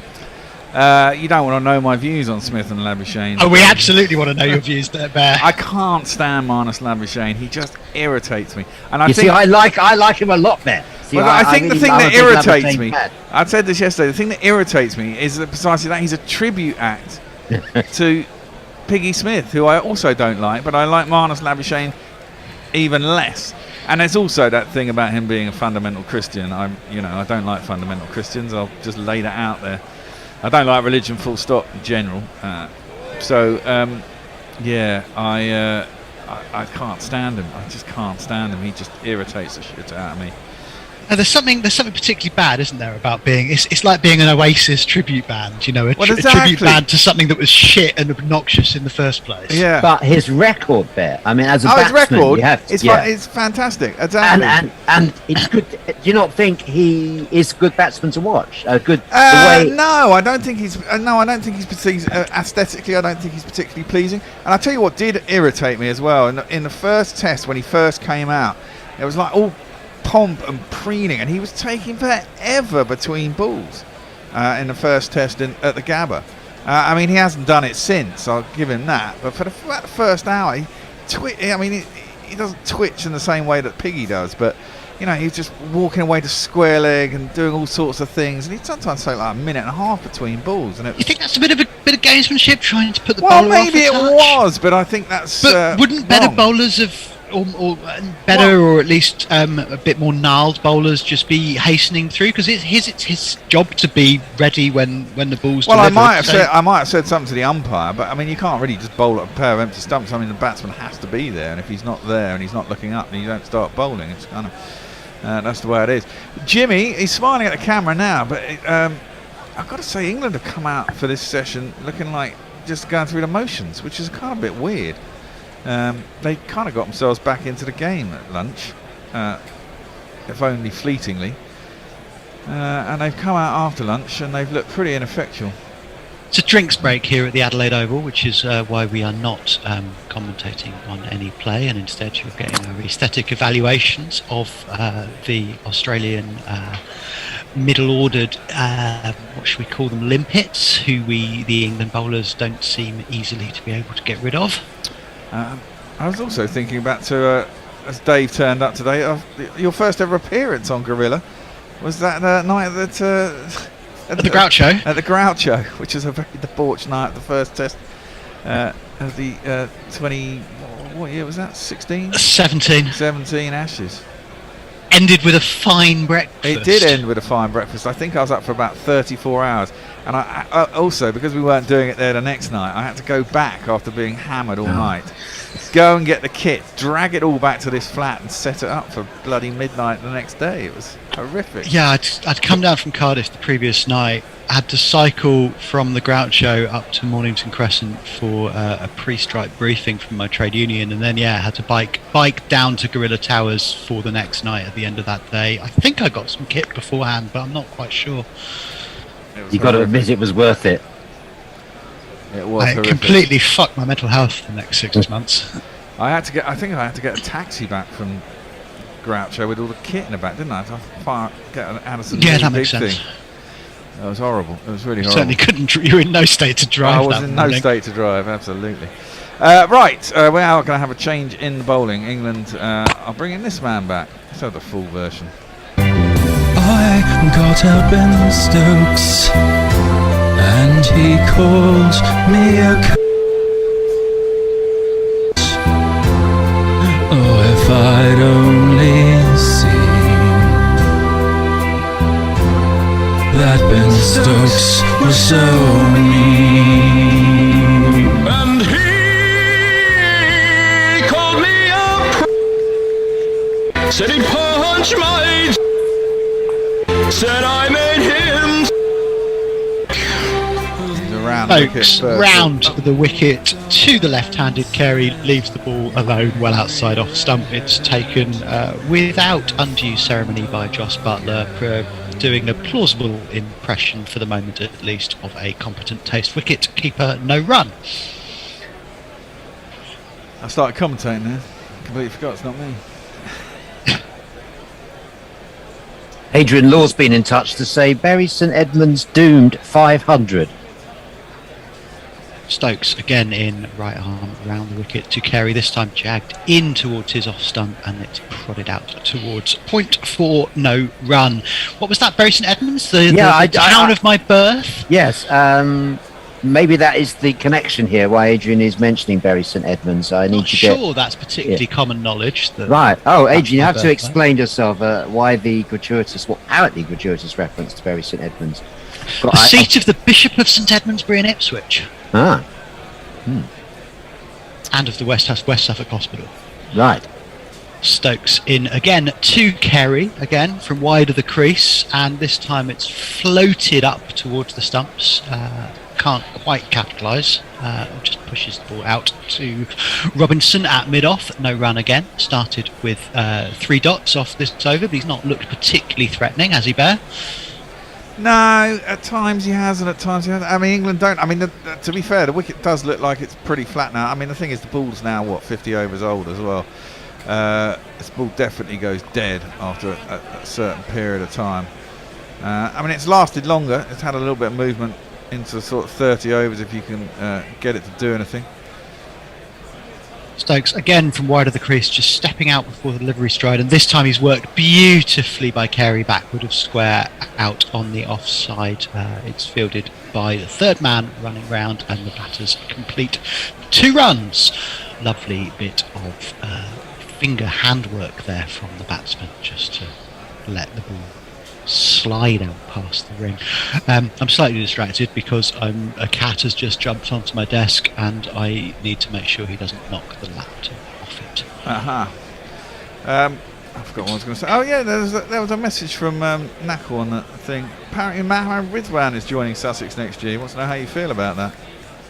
Well, bittersweet, Bear, because he's obviously replacing Ben Brown, who has been a prolific run scorer for... Stokes finds the outside edge of Carey, and it's taken. No, it's put down by... No, it didn't reach, I don't think. I think it was half volley. Was that a half volley? Yeah, definitely so, because he definitely held on to it. He wanted to appeal, but then he realised it would look too stupid on the replays, I think, because it definitely looked like crowd it. catch or taken on the bounce? It was a genuine edge. Just didn't quite carry, bounced on the ground just in front of his fingers. Good call there, Bear. I didn't spot that. No sin by the fielder there, just a ball that didn't carry. You know, had he been half a yard further in, he might have done, but that's, you know, he's not standing in the wrong place. Stokes again, and this time is gently pushed out past the extra cover fielder, and it's fielded by Robinson, who runs, cuts the ball off from the boundary. I assume they got back for 2. They did complete the over. 4 off it, no wicket, but Stokes getting some movement off the pitch certainly did manage to trouble Carey there, finding the outside edge off what was a pretty orthodox attempted straight bat shot there from the batter. But no, Mohammed Rizvan, that's an eye-catching signing by Sussex. He's going to be playing Championship cricket as well as the T20 Blast. So I think they've got him from April until July. So yeah, you'd have to say that if he's playing at the same time as Travis Head, then the middle order, or the top order, I should say, is looking pretty good, because they're both due to play Championship cricket as well as the Blast. But yeah, the reason change of bowling. Let's jingle up the new bowler as he is about to come. England seem to be mixing it up with their bowling changes rather more than they want to. Sweep the leg, Brody. Got the best headband around. Something has got to keep her down. Got the best headband around. Your ego ain't gonna be kept down. Got the best headband around. Even though your hair is thin now.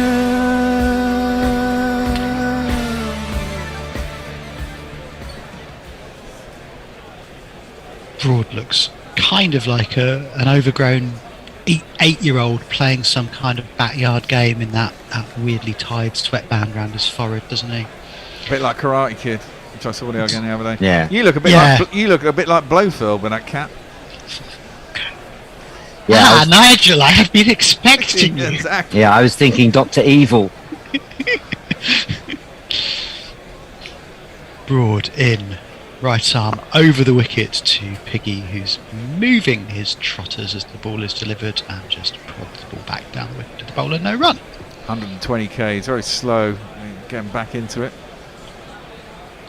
Bit of a loosener there, maybe. Yeah. It's the first I've seen abroad this season, this series. I've only been watching when I'm on comms, for the sake of my. Patterns I have to say, yesterday, Broad beat Labuschagne a few times yesterday with absolute peaches deliveries, and England really haven't had the rub of the green when it comes to catching the edge in this series. Broad full this time to Piggy, who clips the ball off his front hind trotter out towards mid-wicket for a single. We've done a lot of beating the edge in this test and the last test. Maybe that's better play by the Australians, playing down the original line of the ball and sticking to it, whereas England tend to follow the ball a bit more, and hence we get those little edges. Maybe it's not down to luck, but it certainly feels like it at times. Well, Anton Decker has been in touch to say his route stood too far back again. I don't think he is. unless they've completely misjudged this pitch and the height at which edges carry, that looked to me like one that fell short rather than like a slip catcher who was standing too far back. But other views are available. Feel free to disagree. It's carrying through nicely to the keeper, so you could say it's not too far back. Broad round the wicket to Carey, who sort of works it out behind square on the offside for a single. It's stopped well. Is that Anderson? No, it's not. It's Burns. It's Burns at running round from backward point, sliding stop. Doesn't quite get hold of it cleanly, but saves 3 runs nonetheless. Burns covered in sunscreen, looking almost like a long-haired Alan Donald.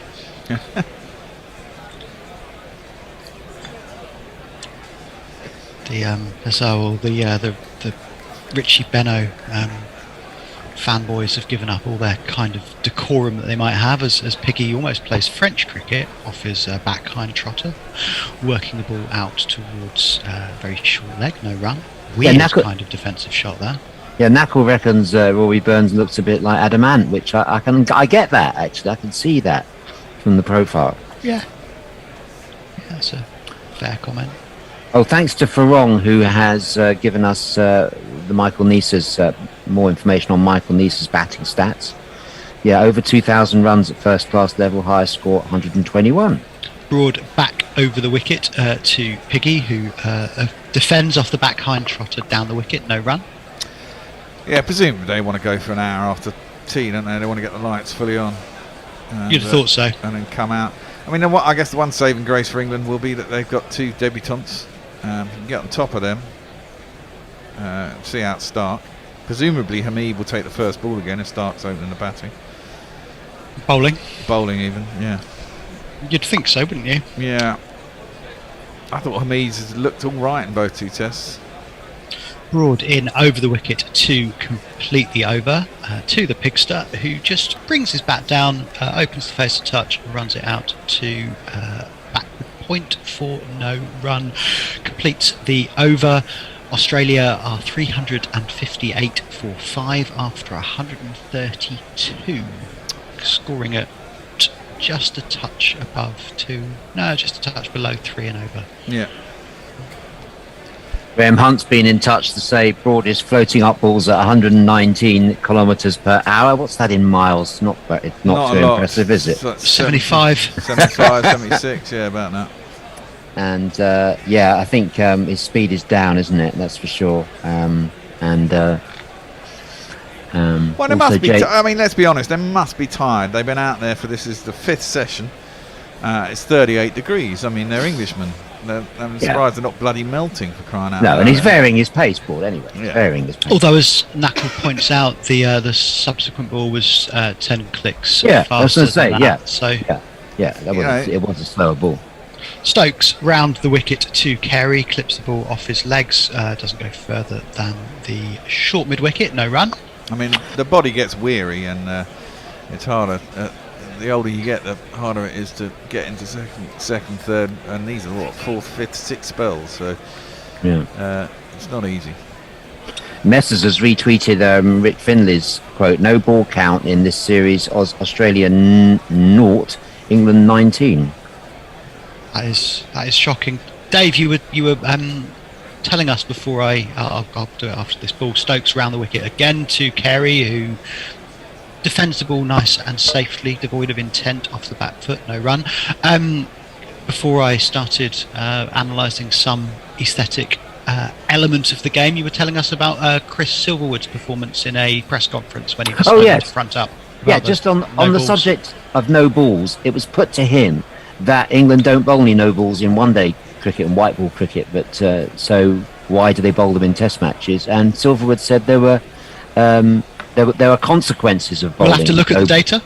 Well, he said there were consequences of bowling no balls in white ball cricket, as if to say there weren't in test matches, which is pretty curious because, you get a free hit Harry in white ball, Stokes back down the ground to the bowler, no run. I mean, you get a free hit in white ball, but in test matches it's much more serious, isn't it? I mean, huge consequence if you don't it can really punish you. Well, and it That's has when- twice, hasn't it? I mean, Yeah, absolutely. Warner was, bold when he was on bugger all and went on to get 90, and in this one, similar thing happened. Stokes again from wide of the crease to Carey, who looks to hook. It's not even a peel. There's a look from Butler to ask, was there a hint of glove through that as he looked to hook, but there was not. Fourth successive dot ball, but the first one off which Carey looked like he was trying to score. You don't see much of Chris Silverwood. He doesn't really front up to the media too much, and especially at things like the selection and tactics generally. You'd expect to see a lot more of him, wouldn't you? I don't know. It's very invisible. Stokes in, looking a touch weary towards the end of this over, and it's pushed out into the covers by Carey. They'll get a run and an overthrow from the shy that is more or less equidistant between the stumps. 2 runs. Yeah. We have a good tweet, good message on YouTube from a guy called Hao Tigeri. Is he admiring Yuko? No, he's in CM in Cambodia. I can't remember a Cambodian listener before. That's why I thought I'd bring it up.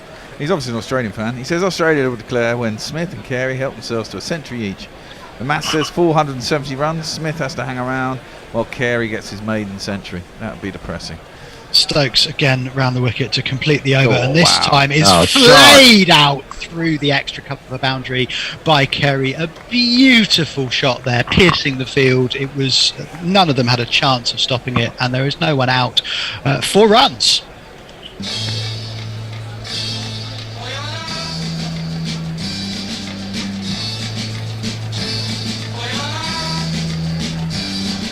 I remember watching Carey get about 80 odd in the World Cup when they were playing India in the World Cup at the Oval.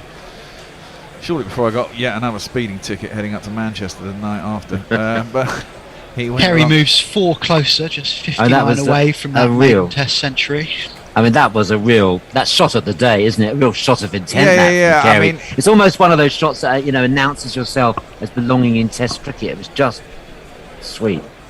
Yeah, the hook 2 balls previously that he got nowhere near was looked more to me like it was a statement of intent, whereas this was a true shot. Broad continuing over the wicket to the Pigster, who just slides his bat inside. He got beaten there. I'm not sure he did. Yes, he did.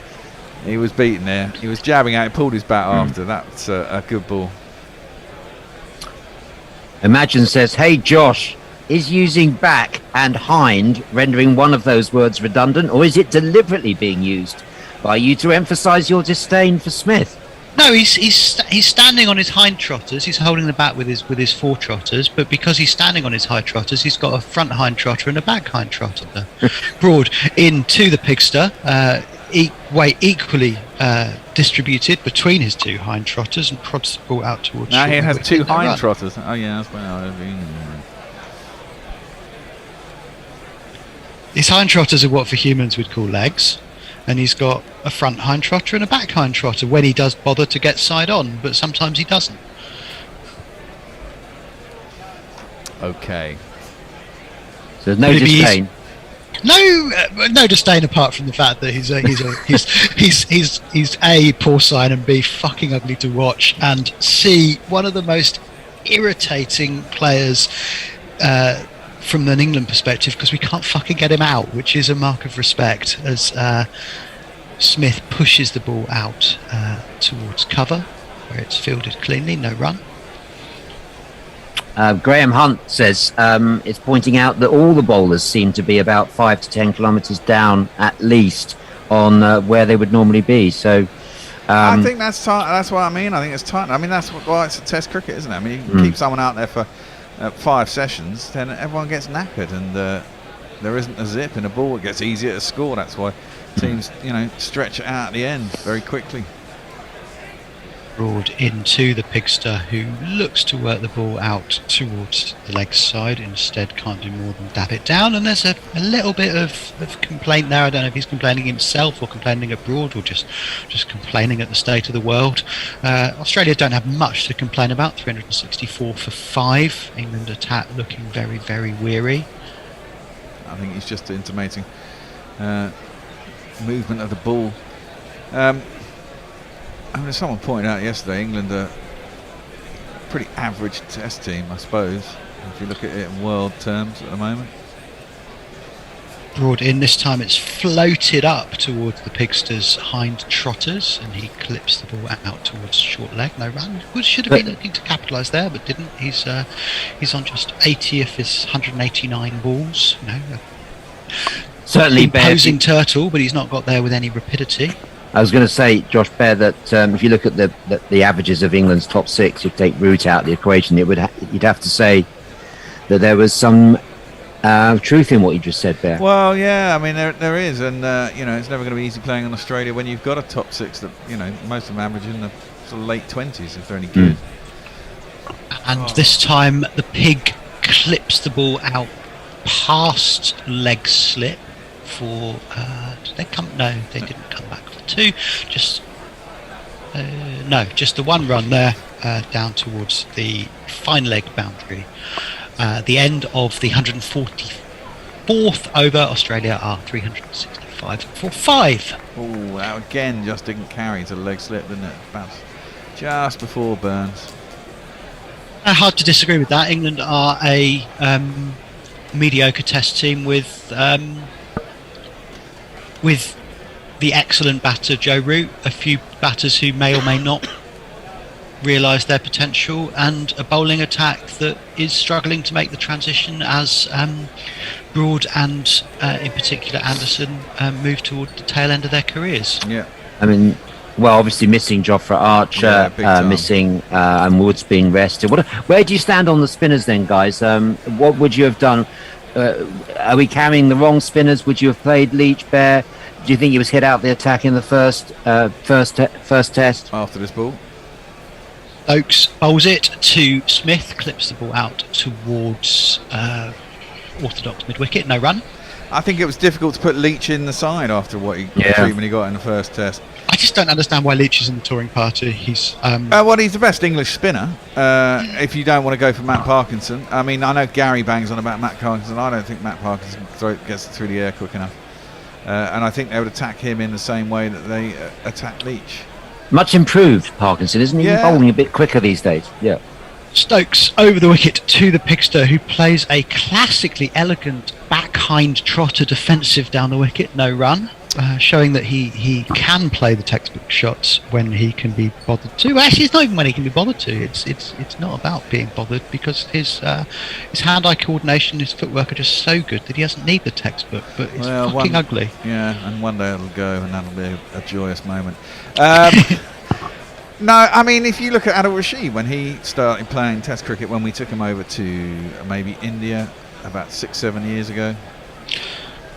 Stokes is clipped off his legs by the Pigster down towards long leg for an ambled single. In that series, I remember thinking that he was too slow, and at that point in his career, he was bowling sort of 47, 48 miles an hour. And at this level, I just think you can't be that slow through the air as a spinner. And now, when he's bowling in ODI cricket, he bowls generally at about 53, 54 miles an hour, which seems to be acceptable speed. And causes, his ODI record is great, and his T20 record is great. But at Test, it's different. Leggies often drop one short and shit and over, and you have to be able to apply pressure. I haven't seen enough of Parkinson to really pass judgment on him. Stokes comes round the wicket to the left-handed carry, clips the ball out towards mid-on. No run. And I certainly wouldn't be against giving him a chance. I know Gary thinks he's excellent, and I'd like to see him. As a leg spinner, at least he offers something in Australia. But the problem is, Australia have a top, even for a leggy, the Australian top 7 has 5 left-handers, and a leggy is going to be doing the same as what Leach does, and that's turning it into the batsman. You get a big advantage turning it away. You can challenge both ends both sides of the bat, and generally you can bowl at the stumps as well, which you can't do if you're turning it into a batsman. Stokes into Carey, who looks to make room, hit the ball out through the offside, can only find Anderson at sort of wide mid-off, no run. Because the angles dictate that if you bowl it straight and it does turn, it's always going down leg side, right? So which means you have to put it outside of right-handers off stump, or in this side, if you're a leggy or an off left arm spinner bowling a left-hander, you've got to put it outside the left-handers off stump, which then gives them the width, and it's irritating as a bowler not to be able to have the option of bowling at the stump. I wonder how much of that was a poor captaincy thing from Root as well, because he didn't bowl Leach that much at the left-handers as Stokes comes in to complete the over and is cut out towards shortish third man backward point, where it's fielded by rather hirsute Hasim Hamid. No run, just the one off the over. The 135th Australia are 366 for 5. Well, that's because as soon as he came on, they just bashed him out of the attack. I mean, he went for 100 and whatever it was, 13 in 13 overs, or 120 in 13 overs. Yeah, absolutely. And they just basically decided that they were going to hit him out of the attack. Well, Darren Macy's been in touch. Bears, quoting you, England a pretty average test team at the moment. Guerrilla cricket, it's your blind optimism that hooks me in. And as if to exemplar that, Ravi, morning Ravi. Ravi's been in touch. Why doesn't England just give up now, make it easy on all of us, and our bowlers would get a rest? Get Burns and Hamid to bowl and Pope to keep, so Buttler can bowl some dross and declare on 1. Ravi, thank you for that. That's cheered us all up. Well, I do have a theory with Omicron. Get off, Tony. We're not on yet. I do have a theory that with Omicron, you're not on yet, Beefy. One more over. Turn your screen off. If Omicron does take over after this ball, Broad over the wicket and is prodded out gently into the leg side by Piggy, who will get a run and 4 overthrows. Oh dear. Absolutely terrible, abject fielding by England. It was just pushed out. Any half-decent one-day side, which most of these team are in, would have kept that to no run. But it was prodded out with soft hands. Hamid had to run around a touch from backward point. The single was on, and there was an unnecessary shy at the stumps that ran away to the boundary. Complete dismay from Broad, who looks absolutely livid. Root does the classic hand on hips and looks himself rather displeased at the wayward shy and the lack of backing up. Yeah, not just a teapot there from Broad, it was the full tea service. He really didn't enjoy that. I've lost my train Sign of of tiredness, I think. Sign of tiredness. As Broad comes in from round of the wicket, and this time is picked up by Carey. It starts just outside the off stump, and he picks it up and hoiks it out towards the cow corner boundary for 4 runs out towards the silver-haired Richards. Can't listen and you bound to see the way you get shot for crossing a boundary. This is turning into a really good cameo from Carey. He's really coming to the party now. He's played some lovely shots, hasn't he, even the last few overs? Yeah, he has indeed. And why not? I mean, they're on 360 and they've only lost, 3 wickets, 4 wickets, 5 wickets. So, he's got license, really. 375 for 5. Now just 55 short of that maiden century, as he's this time just gently pushing the subsequent ball out towards, I think it's Anderson at wide mid-off for no run. I mean, it looks like he's improved the team for coming in for Payne. I mean, he's a better batsman, isn't he? Payne was never... Well, Payne started off as an all-right batsman, hasn't done a lot in the years. I mean, no, my theory is that if Omicron takes over the world, Australia, they might get through the Boxing Day test, and then it'll all, they'll be 3-0 up, and it'll all get called off anyway. 3-0 up with it, and they'll be able to call it off as Broad this time floats the ball up towards Carey's off stump, drives hard but can't beat Ollie Pope at point, no run. Paul reckons that the cat is a total star. Yuko? Yeah. He is, isn't he? He's 2 days ago we celebrated the 5th anniversary of his adoption. He looks very content. Yeah, he's pretty friendly as Ukes. And you probably can't quite hear the volume of his purr, but he's got quite a loud rattle on him. Broad round the wicket to Carey. There's a bit of movement in towards the stumps. Jags the bat down on it, safely keeps it out, no run. And the other thing here is the mental disintegration of being out there for 140 overs. It's not hard to come out, and then, I mean, you got to feel sorry for Burns and Hamid. They're going to have to, been out in the field for 2 days. They're going to have to go in, change, and think about coming out to bat straight away. It's the kind of thing that does lead to a quick flurry of wickets unless you're really mentally strong. Absolutely, the batters will be out there, the top order, not knowing when they're going to have to come in and make that 10-minute changeover. As Broad comes in round the wicket to Carey to complete the over, and with it our commentary stint. Carey strokes the ball out towards deep extra cover to complete a single, pinch the strike. He moves to 46, just 54 runs short of that maiden test century, which will be brought up by 2 or 3 commentary teams' time. That completes our 30-minute spell, and that's me done for the day. I'll be back with you in a couple of days' time. Many thanks to Dave, who's already left us, and I will now be handing over. They were very itchy-fingered to get their cameras on before the last over, but now the incoming team seem to be somewhat delayed. No, they're there. Don't you worry. Okay, excellent. We have been expecting you. Sounds entirely appropriate from a man who sat on a big chair stroking a cat to say something like that, but there we go. Annie is here with me. Hey, hello. Are you wrapped in a blanket, Annie? I am. And B for you isn't wrapped in a blanket.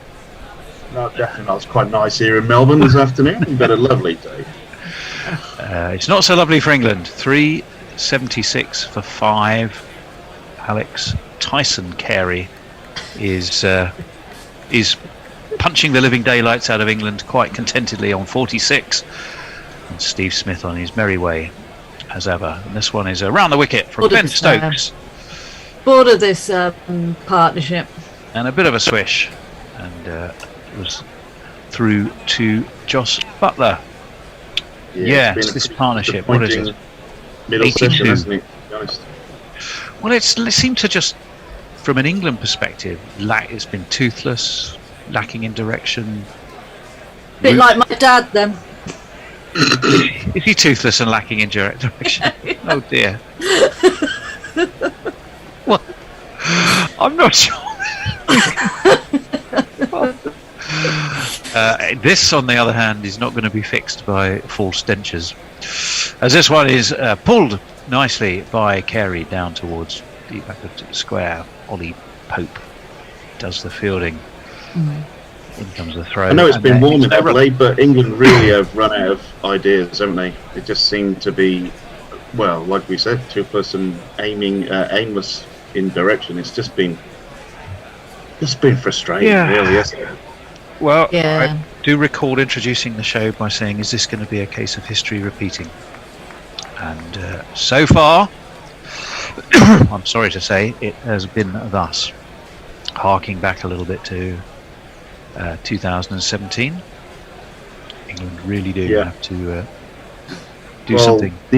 The issue is going to be now is, like you guys are just talking about, is when they're going to declare. And obviously when the sun goes down, I mean, they're going to be about 4:20, 4:30, which is probably going to be enough. But with about an hour and a half under lights with the pink ball, I mean, England have got to survive somehow. Dips in a little bit, but it's easy enough to steer to extra cover, where it's fielded by Jimmy Anderson, and there is just did they take a single? They should have done. Yes, they did. They did take a comfortable enough single. It's all looking a little too easy now. It is, isn't it? It's all a bit, oh, come on, let's get something going. Let's get someone out. Well, that's true. What have we got? 36, 46, 56 overs on the ball. That is not helping England's cause. Tiredness, frustration. Yeah. Around the wicket comes Stokes. It's down leg, and it's a little swish from Carey. There's no energy in the field at the moment. I mean, I guess it is pretty humid out there, isn't it? They're saying it's a bit cooler than they expected, but still Very true. 38 or something. I mean, not facially, but there is a sort of a certain degree of Yoda about you wrapped in that blanket somehow. I know. Thanks. I don't know quite how to take that. Well, that's a compliment. As this one is again dropped short, pulled down to Hasib Hamid, down at the backward square. I could do tired. I am. There you are. Tired. I am. Fucked our England. You've got to put out about using the force to England's bowlers and fielders at the minute. That's the Yeah, main I should be throwing that, shouldn't I? Throwing that way. 379 for 5. 48 for Carey. He's on the edge of a landmark. Smith's dangerously close to one. Oh no. 2 fat ladies for him. 88. As we wait for Stokes, and it's ramped up and over first slip all the way down to third man for one of these. 1, 2, 3, 4. The Bears in the woods. So I sing the jingle for myself. Taking a piss now, really, aren't they? Smith doesn't look in any danger whatsoever. Just a nice little ramp shot over the slips, and even that one's come off the middle of the bat. Yeah, it was. I mean, it was a bouncer, but it was easy to sit here and say it, as you know better than most of us, Beefy. But the fact is, it just didn't look a dangerous bouncer. It was wide and short. Yeah. You know, and there was no risk in that shot. There's no third man. Oh. I mean, there was literally no risk in that shot. We're going to see Ollie Robinson come in. So I believe that's a change of bowling. Shall I? I think you should do that. Yes. Graham Hunt. In Yoda's voice, please. Oh God, definitely not. Graham Hunt says Smith is definitely demonstrating that movement. Not good news for the England batsman either. Matt Sale says first thing I've heard this morning, half accentuated, punctuated by oh fuck off then, lost train of thought.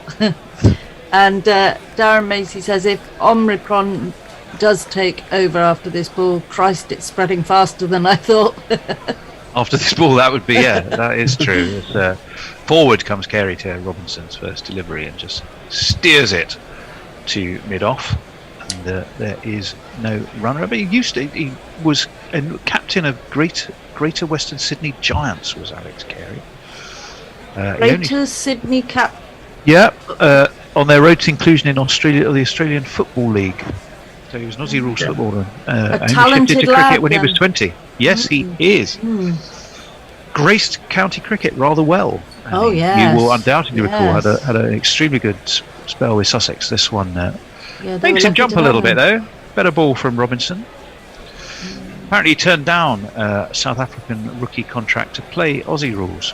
Sorry. Wow. So, yeah, there you go. There seems to be a bit of a link between Aussie rules and cricketers. Obviously, well, Simon O'Donnell was probably the last one to play both at a very top level, international.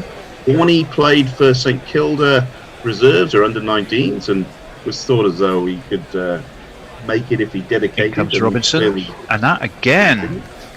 Now we are seeing here a little bit of swing for Robinson that swings back into Carey, the left-hander.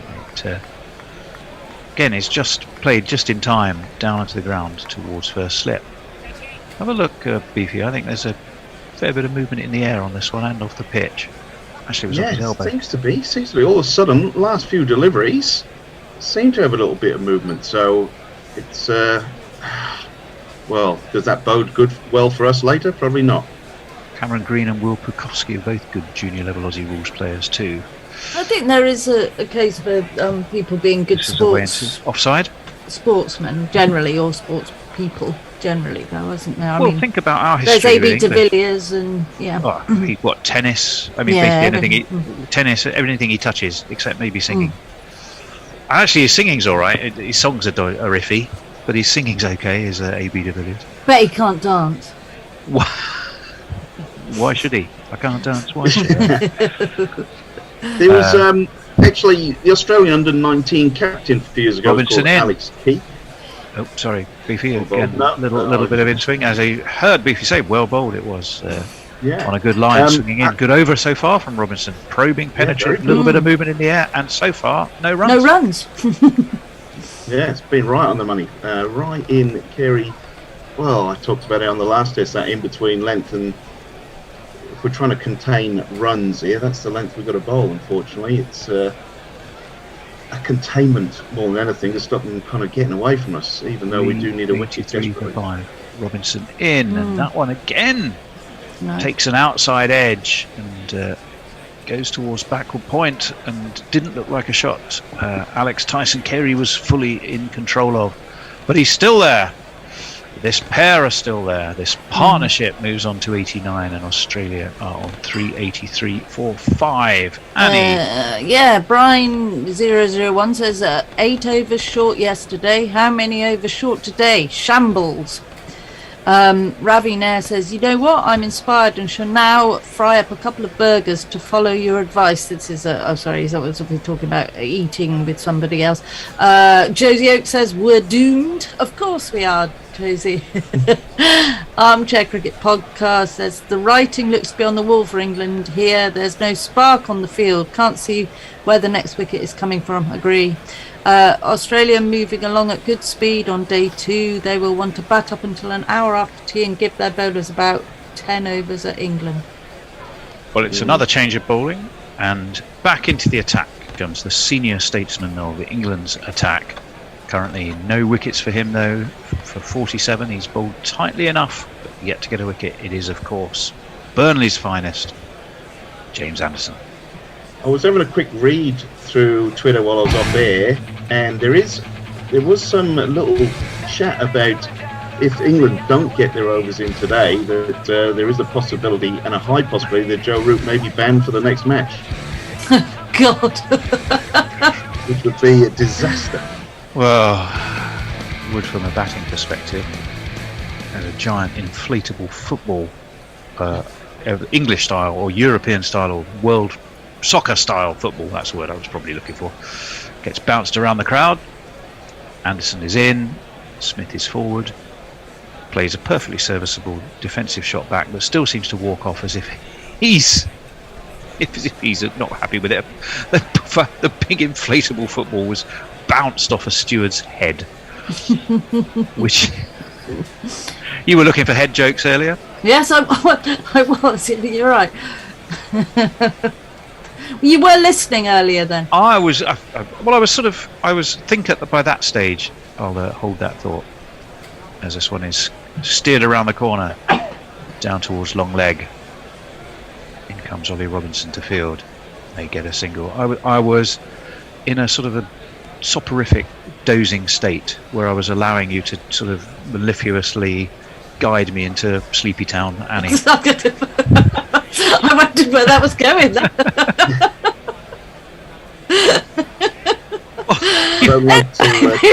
Don't like to remind people, but Anderson has just bowled at 122 kilometres an hour. What's that in new money? That's about 75 miles an hour. It's modest. Yes, It's he is modest. looking tired. I've got to say, he's looking a bit worse for wear, so to speak. On a warm day like this, when you're 39 and you're trudging in, and the Aussies are 384 for 5, I'm not surprised I'd be as well, I reckon. Well, these things are relative. As one watches as a 62-year-old watches a 39-year-old, you go, well, is it really that bad? But I do take your point. I'm not having to bowl. Things start hurting 30 odd in overs. your 30s, Tony. This one is again just easily enough to steer to deep backward point. Carey gets another single and moves himself onto 49. So we have Carey on 49. We have Steve Smith in the 90s on 93. Two milestones We've got a couple approach. out, haven't we? We got Warner out on 95 or 96 and 95 a couple of times. So maybe we can do that with Smith. Well, a bit like Brisbane, there's been flickers of optimism, only for those Flickers. fires to be doused fairly quickly. As forward comes Smith, pushes to the man who's at very short mid wicket. Well, we should have had Labuschagne in the 90s last night as well. So we should have, yeah. We won't go there because I don't want to talk about it. You could tell me about what's going on under Jos Buttler's cap. It seems to be a very short haircut. Has he been severely tonsured? Annie, I know you're a great Butler watcher. Yeah, I don't really watch his haircuts, Tony. I watch his cricket. In comes and Anderson. his eyes. In comes Anderson. And his eyes. Into the offside. Beautiful eyes. No run. Yes, he's in the Beautiful Eyes Club, I agree. Maybe there's a wicketkeeper thing, because as is Carey, I think. Yeah, he's got pretty eyes. He's in the Good Eyes Club. Booby I Kumar, can't think of anyone course. else. So. Well, Booby Kumar is the other. He's not a wicketkeeper. But, he's the other sort of founder member of the Gorgeous Eyes Club. Anderson is in. Oh, that's a shout for LBW, and it's given. Smith has gone at 93. Up goes the finger of Rod Tucker. Oh, he's reviewing. And Smith has immediately reviewed. Just fuck off! From Sydenham, a decision has clearly been made. I think he thinks he's hit it, doesn't he? I think it's a little bit outside the line, to be honest. You think it's outside the line? I'm called, hopefully. Well, I'm just possibly let more them with have Annie. it, for God's sake. Unfortunately, top-level international cricket doesn't Doesn't kinda work like that, doesn't way. it? Your mum doesn't say, oh, well, Let's have a look. That's out, surely. I think that's out. Does he? To me, it was I don't all think about he whether he hits got her. an inside edge. Could be No, he outside the doesn't line, get though. an inside edge. Is he outside the line? His front. You can foot see, the certainly worst thing is you can see middle and you can see leg, so it's going to be right just on the edge of off stick there. I mean, to be fair, Australia do have 2 reviews left, and he's in the 90s, and they're well set, and the game's advanced. I mean, why not a review? To be honest, we'll have a look again. Pitches outside. Here we go. It's Umpire's gonna be call! umpire's call! Yeah! England have the breakthrough. Yes! Another Australian falls in the 90s.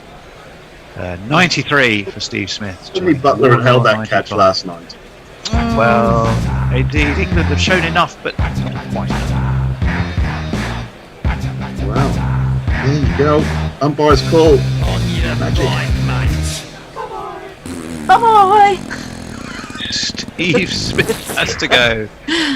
And James Anderson has taken the big wicket. He's got his first wicket of the match, the final ball of his 26th over. It's Steve Smith gone for 103. Australia are 385 now for 6. Annie. That's the end of the over, isn't it? Annie of the blanket.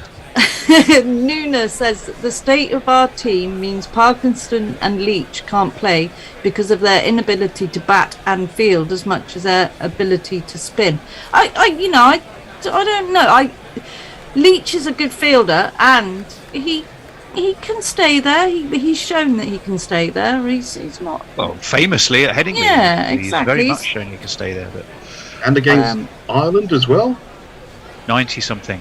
Although But everybody would tell you. I do get the point you're trying to make, and I agree. It's all down to the fact that we don't have the batting. Matt Searle says the good news is that this innings doesn't end England's chances of winning the Ashes, because the chance of winning the Ashes was never there in the first place. Robertson's going to be into the new man, not to the new man, it's to Carey, because it's a new over, of course, and this one is guided towards square leg. Carey will get a single, and the new man will come on to strike. It is this fellow.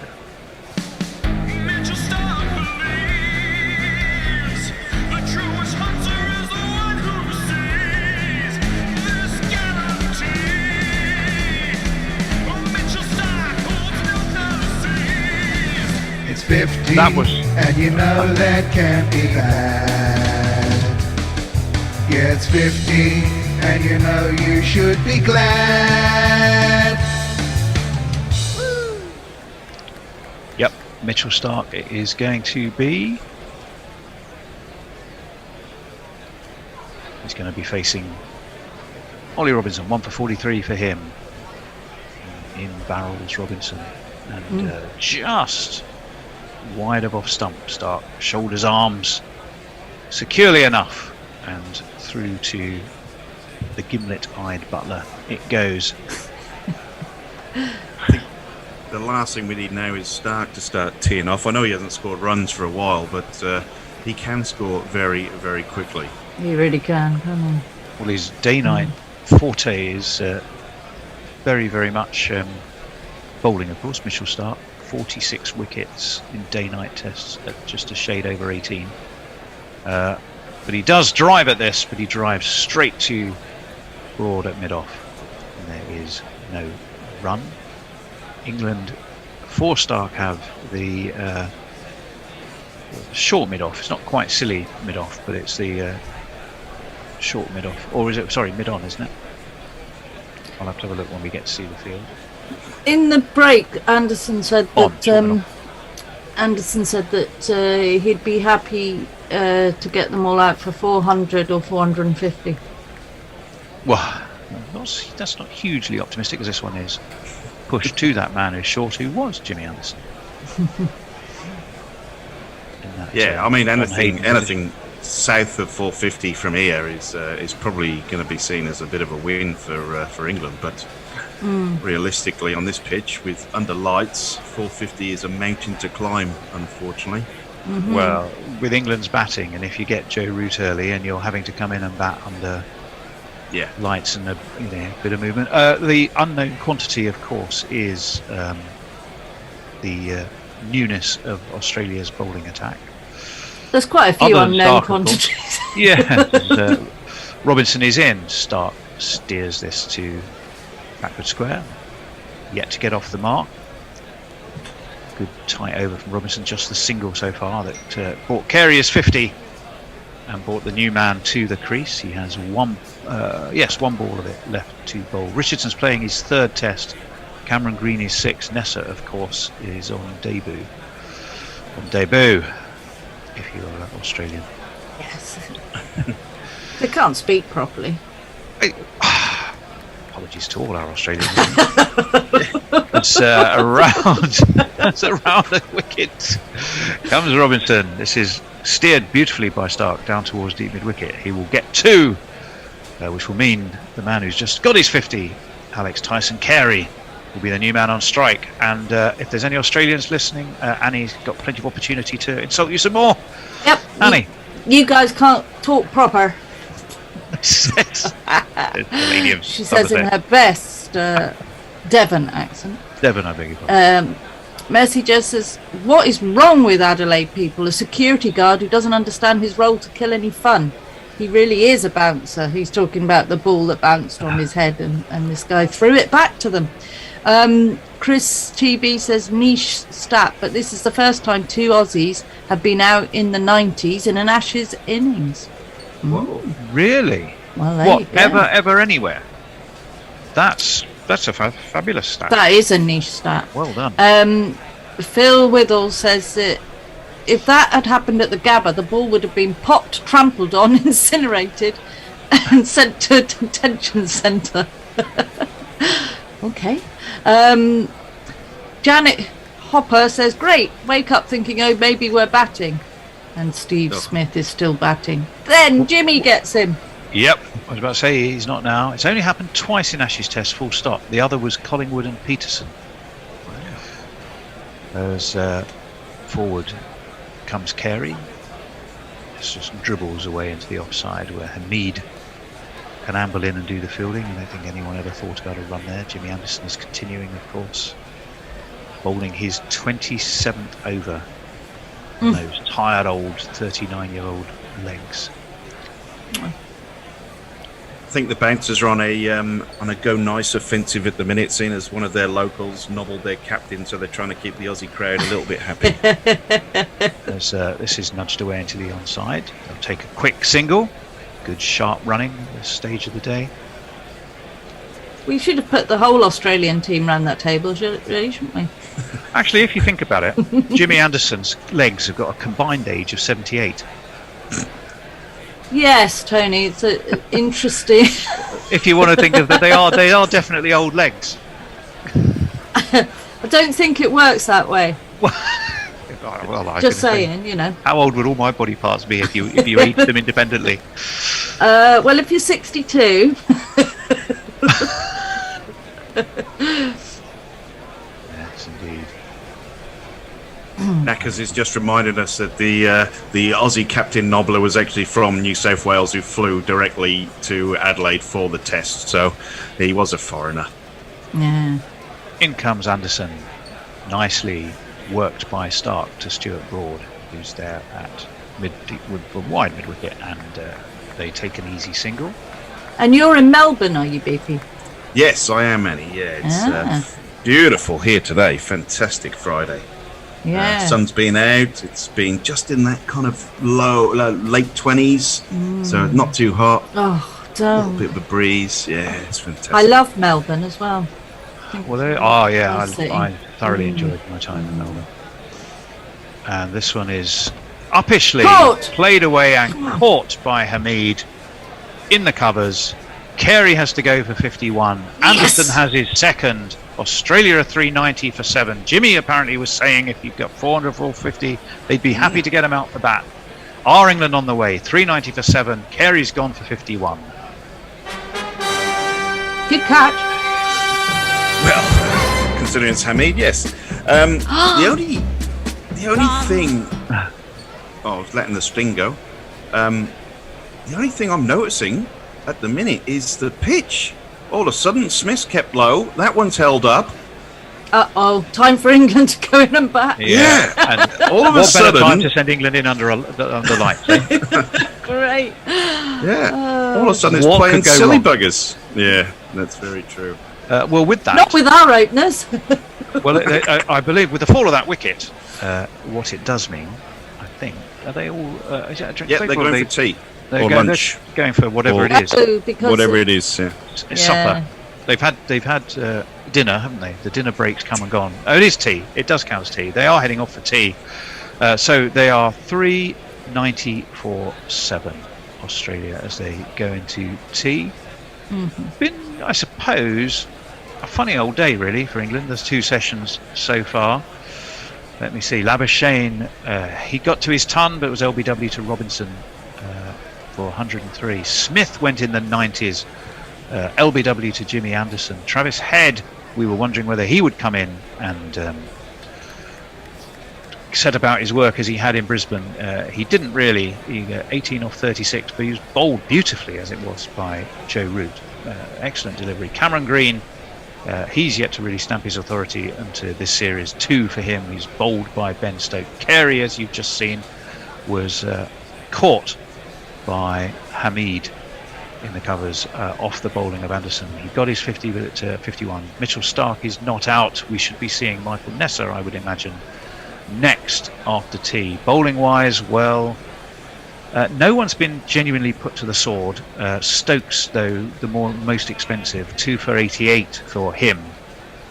Joe Root, that 1 for 72, 1 for 45 for Ollie Robinson, 1 for 57 for Stuart Broad, 2 for 51 for Jimmy Anderson. England just about keeping a lid on things whilst allowing Australia towards, I think, a score which may be quite challenging, batting under those lights. 82 for 3 after 27 overs in the first session, 87 for 2 of 24 overs in the second session. So before we head to tea, Annie of the Blanket, what have you got? Mog says, my tears for Steve Smith are real. That dripped sincerity, didn't it? And Umbrella says, morning, going to be positive, at least no matter what happens here. We still have the 3rd test to look forward to, a midnight Christmas Day, Boxing Day, and the Ashes will still be winnable mathematically at least. Always a great way to end Christmas Day. Agree, I love it. I love a good Christmas Ashes. Messages says, cunning plot by Australia to get England thinking there's something in the pitch before they bat. Yes. And clueless middle-aged man says 39 overs left today. Australia will bat for 1 more hour, then wipe out England. Let's hope you are clueless middle-aged man. Yes, let's hope. Fingers crossed. Is that it? Are we done on messages, or have you got some more? No, that's it, and that's it for me as well. Well, I think it is for me today.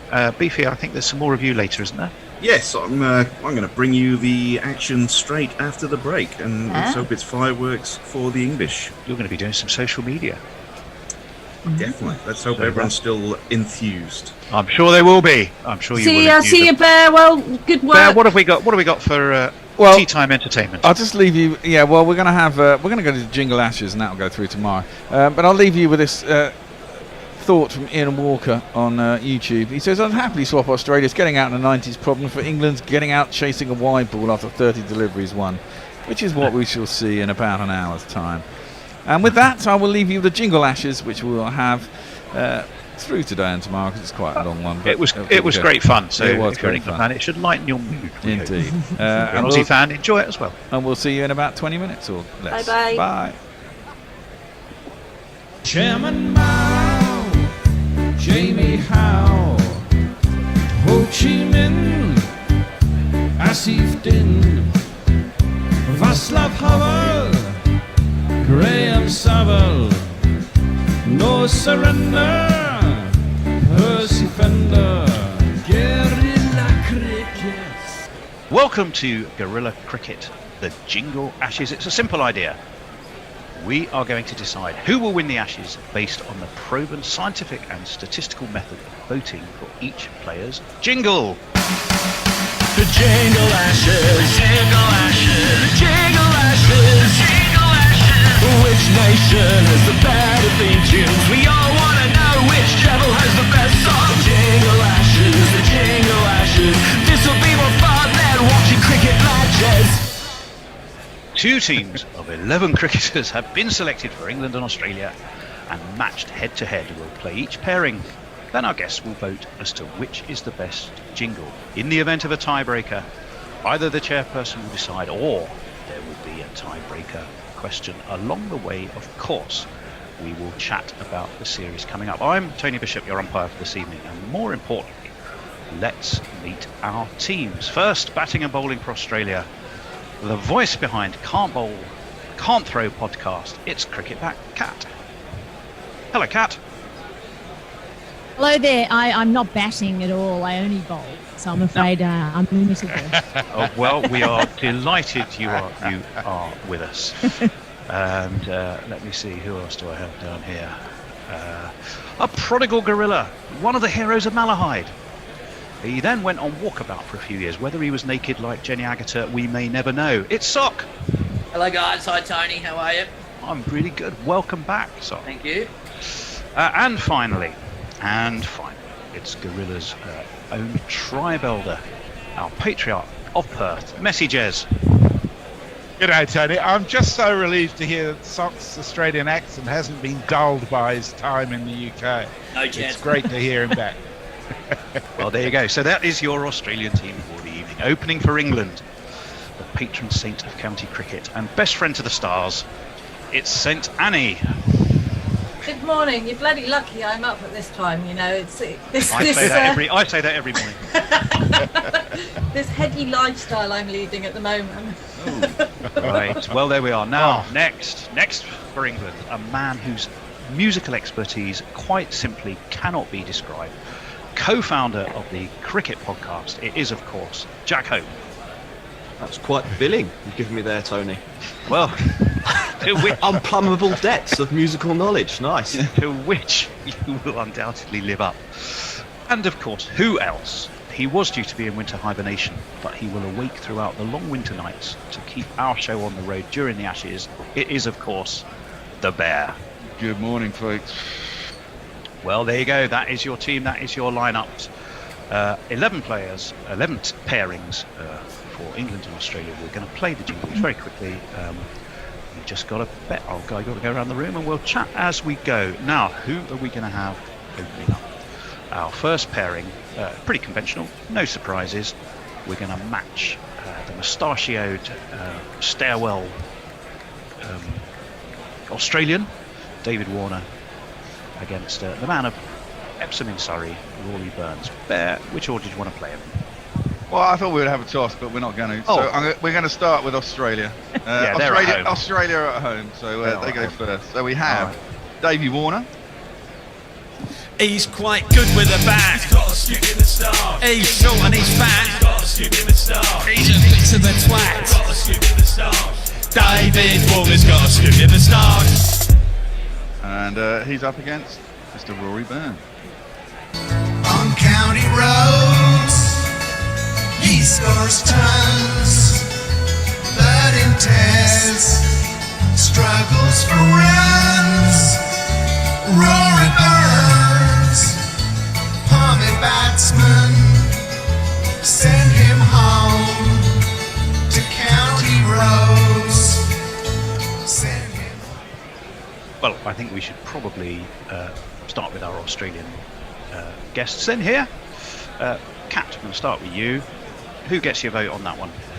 Well, I think Rory Burns gets my vote because that is a glorious, glorious parody there of that song. But also because the Warner moustache thing, I mean, all of the Australians have shit-house moustaches these days. You can't just pinpoint Dave Warner. So I feel like that song's lost its relevance. So I'm definitely with Rory Burns. Oh, a song that lost its relevance. We need the punk of Jingles to sort of wake up the jingling He's still a twat, though. Well, fair enough. Oh, there you go, you see. That's why he gets my vote. It's accurate, yeah. And the just rest let of me them come aren't to so you, twattish, so you're right there, Annie. Well, there you have it in a nutshell. Messers, I'm going to come to you next. I'm going to go with Rory Burns too. Actually, I agree with Kat, and it's just a great jingle. I'm not really familiar with, and I love it. So Burns for me. All right, and bringing No, up the I'm Australian going with rear. Davey Warner. Sorry, guys, but and Kat's comment, it is a shithouse moustache, and somebody like I have been home for like the last 6 summers, and having to watch him in the Big Bash when it first appeared, it was just like, what the fuck is that? That is terrible. I like the jingle. It's to the point. I'm going with Davey Warner. Fair enough. Okay, let's move on to the England team. Let's start with St Annie. What have you got? What's your answer, St Annie? I'm a country girl. So I'm John Denver all the way. I'm going to go for Rory Burns. Remind, there was a song, Country Girl, by Manchester band. Who am I thinking of there? You're thinking of Charlatans? No, I wasn't, but okay. But there is a song by Charlatans called It'll come to Country me. Girl. It'll come to me when I'm not thinking about it. Jack, where's your money? I'm going with Rory Burns. I prefer the Toots and the Maytals version of Country Roads, to be honest. But yeah, it's a better tune. The David Warner. I mean, I've taken a different route here. I'm picking the jingle that is most orally pleasing to me, rather than bringing the cricketers into it. And I think it's a better tune, isn't it? Oral pleasure then is obviously going to be your way forward. Bear, what have you got? Well, yeah, I mean, we did find that Country Roads one, and we haven't played it before, as we were searching for jingles with Messi the other day. And I do like it, but Warner's jingle is one of my favourites because it just sums up Warner perfectly. So you're actually going to open a show voting for an Australian? Yeah, I know. It's the problem with jingles. The problem with jingles is it's not necessarily on who you like. It's what the jingle says, and I think it's a classic. So yeah. Well, it was, I'm afraid, by that stage, the jingling equivalent of a dead rubber because your vote My is vote not, didn't count. That's all right. going to stop. Rory Burns winning that by 4-2. So that's one. We're doing it. It's match play though, so it's just one win for England on that one. I'm going to ask you the tiebreaker question anyway before we move on. The tiebreaker question was, anyone can shout out the answer. How many times has Stuart Broad dismissed David Warner in Test cricket? About 17. 17. One more guess. Ooh, 11. 11. 18. 8. Jack, what did you have there? 14. It's actually 12. It's actually 12. There you go. All right. Nearest so the pin. Hopefully it'll be 22 by the end of this series. That's I doubt I'll get to 22 because if he gets them out in the first 3, he'll probably be dropped, won't he? Bloody lucky it wasn't a tie break then, wasn't it? Yeah, it was, wasn't it? it was going to be who nearest. No, nearest. Okay, Yeah. fair enough. All right. Anyway, so let's move on to the second pairing. We have none other than Stephen Smith, vice captain again. Suddenly he's back with a bit of power in his hands, and he is going to go up against David Milan. There, I don't mind which order you play. I'm just getting them rolling. Stop. Just stand still. Stop playing with yourself. Oh, it's very unsightly. Stop. Stop fiddling about. Stop playing with yourself. Oh dear. Stop. You look a bit mental. Stop playing with yourself. Keep your hands to yourself. Stop. Oh. Stop playing with yourself. You will go blind. Oh, there we go. Right, so let's start with England this time. I'm going to. Hold on, we haven't had the other one. Yeah, the second one. Introducing the next generation David. That's not my name. That's not my name. That's not my name. That's not my name. David Milan, congratulations. Right, Bear, why don't you kick us off on that one? Australia are winning, aren't they, really? I mean, it's another classic jingle about Steve Smith. It says everything you need to know about him. He fidgets a lot, and he's really irritating. And it's done in a very good, stylish way. So I'm going to have to go with Piggy Smith. All right, so that's one for Mr. Smith. Annie. I'm with you, Bear. Right, that makes me laugh a lot. That one. Yes. It is a little bit on the long side, I have to say, but so are his innings. So what the hell? We'll go for Steve Smith. There we go. And Jack. I think it's going to be 3-0. I will say, I don't know if I love the jingle. It's like Park Life went wrong. Yeah, a little bit. And yeah. But Steve Smith, it was the better jingle. You're now trying on purpose, aren't you, to throw in as many musical references to prove me wrong that actually there is an encyclopedic music knowledge lurking in there. I did have a question for you, actually. The cricket podcast. You did tell me the first time we met you. Where did you come up with the name for that? We did extensive market research, and it came down on that one. It's worked quite well for us because it's lent us an air of undeserved credibility. We've had some good people on. David Gower, Jack Russell. Who else have you had gracing your halls? In Tremlett, we had Melinda Farrell on last week. You did, I heard. Daniel Norcross, formerly of this parish, I think. That's not something to be proud of. Well, we're delighted you're a gorilla now, let me tell you that. Let's move on and ask for the votes of our Australian team. Who do we go with first? The Patriarch of Perth, I think. Messers, where's your vote? I'm with everybody else on this one. I think that's a great jingle. It's a Men with Ven jingle, isn't it? Yes. I think it's important, given that this is all based on jingles, we should pay credit to the jingle writers each time we go through. We will. So yeah, when I know them. Definitely on that.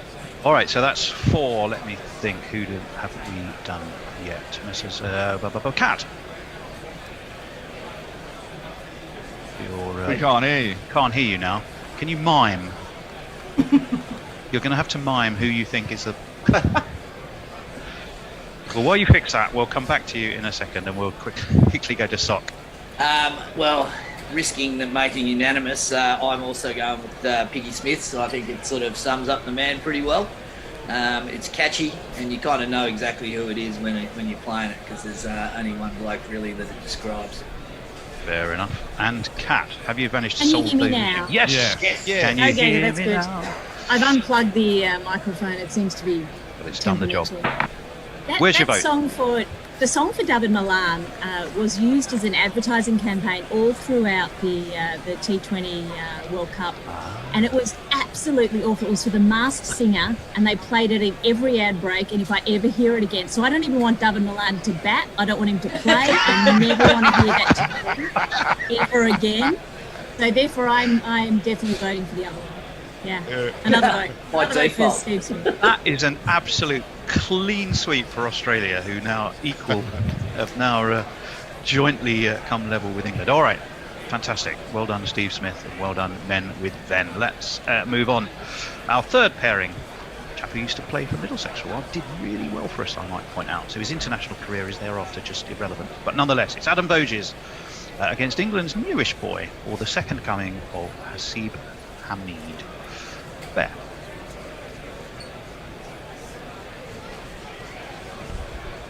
And we are back. Afternoon, boys. Beefy will be Good with us afternoon shortly. to you, Ben. Afternoon. Well, morning, I Good suppose. afternoon, actually. Gary. Morning, evening. Yeah. Whatever it is. I think the one thing it isn't is afternoon, actually. No. Well, the sun is certainly going down on England's chances of regaining the Ashes, that's for sure. Yes, I think we can now officially declare that boat has sailed. Yes. I was reminded of my my brother, who has said for a long time that England keep playing these players who have no technique for Test cricket, whether batting and sometimes indeed bowling and keeping, and then wondering why they can't succeed at Test cricket, particularly when the one or two they have in the side who do have a robust technique are the ones that carry the team. Just amazing. Yes. Yesterday we were pleading for them, or at least I was, to bowl at the stumps to pitch it up a little bit. And of course the wickets today have come from pitching the ball up a little bit. And likewise with the bowling, can't you have a technique that lands the foot behind the line? Apparently not. So Apparently not. There you go. I will just put latecomers into the picture. Australia 390 for 7 in the 141st over.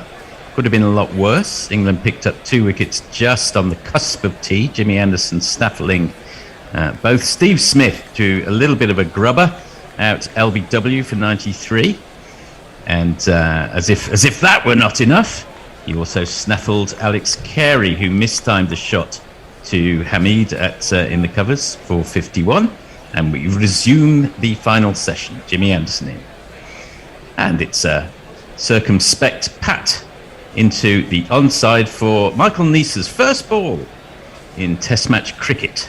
So he's survived longer than some who've been out to their first ball in Test match cricket. I'm sure Nakul or someone can tell us who they are. He'll be very interested in seeing how this ball comes onto the bat, Michael Neese, because we saw yesterday there were chunks being taken out of the pitch, particularly with some of the short deliveries, and it's now very up and down, very two-paced. Yeah, I mean, he's clearly nervous. He just flicks that one away to square leg, survives his second ball. He's got a decent first-class average for, just reaching for my notes, around about 24. I think he's got 1 first-class century. So, as they say, no mug with the bat.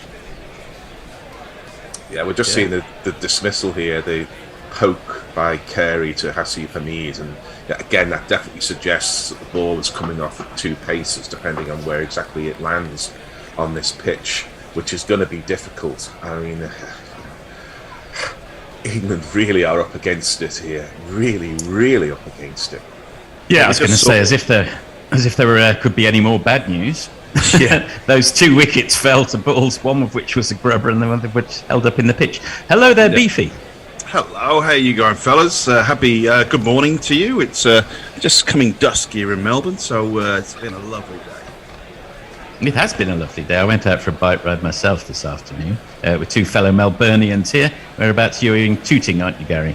Yes. Daylight dawns, and it's a cloudy-ish sort of day. We're getting close to the equinox. Is that the right word? Where we get our shortest day? And no, that's not the equinox, isn't it? Is that the solstice? It's halfway in between. It's the solstice, I think. Solstice. Yeah, the winter solstice. Very good. I'm not very good on my Stonehenge stuff, but not too bad. Not too cold. Not too foggy. Any of that. Take that this time of year. Goldilocks weather. Stuart Broad begins a new over. Jimmy Anderson just finished his off, and Mitchell Stark, he of 10 Test match 50s, just knocks it down to mid-on, and there is no run. They're going to tee off here, though, aren't they? They're going to tee off. Yeah, they definitely are. I think quick runs give England about 80 minutes, if at most. They'll get the most out of the new ball under lights then, and let's see if England can survive as long as they can. Broad in again, Stark just getting his eye in, watches it happily through to Jos Buttler, who takes it neatly. could hardly fail to do anything else. He's had a very mixed test with the gloves. It's fair to say Jos Buttler took one absolutely spectacular catch on the first morning to dismiss, I think it was Marcus Harris, and then I think put both Labuschagne and Warner down to much easier chances. It was Labuschagne twice, I think, wasn't it? Labuschagne twice, was it? Yeah. Yes, indeed. Yeah, he led somebody of a charmed life to Labuschagne, but it's what you do with your charms. Broad in again. Stark still getting his eye in, just knocks it down. No run a cruise. No doubt there'll be a quiet couple of overs while they adjust to the lights and so forth. And then, no doubt, as Beefy has suggested, they will start going for quick runs in order to force England in tonight. Yep, let's hope that we can just nick a quick wicket here and make them think twice a little bit. It'd be very useful in terms of momentum swing anyway. Oh my goodness. Right, drop catch. A clip off the toes, a short mid-wicket in. It's ended up as 4 runs, and we'll be hearing the jingle in a moment, but just burst through the hands of the short mid-wicket there. Jimmy Anderson dropping that catch. 1, 2, 3, 4.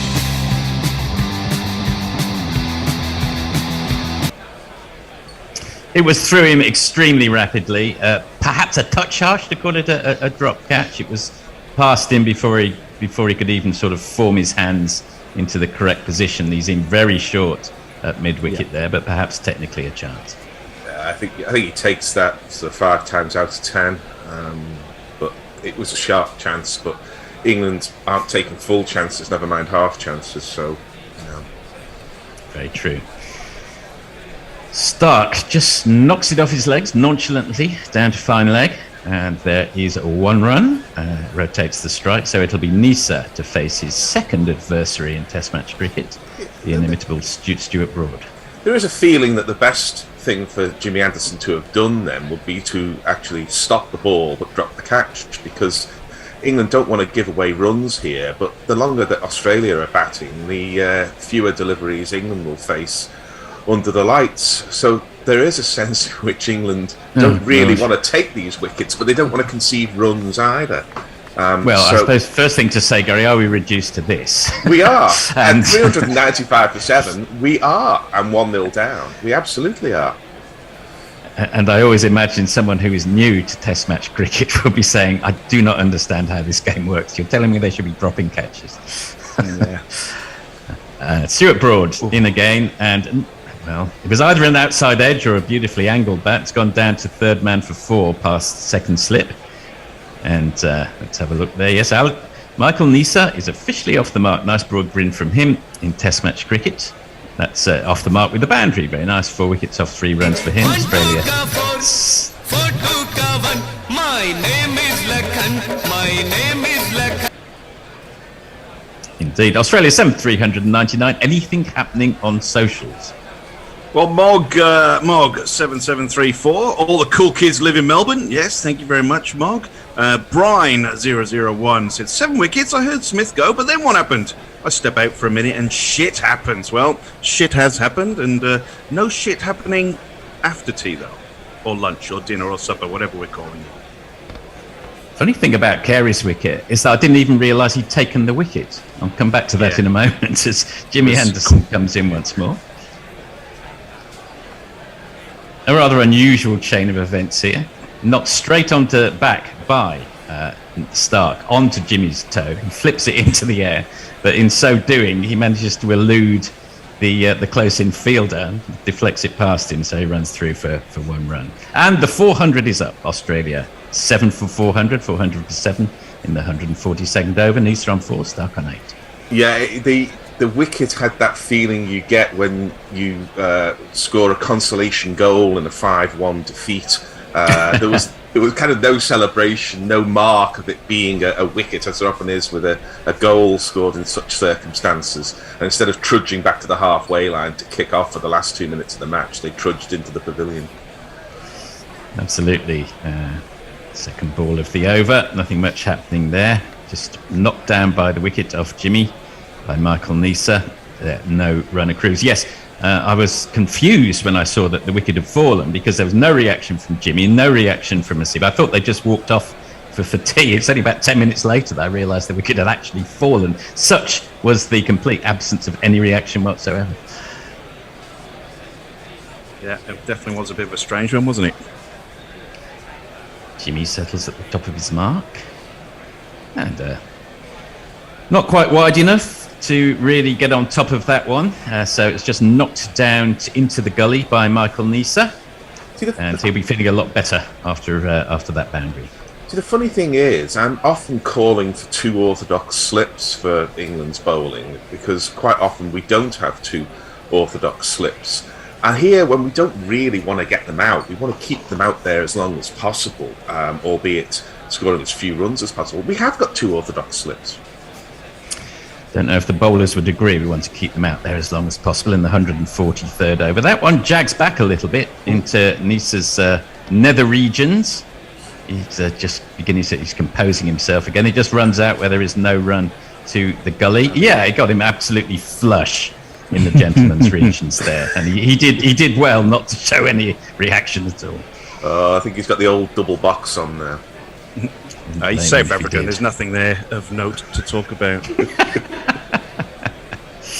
Once again, Neser glides it very nicely through the vacant 3rd slip region where Ollie Pope scampers down from gully, and there are 2 runs to Michael Neser, who moves on to 6 of 7 balls. I'm looking forward to seeing Neser bowl because he is quite sharp. Seen him a bit in county cricket where he's a very handy operator. He's coming to Test cricket quite late. I think he's 31 or so. But he is genuinely quick, and he'll make the most of any up and down that's in this pitch. England are right up against it. Which county did he represent, Gary? Oh, was it Glamorgan? Not certain. Yes. Yeah, he's a Welshman, yeah. Last ball of the over, and that's just knocked down into the vacant point area, and Michael Neser keeps the strike. Australia at the end of the with that single. Australia 403 for 7 for 403. The end of the 143rd over. Neser on 7 and Mitchell Stark on 8. Polframan 1414 on Twitter has a big rant having a go at Gary Naylor. Bless you for making the case for the racist, over-bloated county cricket scene yet again. Show me one county cricketer with a test technique but without test experience and I might begin to take you seriously. Ooh. That's a rant and a half. Yeah, a little bit. And a little stat, Michael Neser survives his first 2 balls in Test cricket, unlike, for example, Mohammed Rizwan, Keaton Jennings, Chris Gale, Craig McMillan, and from the city end, Stuart Broad will bowl the first full over of... Oh, no, that's something else totally. Don't worry about that Stuart Broad stat. That's nothing to do with what we were talking about. Stuart Broad in for the first ball of the 144th over, and it is defended by Michael Neser. I am alerted to the fact there that we haven't had the Michael Neser jingle. Is that correct? Should we be hearing it? Yes, we should. Michael Neser's here in town. Michael Neser's here in town. Hi-ho, diddly-i-o. Michael Neser's here in town. Not sure what genre that is. That's Stuart Broad, and it's flicked off his legs by Michael Neser, who is looking very much the part, but most batsmen probably would in the 144th over. He knocks it down to fine leg where it's fielded. 1 run, 404 for 7. Mitchell Stark back on strike. It sounded a bit like kind of rural assizes, kind of carnival coming to town. That was the genre. Timpan Alley, maybe? I'm sure social media can put us right on exactly what Wurzel Funk, I think they call that. Wurzel Funk. I've got a brand new combine harvester. I'll give you the key. Stuart Broad in again. And not to be tempted, Mitchell Stark. It's just a little tempter from Stuart Broad, just outside the off stump. Let's it go through to Jos Buttler. Was there a hint of a hurdy-gurdy in that jingle? What am I? Well, more than a hint. I think the Wurzels had a number 1 in 1976, was it? With I've Got a Brand New Combine Harvester. Cider Core, was it? Drink up thy cider, drink up thy cider. Wasn't that there? Oh my goodness. There's a big wahoo. He's already got his eye in, and now he's going for the wahoo. Mitchell Stark gets a leading edge, and it sails over gully and harmlessly out to the third man area where Ollie Pope fields, and they take 2 runs. Yes, the assault is on, I imagine, particularly Mitchell Stark, who's really only got 2 modes, and we're going to see the more aggressive of the 2 in the next. This should be fun. Perhaps not if you're an Englishman or woman. What do we think of the sort of idea, the hypothesis that people turn up for these day-nighters after work, because there's acres of empty seats that we can see, even with the reduced capacity? I'll come back to that in a moment. Mitchell Stark just hoiks it out to deep mid-wicket where Hasib Hamid fields. I think there's just 1 run there, and he moves on to 11 off 15 balls. Nisa back It's on an strike. interesting one because obviously the start is quite late. So if you're going after work, you're only going to miss the first session. So looking at the crowd, it is pretty disappointing, seeing as they've really, really pushed it on Australian TV. But not forgetting also the fact that the Adelaide Test gets quite a few interstate visitors because it is, the stadium's right in the centre of town.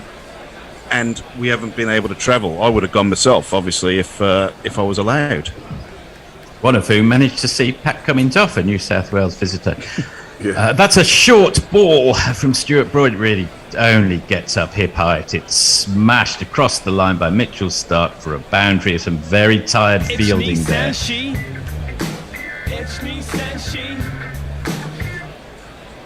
Boundary off the last ball of the over Australia, 411 for 7.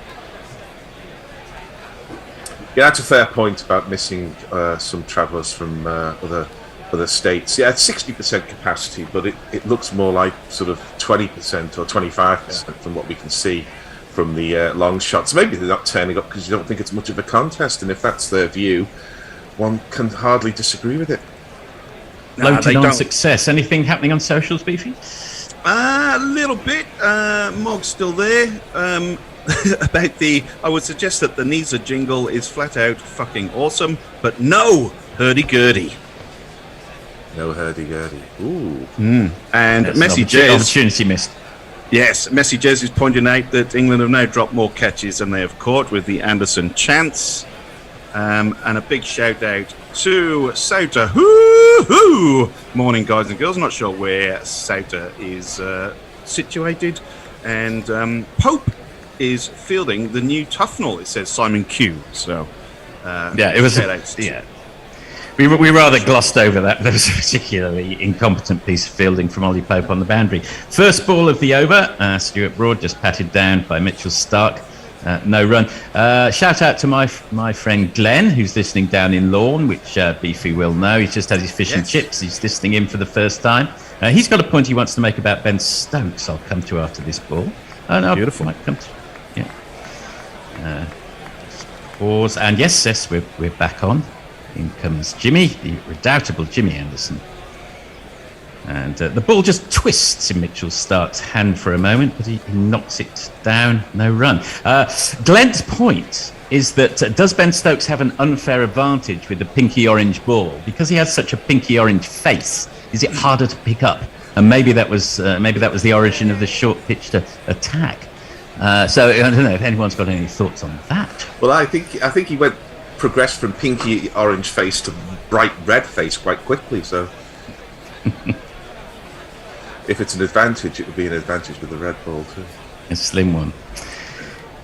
No run off that ball. Mitch Stark just plays it neatly down into the gully. Some pretty tired-looking fielders out there.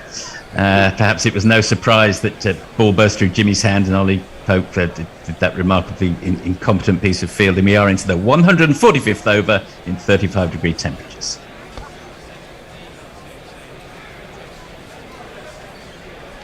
And on the next ball, Mitchell Stark takes the long handle but doesn't time it. Just manages to scoop it though after over mid-on. Manages to pick up a couple. Moves to 13 off 19. And poor old Jimmy moves into his 29th over. He's seen it all before, of course, but his 39-year-old legs must be feeling it. We did see some lightning, not obviously with ball in hand, but from the sky earlier on a shot. And I'm not sure I would want to be one of those people who are on top of the stands if there is lightning around. They do have a walkway that goes over the top. Next ball from Jimmy. The mid-on Stuart Broad is both so far set back and so immobile that it was a piece of cake just to knock it towards him and take the run. Stark moves to 14. He takes the last ball of the over. Yeah, no timing with that attempted blast over the top from Stark. So again, the ball is hitting the bat anywhere but the sweet spot most of the time for these Australian batsmen, and they've got their eyes in. So, you know, this is a surface which has plenty of caprice in it. I don't know, to be fair, whether Neeser and Stark have got their eyes in. They're fairly fresh to the crease. 414 for 7. No run off that final ball of the over to Stark. And we'll pop over to Beefy and see whether anything's happening on our socials. Yeah, Mog has basically come back and said he has considered buying a hurdy-gurdy, but apparently they are very, very expensive, so hurdy-gurdies are out for now. I just want to make a comment about the crowds and everything. Ticket prices in Australia are ridiculous for test matches, and that's why the public don't quite support test cricket. The cheapest ticket at the Gabba was $75. And now I know in terms of the UK, that's probably comparable, but when you're used to paying $20-25 to go and watch Aussie Rules or Rugby League, paying $75 for a day of test cricket is out of a lot of people's hands, and that's why it doesn't get supported. Even though the stadiums are huge compared to British standards, we only see, like I said, at the Gabba, day 2, 8,000 or 9,000 people in the 40,000 seater, which is pretty ridiculous. MCG holds obviously 100,000. I think they've sold close to 80,000 tickets for Boxing Day, but then day 2 they've only sold 40,000. So it kind of gives you a comparison. Thank you for that. Ben Stokes, start a change of bowling, starts a new over. He of the pinky orange face. It doesn't seem to be doing him too much good, it's fair to say. But no run off that first ball. I'm just going to tell you, he's limping. He's been limping all test. It's noticeably worse, would you say? All series. You'll forgive us sitting in London for the drawing of the world's tiniest violin. That complaint about prices. Stokes in again. More of a half volley, that one. Just manages to get on top of it. Stark knocks it down to very long on, and there is a run. Partnership has already moved on to 25 off 28. Perhaps no surprises there.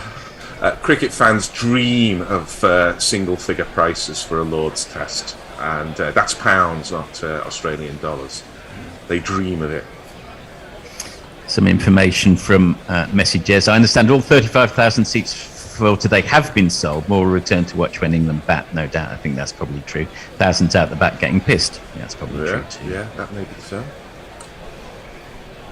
Stokes, top of his mark, in again.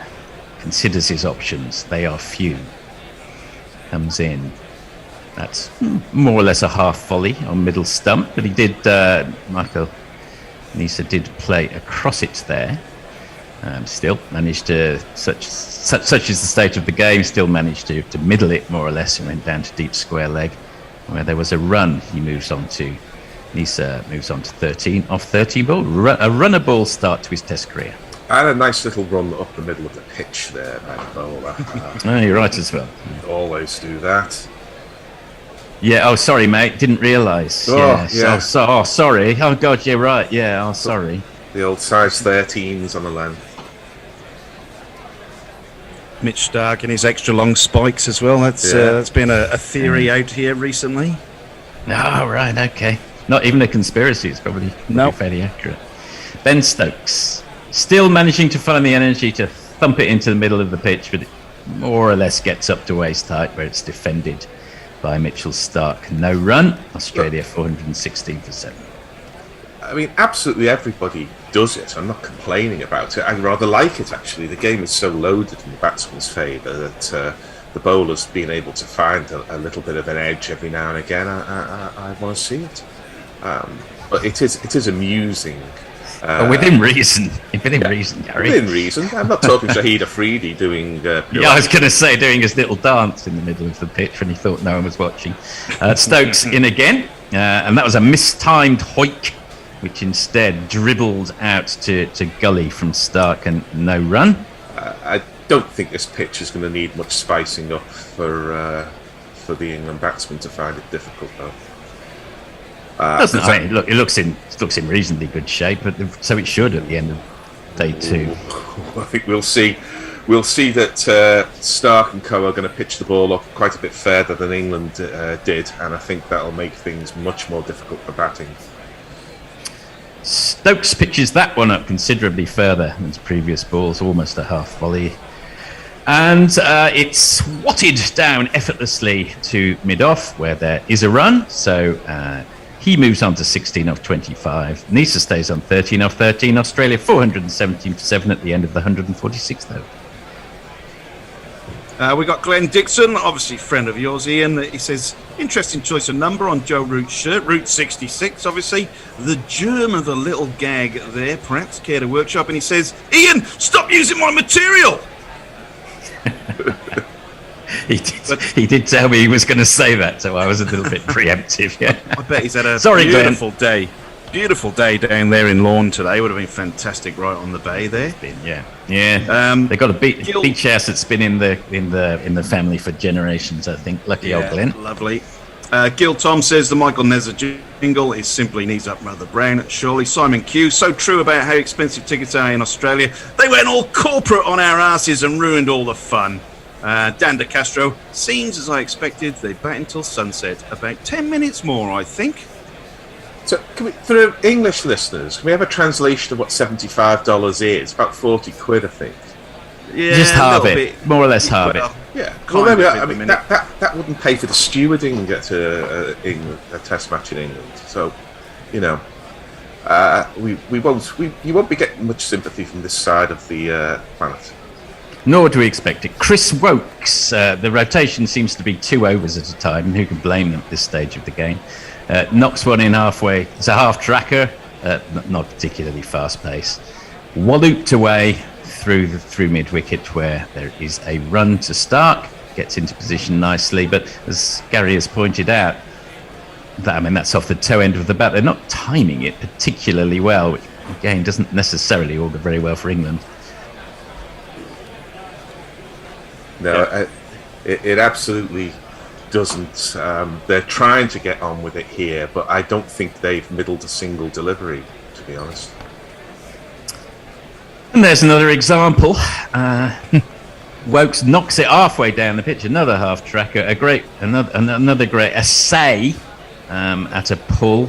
Didn't really get into a good position, Michael Nisa, and instead it flies off the top edge over wicketkeeper and first slip for 4 runs. The runs are coming, but they're rather open. There's almost a look of resignation on the England fielders' faces as that went to the boundary. I just can't understand why there are 2 slips in. I mean, all the time I'm asking for 2 slips when there aren't 2 slips. I feel a bit guilty now saying, why have we got 2 slips and we don't actually need them? I mean, the chances of either of these two playing orthodox forward defensive and the edge carrying to what first or second slip appears to be 0, whereas fly slip or almost anywhere, well, we're down to 1 slip now, will be in the game.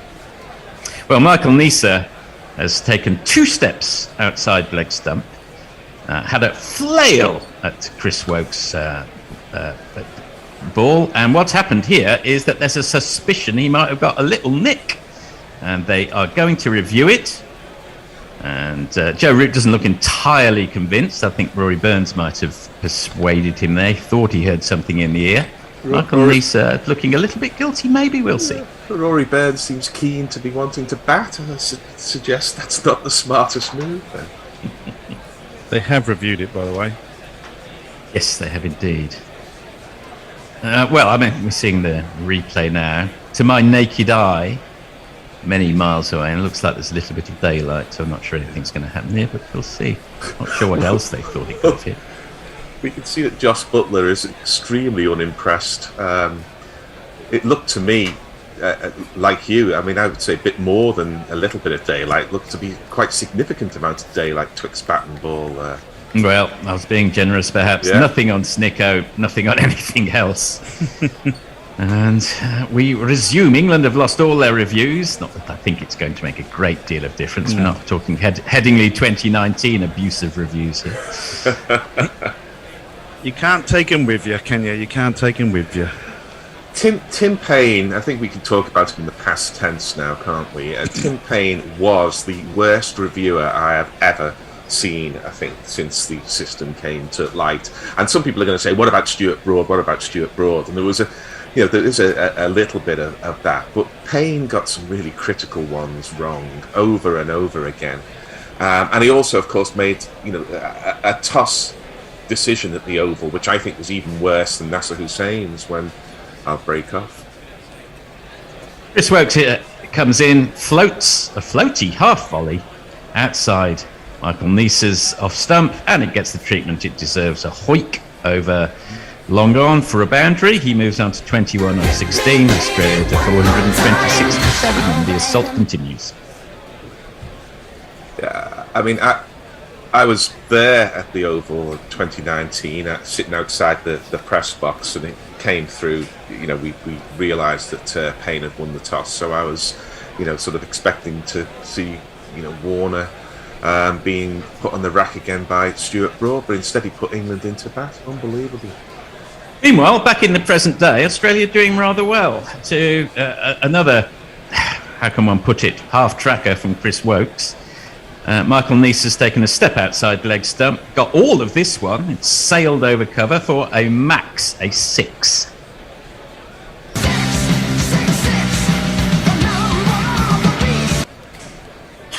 It's incumbent in a situation like this. Somebody has to do it, so I'll do it. Michael Neeson must think this Test cricket is a rather easy game. Somebody has to say it. Yeah. Well, it's either that or welcome to Test cricket, Michael. Yeah. If he gets gets something at his chin first ball, we haven't had that. No slips at all, then. Okay, so to that one, it was a slightly better ball, to be fair, in the slot. Michael Neese again plays an extremely aggressive shot through cover, but it goes straight to the one man who is in short at cover, which I think is probably Jimmy. And they just take one as it bounces off part of Jimmy's anatomy and over his head, but he still managed to save the 4. That must have been going at some speed. Oh my goodness, I think it hit Jimmy's knee, but he seems to be okay. Yes, just a little clarification on Tim Payne being the worst reviewer. There are batsmen who review badly. We all remember with some fondness Shane Watson, as Knuckle has pointed out, but it's different when you're in the field because it's the captain who makes the call on the review. He's often advised by the wicketkeeper, but the captain has the final say, and I don't think there's a worst I've seen a worse captain for reviewing than Tim Payne. Well, nice to reflect on some Australian shortcomings. Meanwhile, at the end of that over, Australia 433 for 7. Did anything happen on social we might have missed, Beefy? Well, there's a lot of hurdy-gurdy talk, actually, because we all need to know about hurdy-gurdies right now. Apparently, Leah, not a good number 8, unlike Shadil Thakur, Linox Leah says, can confirm hurdy-gurdies are pricey. The strings are also made from catguts, so Mog might reconsider getting one. But Mog was in the market one for human gut strings, which was obviously a bit more expensive. Well, I think this is going to be my last over. It's borderline. It's 8:29, but Stokes comes in, bowls perhaps a slower ball, or perhaps he's just tired.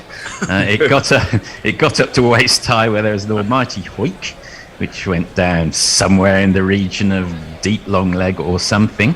The score ticks over by 1 as Michael Neese, as Gary says, not much to this Test cricket lark. Has a he's. I mean, what can you say about Michael Neese's batting? It's never going to be this easy again. Yeah, that's exactly right. Is catgut one of those words that it's neither cat nor gut, but it's called catgut? I think it is, That ball from Ben Stokes was so slow. Mitchell Stark could have changed his mind 3 times, and in the end, he didn't play any shots at all. He seemed to be utterly bemused. That was 13 kilometres slower than Joe Root's quicker ball from yesterday.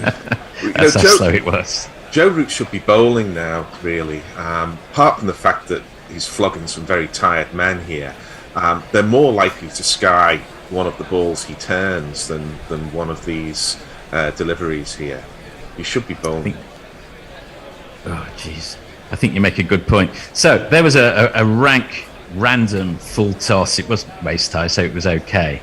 Hammered straight back at Ben Stokes, who managed to get a hand on it. I mean, sometimes those stick, I suppose, as the saying goes, but it ricocheted off somewhere like his wrist and went out for 1 run. And Mitchell Stark moves on by 1. Yeah, Milan at one end and Root at the other. That's the sensible way to go here. Yeah, that can also be carnage, though, can't it? Well, not that we're getting carnage here. Slightly slower carnage. Ben Stokes in again. Raps is probably an off-cutter, not that it did him much good, because Michael Neese has managed to bisect deep square leg and long leg. Partnership moves on to 49. With that boundary, Australia 439, Michael Neese 33. Sorry, Bear. I'm intent on looking up and missing your jingle. It's my apologies. I think hysteria is setting in on the field and off the field at the moment. Who can blame anybody? Ben Stokes looks utterly bemused. Yeah. Comes in again for 5th ball of the over. Michael Neese, with a wry grin on his face, enjoying himself enormously, didn't get anything on that, sailed through to Jos Buttler. It's at moments like this that I wonder why bowlers don't remind themselves that this is not one-day cricket and bowl some of the deliveries that are called wides in one-day cricket, because I mean you can't bowl persistently down the leg side, but you can bowl down the leg side and you can set a field to bowl down the leg side. But instead they seem to think they've got to bowl it in the same kind of places they do in white ball cricket. I think their minds are scrambled. And Knuckles just pointed out that Bear was despairing because Australia's debutant number 9 has just swept Ben Stokes. Well, the same thing's just happened again. This time, though, it goes out to a fielder, a sweeper on the boundary.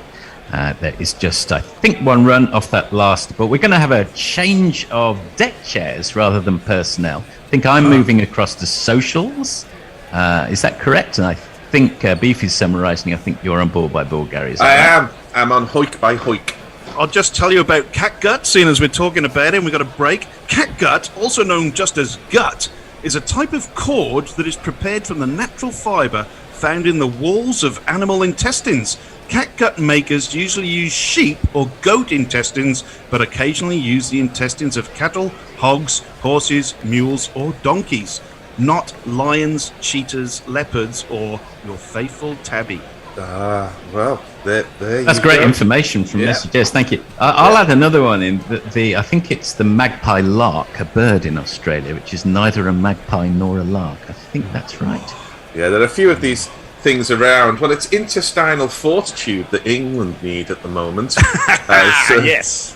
Wokes comes in and it's outside off stump and Nisa backs away and then realises it's come off the pitch so slowly that he can't really do much with it and manages to bottom edge it through to the vacant backward square leg, and they're through for a single. And Chris Wokes, who has usually a sunny demeanour, even overseas where he struggles, his shoulders are as slumped as I've ever seen.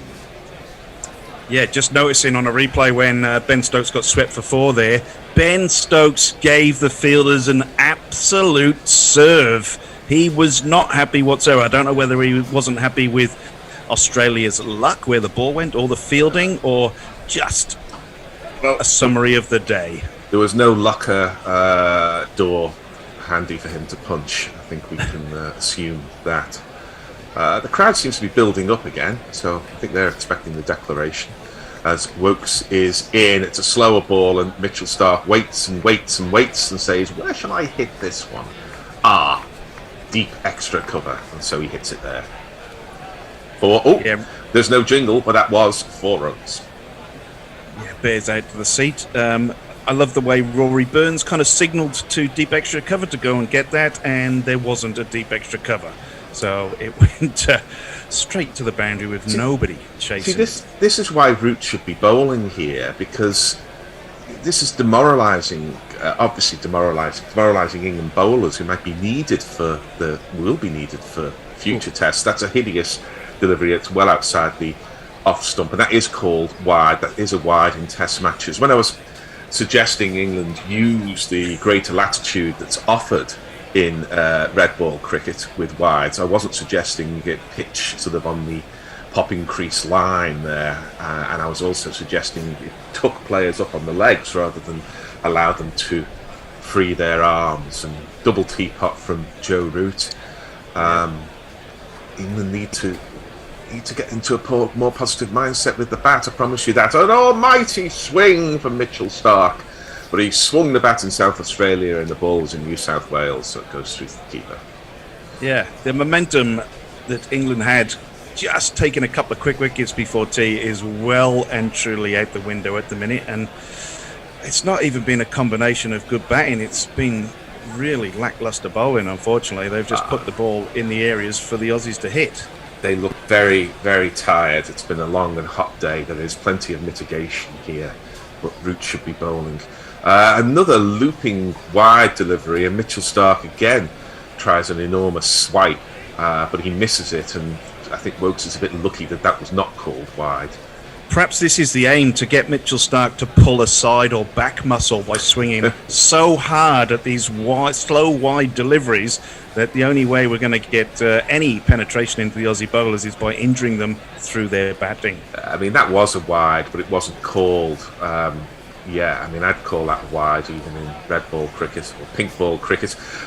Mitchell Starc's over to the offside in order to play this shot because he knew where it was going, and he hit it hard and high to deep square leg where Ollie Pope came in, sprawled, and I don't know if it's a dropped catch or not. Yes, I can guarantee you now it is another dropped catch. I mean, that would have been, I think, a pretty good catch, especially under lights. We're seeing the ball in the air. Does he get to it? He does. Well, he gets there on the half volley. I'm not I think you're being very harsh saying that was a dropped catch, to be honest. Wokes is in, and Starc goes back and attempts to lift the ball over the keeper's head, but we're into silly time of the cricket now. The score is 448 for 7. Wokes has none for 93. Starc has 24. Nisa has 35, and we have your tweets. Well, over on YouTube, Dan De Castro, obviously a draw is possible if England bat well, but by now England's chance to win has dissipated to nothing. Won't disagree with you there, Dan. Suter, has there been a good DRS reviewer? Well, we might come back to that. I might put it to Gary and Beefy to have a think about that. Dan De Castro again. Joy for Nisa might be his only cap. Simon Q, you're right. Root should be bowling, and Dan De Castro, Root has to bowl. This is ridiculous. In terms of good DRS reviewers, the one that comes to the top of the mind for me is probably Brendan McCullum.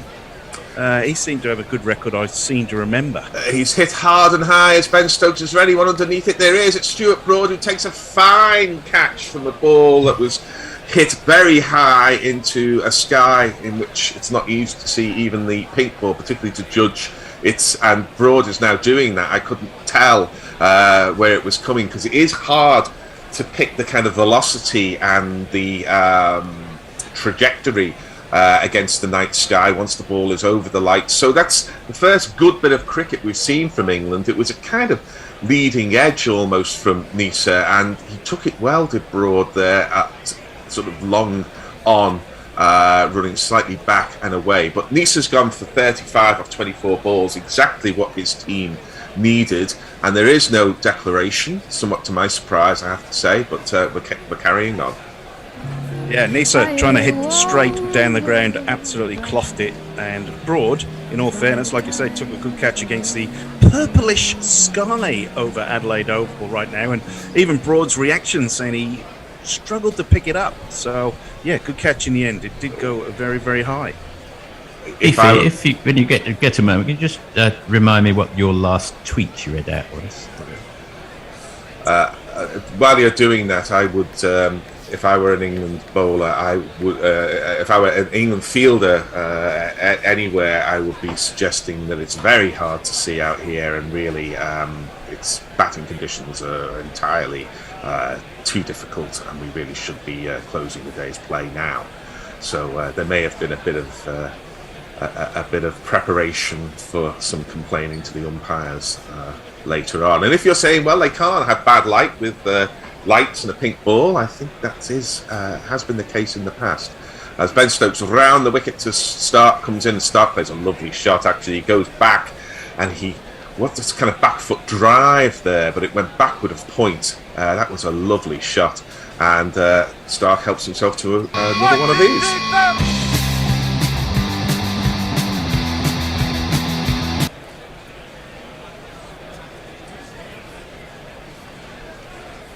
Yes. So England's still on the rack. They get a wicket with one ball from Ben Stokes, and then they get hit for 4 for the next. Stokes has 100 up. He has 3 for 102. His bowling has been disappointing, as this ball is clobbered by Mitchell Stark. That was absolutely in the slot there. Stark went back, as they do in power hitting, range hitting, whatever you want to call it, in the white ball game, and he muscled it back past Ben Stokes for 4. If Mitchell Stark could demand where he wanted the ball, he would want it exactly where Ben Stokes put it. Yeah, especially at that pace. That went like a tracer bullet. And that's why I'm complaining about Root being on. Can anybody tell me whether they have been off for bad light in a day-nighter? I think they have. I have a memory that they have. As this ball from Stokes dribbles past the bat of Stark, a slower ball wide of the off stump. It doesn't make any sense, does it, that you should, on a day-night test, go off for bad light under lights? It just doesn't make any sense whatsoever. But it does become difficult sighting the ball, particularly when it goes in the air. I definitely had a feeling, or it may just be, maybe I'm remembering something else, which is in a normal test, in a red ball test, under lights, they go off for bad light. They do that quite often in England. They do that all the time. I never really understand it either. A bouncer from Ben Stokes, and Stark, who's a tall man, couldn't get over it, and indeed it's now been called wide by, is that Paul Wilson or Paul Rifle? It is Paul Blocker Wilson, yes. One test wonder, I think, for Australia. Yeah. 1 test wonder and 0 run wonder. Yeah. I mean, that took a chunk out of the pitch here. We'll see it again. Well, it didn't look like it from the stump cam, but from the side-on camera, it looked like it took a little bit of the surface out. It certainly stood up and went well over the head of Mitchell Stark. This is a short ball. It's a top edge, and Jos Buttler attempts to field it, but unlike Jordan Pickford, he couldn't stop it, and it's 4 more runs this time from the top edge. 3, 4. Stark goes to 36 from 37, so Australia's 8 and 9 are both scoring at a combined run rate of well over a run a ball, so it's exactly what Stephen Smith would want.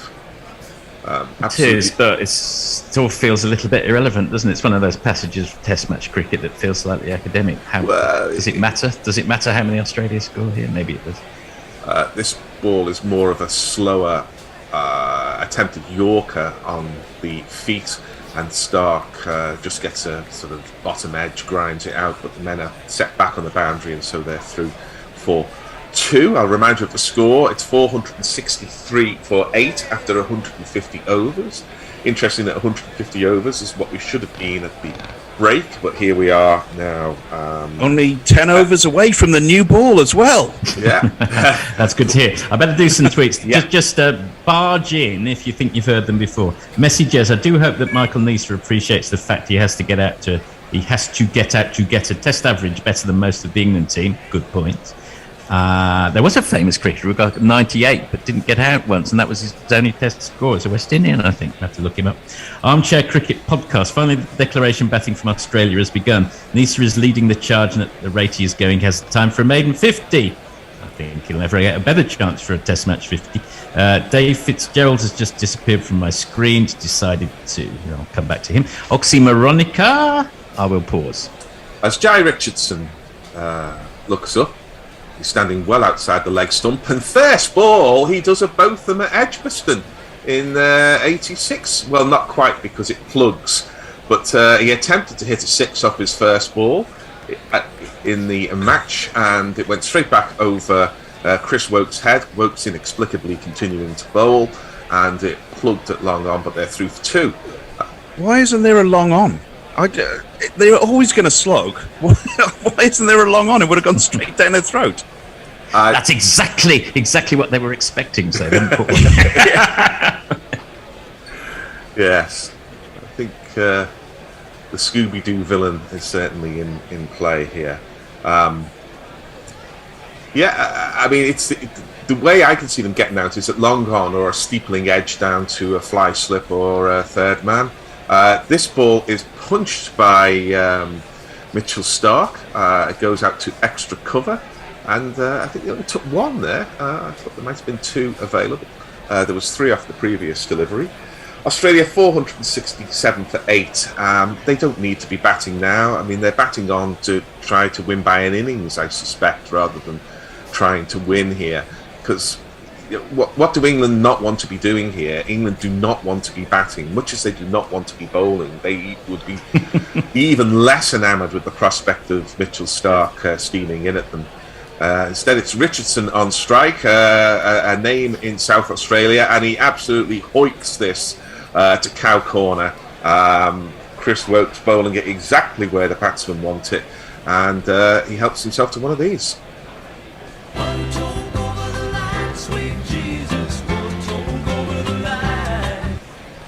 That was length on or about off stump, free the arms, hit it where you like, and he sends it 10 rows back.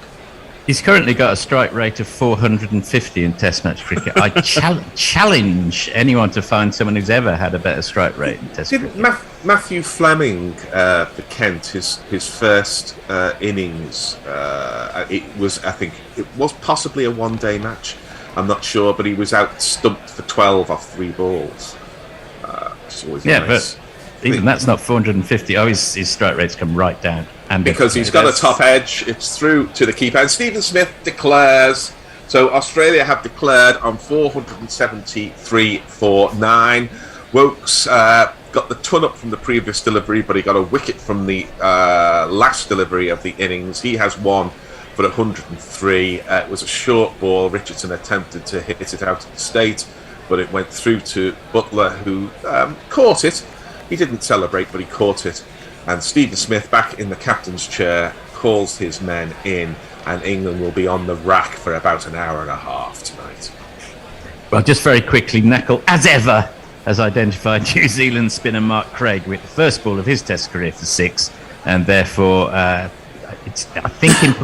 suppose it will be possible to get something like 3 and 4 overthrows and get a 700 strike rate in Test cricket, but it's unlikely that Mark Craig's strike rate of 600 will be better. So Stark finishes his innings 39 off 39. Richardson made 9 off 3 for a strike rate of 300.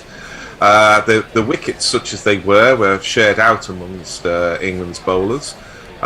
Did any bowler not get a wicket? I think they all got at least 1.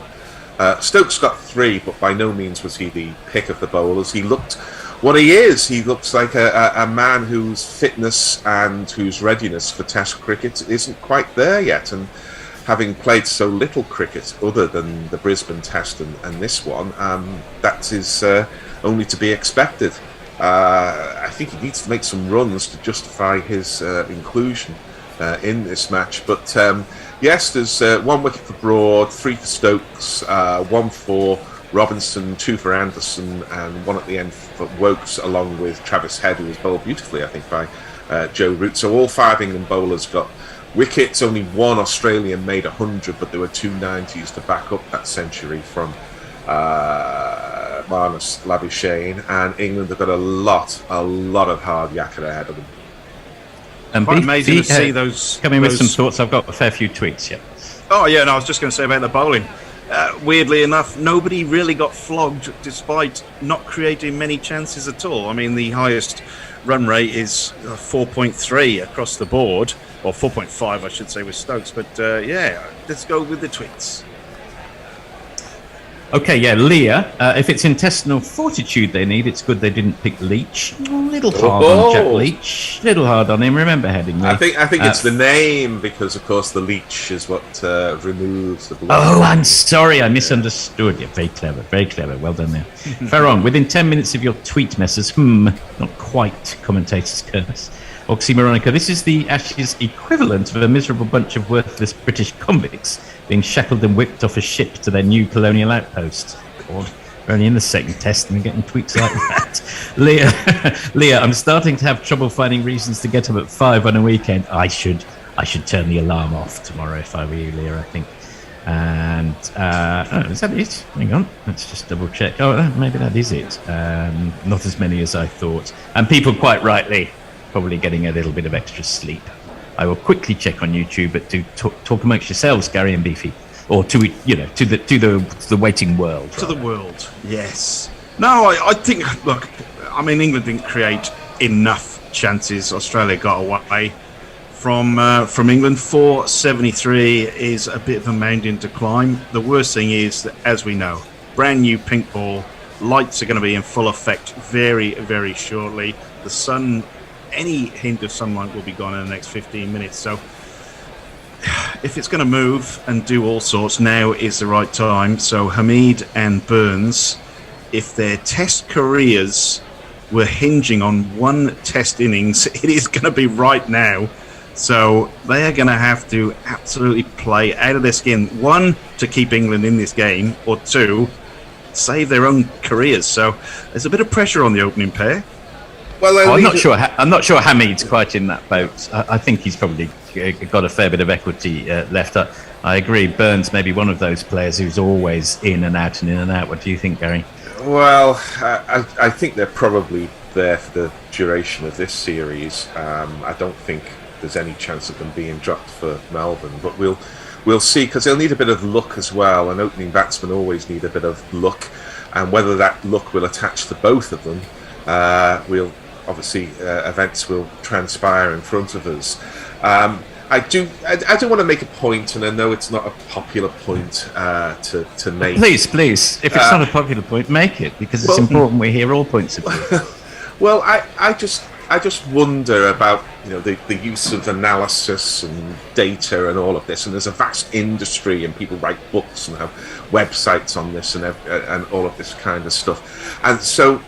England came out with a plan to bowl short yesterday, one presumes, because they all bowled back of the length, as the expression has it, when it seemed bleeding obvious from half a world away, where I am in Tooting, that the length to bowl was to hit the top of off stump, and hitting the top of off stump in Australia means pitching it significantly further up than you do in most parts of the world, certainly in England.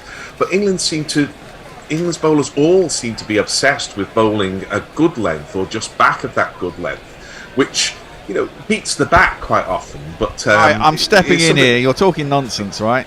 Well, there you go. You see, just let me finish the point though, Bear, because they come out today and you see the wickets that they've got, and the wickets that they've got have generally come from deliveries which have either hit the stumps, been LBW, or been in that area which is on the pitch map. Somewhere between good and full, and I just wonder why captain and bowlers cannot think on their feet, and I suspect the reason why is that they have all of these people who all need a job to do and to justify themselves in the back, so it becomes a kind of cultural thing. We've got the analysis here, we've got the data people working on it, we have to fulfill those plans, and it just seems to me to be stupid in the light of how difficult it is to read a pitch and how little use data is actually in dynamic sports, where what happens, what you do yourself, is determined at least in part by what the opposition do at the other end. Right. Okay, let's hear from Bear. So Beefy was talking about this earlier, and all the commentators talk about it on the TV. This is Australia, and the fact is that the pitches are more bouncy.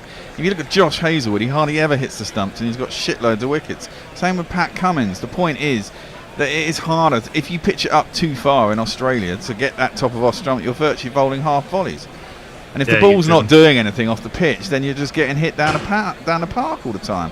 So Yeah, it's quite telling, wasn't it? That there was an LBW given, and we thought, that's got to be hitting, and it was sailing over the top of the leg stump. That was almost half volley. The other thing I think that everyone is forgetting is the ball hasn't swung. I mean, it's all well and good choosing your length and where to bowl. I mean, I think England bowled far too short because they bowled in their own half. But when the ball's not swinging, you have to do something that's different. And the fact that either England were trying to bowl very short was the fact that the ball, because it wasn't swinging, they tried to do something different. And look, it didn't work. At least they tried it, because they've got 5 seamers that are all the bloody same. Yeah. So, you know, you've got to try something and change it up. And like I mentioned yesterday, I think, or earlier today, they either need a left armour, or you need Mark Wood that's going to bowl pace, or you're going to have someone that's going to do something different, because 5 blokes all bowling the same speed, bowling the same length, trying to do the same thing. Is it the old definition of madness? Fuck yeah, it is. And it drives people insane, the fact that all 5 were doing the same, apart from Ben Stokes that bowled in his own half, because he's the only bloke that can maintain it. Well, I saw quite a bit of Robinson yesterday, and I saw him again today, and I think he did swing the ball. He didn't swing the ball prodigiously, but he definitely moved the ball the half bats width that Glenn McGrath. Was it swing or seam, though? I think it was swing. It was seam. It was seam. It was... Oh, well, okay. It was seam, yeah. Well, it was swing.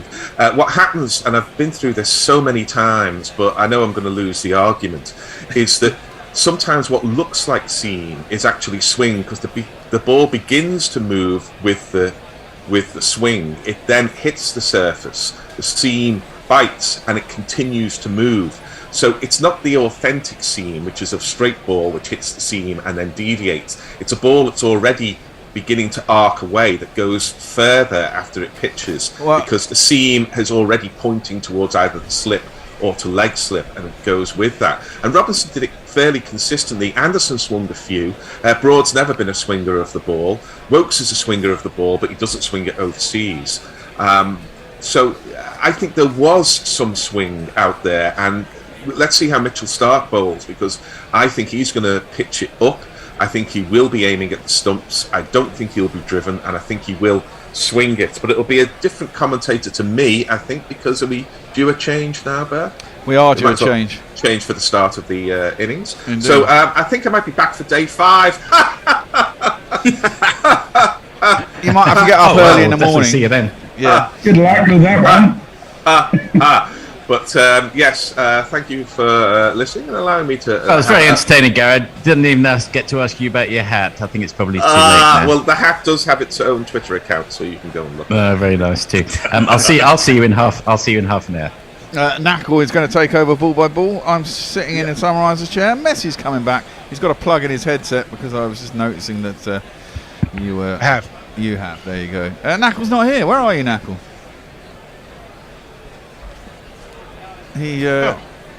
That's very strange of Knackle. He's plugging in my mic. Give him a second. Okay. Well, if we get a ball in before you turn up, I shall do it. In the meantime, I guess I ought to play some jingles. I'm going to go under for the full of the first wickets. It's called the Misery Hedge, and it should definitely be required as an England fan. These two guys are facing up. Haseeb is going to take the first ball. And Starc is in. Oh, it's wide. Oof. Didn't even trouble the stumps.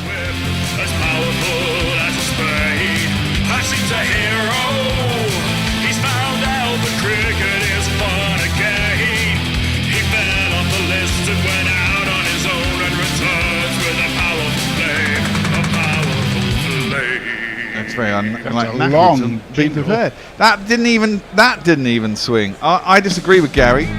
Obviously, it swung after it pitched.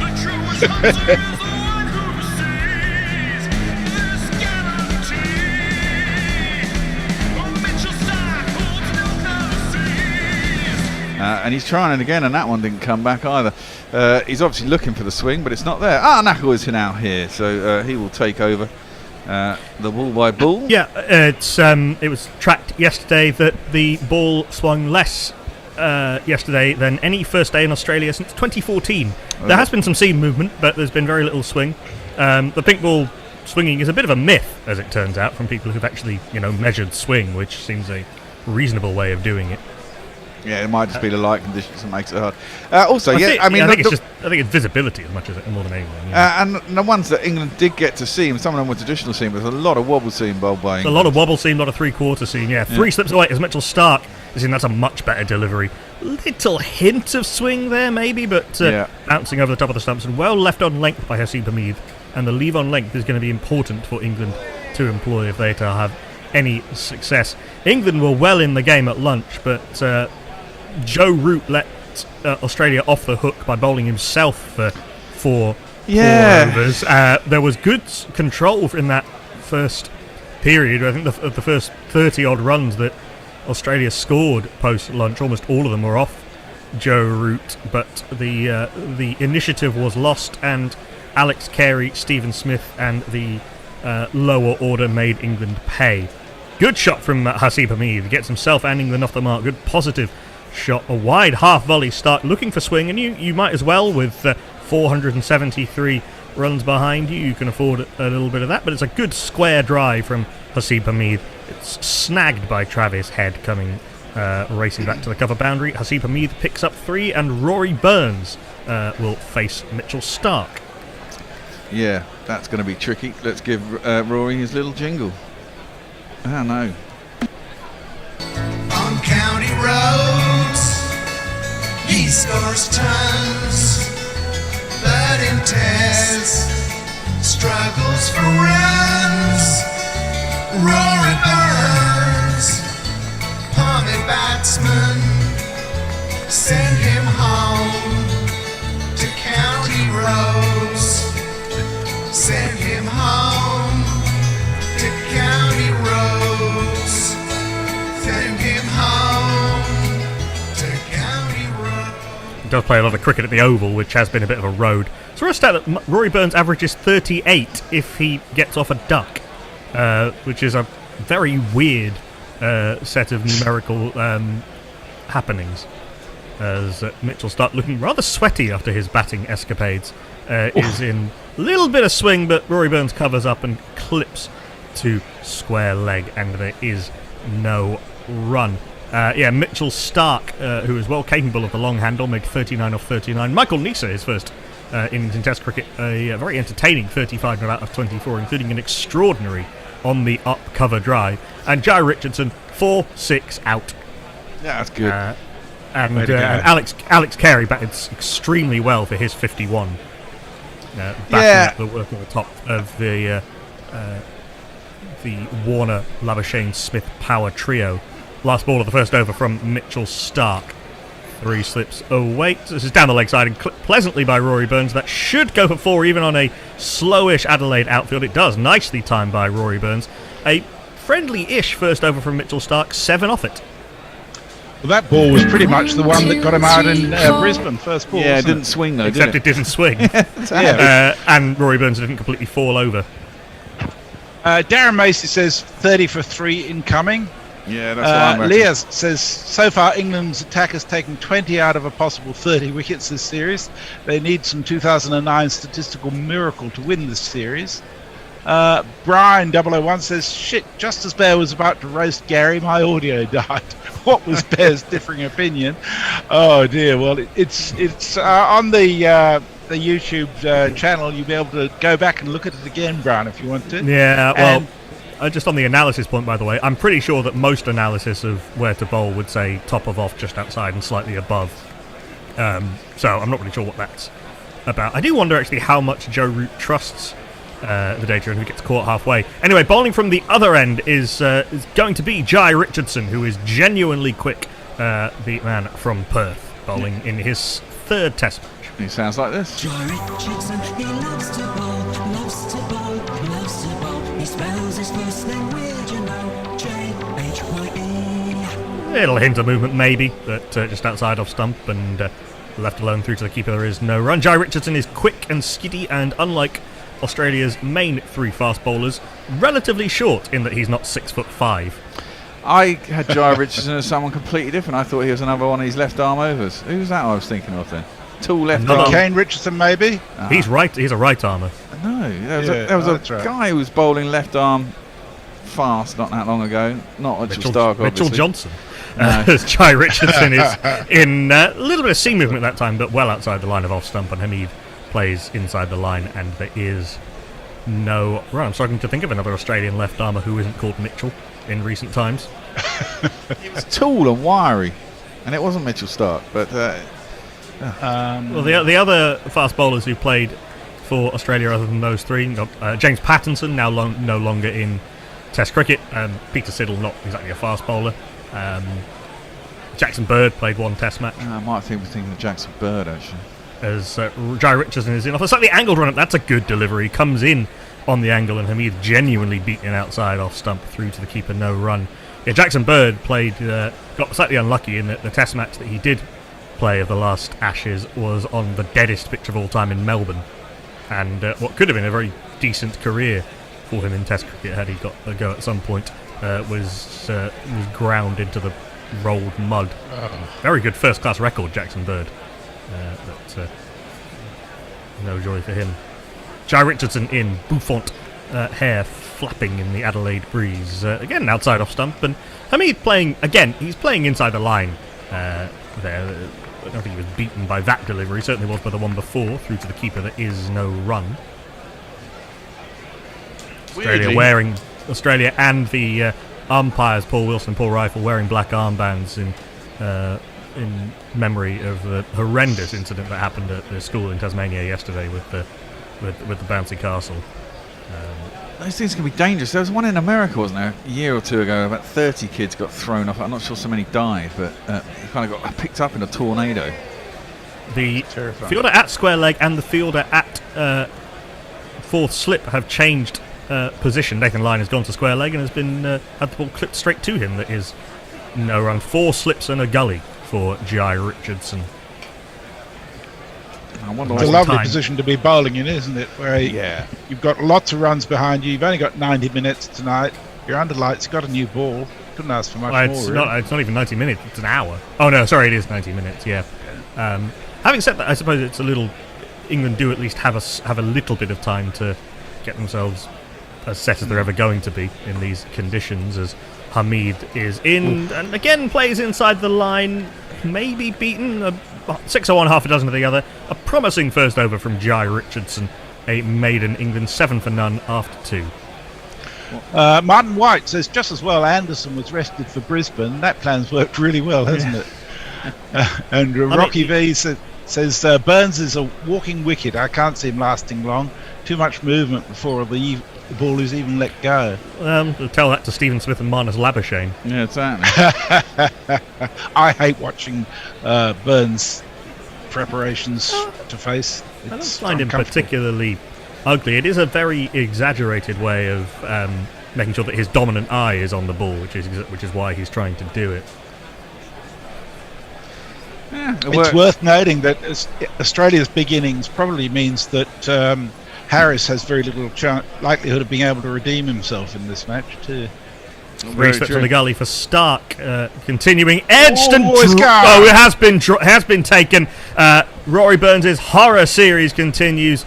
No runs, dropped catches, things bouncing short of him at slip. He gave away 4 overthrows today. It was a back of a leg delivery climbing from the 6'6" Mitchell Stark, and a good delivery really going away from him. Burns didn't exactly push at it, and taken with a slight juggle by the ever reliable Stephen Smith at second slip.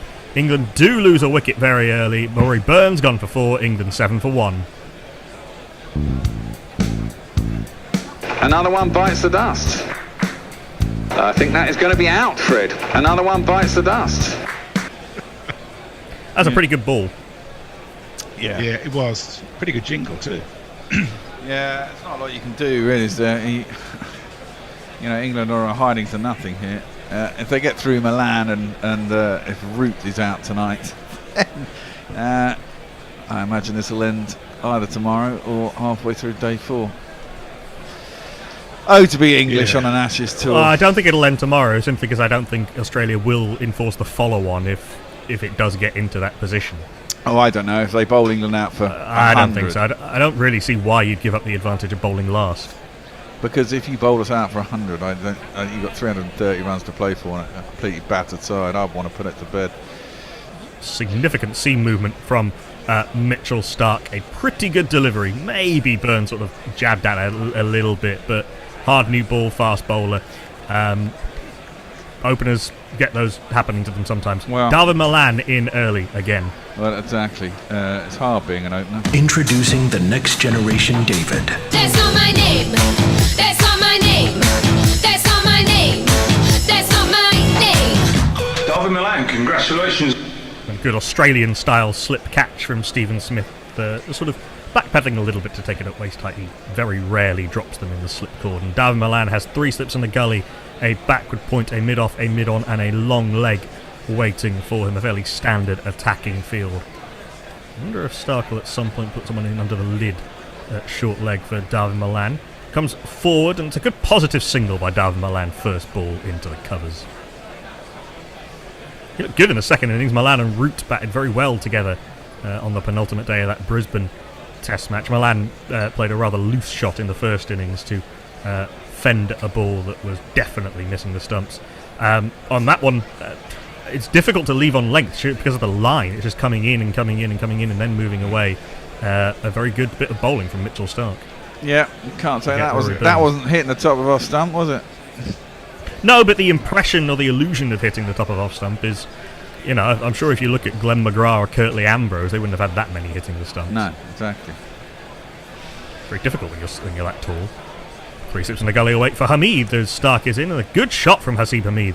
It puts bat to ball, but it pings off the face of the bat. Again, Starc bowling full outside off stump. It'll be a long chase for Travis Head again, and again he manages to snag it before it intersects with sponsored sponge, and they'll come through for another 3.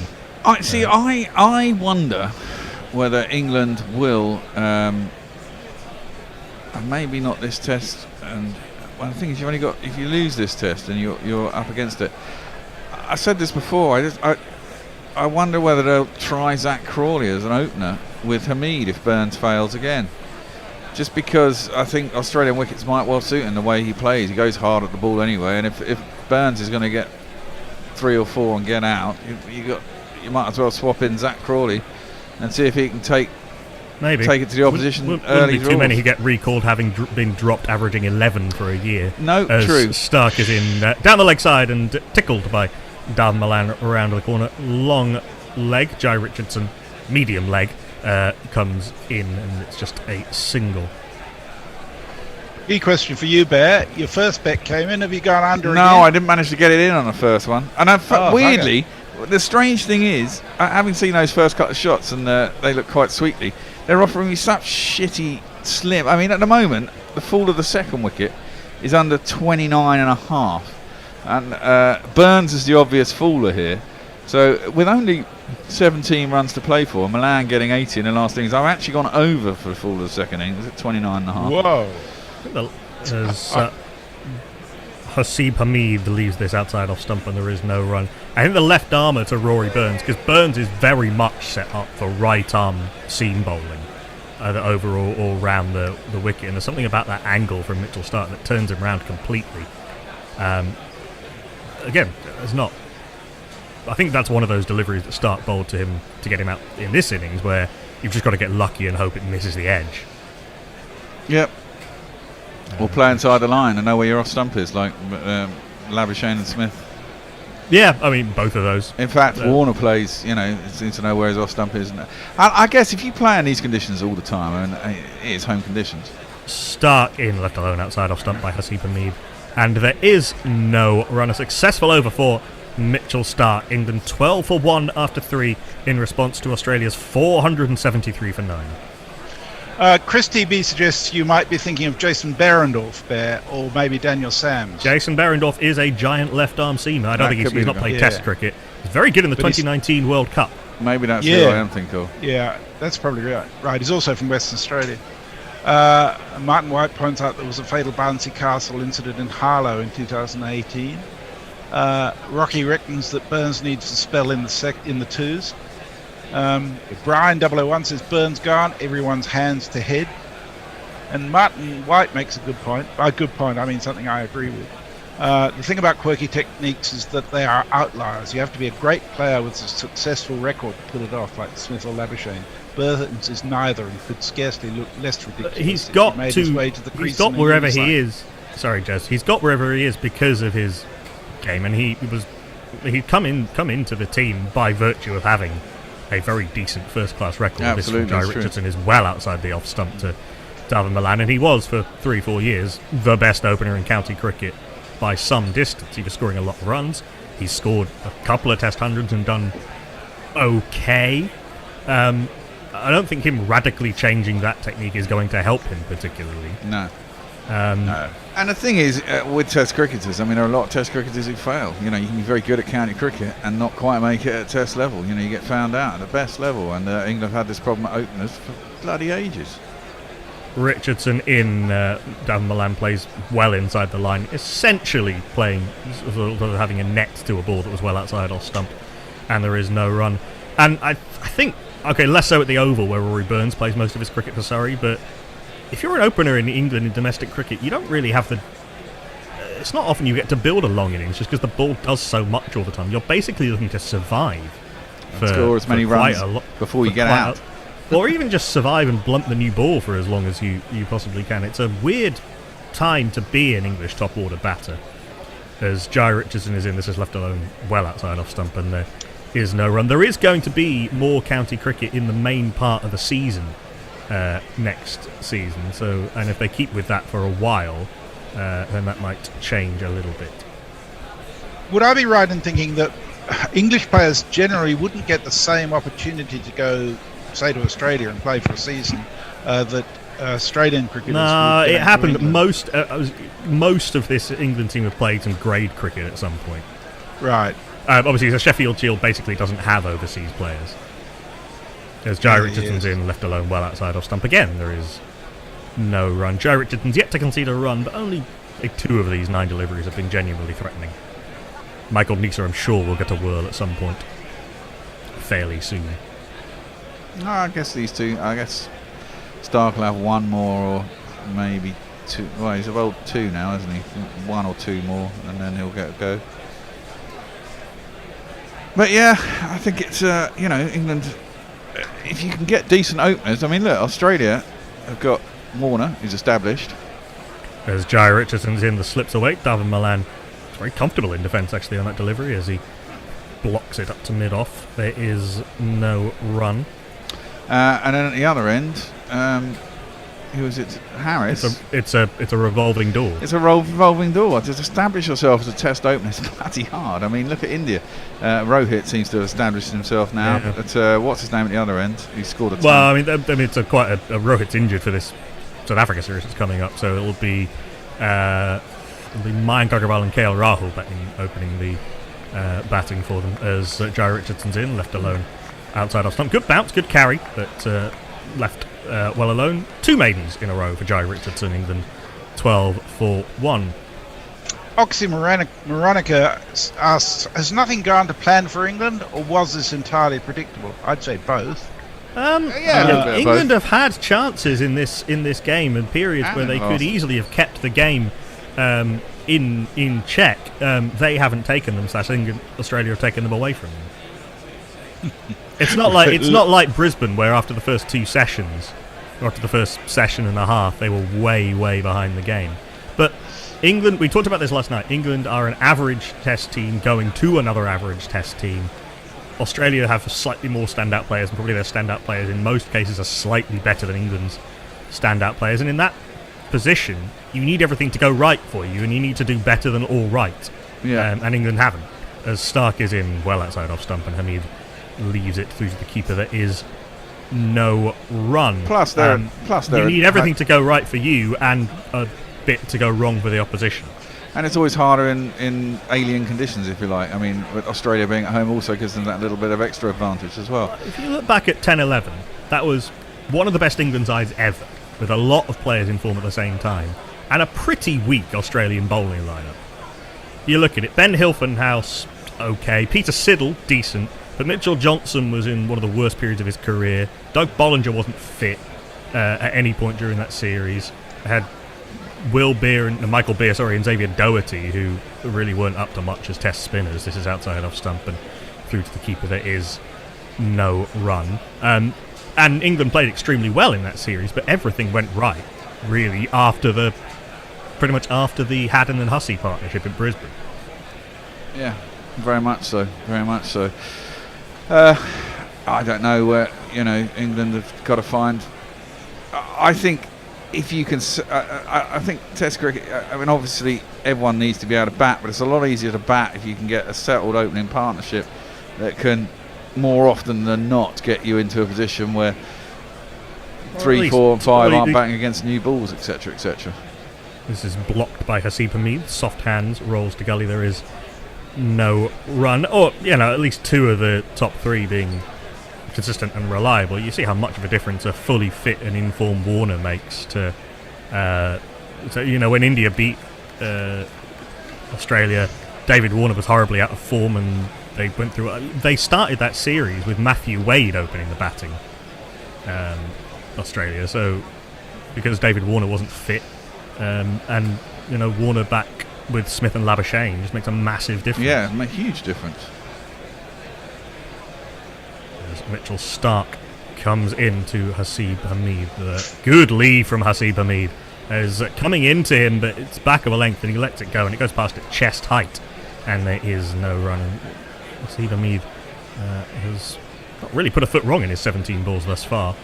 More of that for another 200 balls. Well, exactly. I think I know Grubby said he didn't think Hameed would do much on this tour, but I prefer Hameed to Burns. He looks more organised, calmer. I mean, the thing is with Haseeb Hameed is obviously whether he can is obviously turning survival into scoring runs, which is something he's still learning to do at the top level. Starc comes in, 5th ball of the over again, doesn't make Haseeb Hameed play outside off stump, and there is no run. I can see Michael Neser coming on fairly soon. I can also see Nathan Lyon coming on within the next 10 overs. Yeah, I think they'll give Nathan Lyon a go. I think this pitch, if it doesn't turn sharply today, and I think Root got some to turn, I think Lyon will make a hell of a lot more use of it. Lyon's record in Adelaide in day-night tests is outstanding. I mean, he was literally the curator here. He should know how it works. And with Darwin Milan, the left-hander in, pink ball skidding a little bit with the bounce that Lyon gets, the fact that he can turn the ball, he will be a handful. Yeah, definitely. I agree with that. Fine bowler, as Mitchell Starc is in last ball of an over the top, being very threatening, and Haseeb Hameed plays. That's his first false stroke. Tried to hit it through the covers, but didn't either get forward or back, and is lucky that it comes off the inside half of the bat and goes nowhere. A maiden from Mitchell Starc. 3 maidens in a row. No, 2 maidens in a row. 3 in the last 4, and England are 12 for 1 after 5. Leah says Rory averages 5.66 so far this series. Is he trying to give the 2019 Ashes Warner a run for his money? Mog says you'll be getting a new jingle shortly entitled Rory Burns as the useless shit truck. Jared Hopper says, wonder what the betting is on an Aussie innings win. Feel a follow on, and Starc looks right at it. Things you expect to hear on... Sorry, go ahead. Guerrilla cricket. I wonder what Silverwood is saying in the dressing room right now. It's not the time to be saying anything right now. What are you going to say that's going to make any difference at this stage in the middle of the game? Jai Richardson continues. Darwin Milan does have to at least play at it as it moves away off the seam and gets pushed to Nathan Lyon at backward point, and there is no run. He looks like a schoolboy. He's got quite a young face, doesn't he? Jai Richardson, and the big... it's quite a nice haircut, actually. It's feathery, looks thin. He's 25 years old. Jai Richardson's been in good form with the bat and the ball, actually, this season for Western Australia. As he comes in, 3 slips in the gully await for Darwin Johannes Milan, who leaves this through to the keeper, and there is no run. I mean, that's the other thing, I think, as well. I mean, I'm going back to Gary's thing about length, etc., etc., etc. But, the way the Australians leave the ball on length is something that some English batsmen might find a little bit anathema, because they don't expect it to be going over the top. If it's straight, you kind of got to play at it, which gives you a lot more options if you know it's going over the top and you're confident. I mean, I guess confidence is more of the thing here. You're confident it's going to go over the top of the stump. You get to leave it and call yourself less problems. It's what disappointed me. I said this in the first test about Malan's dismissal in the first innings. He grew up in South Africa. He should be used to leaving the ball on length. That's way down the leg side. Not every ball Richardson's bowled today has been brilliant. That's the first poor ball taken by Alex Carey behind the stumps, and there is no run. He's decided to go around the wicket. Yeah, which is fair enough, I suppose. Try and make David Malan play, but he needs to start that outside off stump, looking for the one to come in and then seam away. The pitch has done a bit.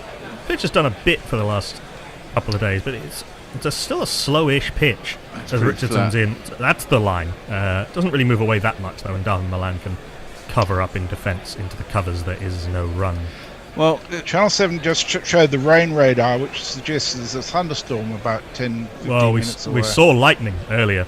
Yeah. There's a great shot of someone taking a photo of some other people up on that roof walk with lightning behind him. That would be a great photo looking the other way. Purple skies and lightning on top of the... but yeah, there is a thunderstorm in the vicinity.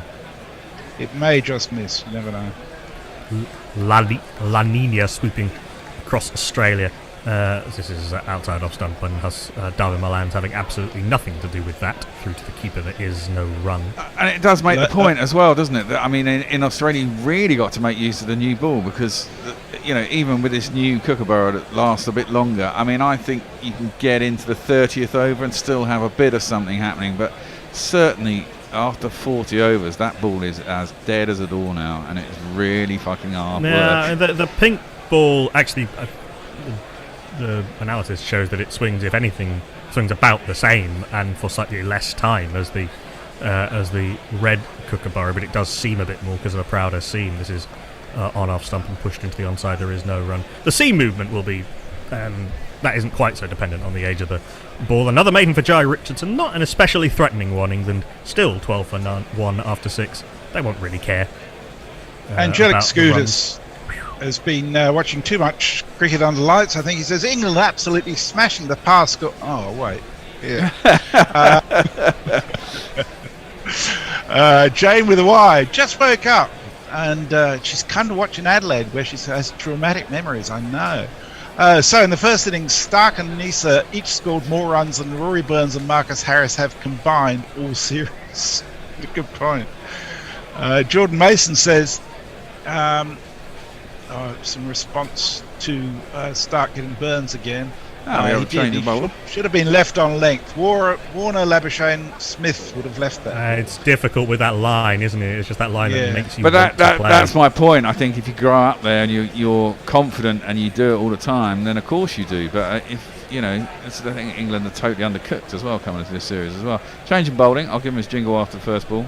First ball in Test cricket for a man born in South Africa, raised in Queensland, and finished in Glamorgan. It's actually not going to be his first ball because Haseeb Hameed backed away.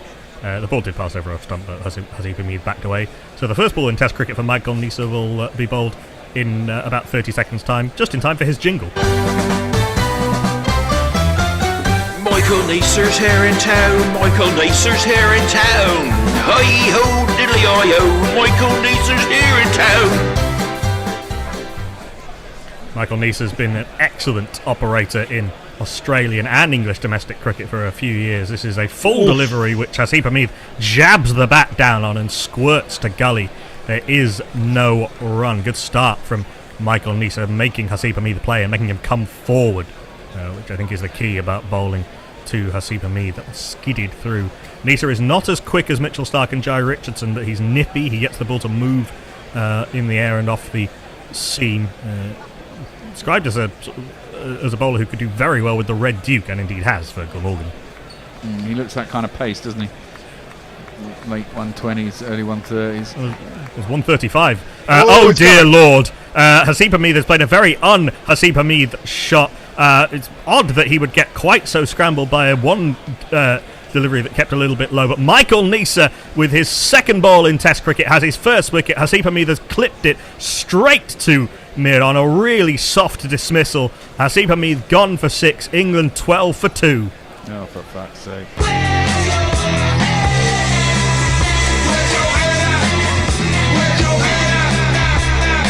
Now, to me, that looked like it dipped in really quite late. It's a bit of swing and maybe just a bit early on the stroke, but a really soft and loose dismissal from Haseeb Hameed. The ball didn't do that much, but Michael Nisa will not care. Not quite a wicket with the first ball of his Test career, which has some quite good guns too. Has not quite so illustrious names in it, but one with his second, a catch by Mitchell Starc. Ah, for fuck's sake. This fucking England side. That's it. I'm going to have another beer. I think that's perfectly justified, Bear. Dear, oh dear. A couple of tweets while we're on between wickets. Leah says, I'm surprised the COVID restrictions on the use of saliva have not led to the rise of players with horrible pimples. Pop a Whitehead, keep the ball all smooth. Ew. You do see, well, now it used to be the thing that the least sweaty player in the team would be handling the ball. Now I think they go to the sweatiest. As for the umpteenth time in recent times, Joseph Edward Root, the England captain, is in far earlier than he would have liked. Oh, that's per fucking always, isn't it? Right, Jingle. He's Joe Root, and his home is ever on the ground. Joe Root, wherever there are runs, he will be found. It's Joe Root. It's Joe Root.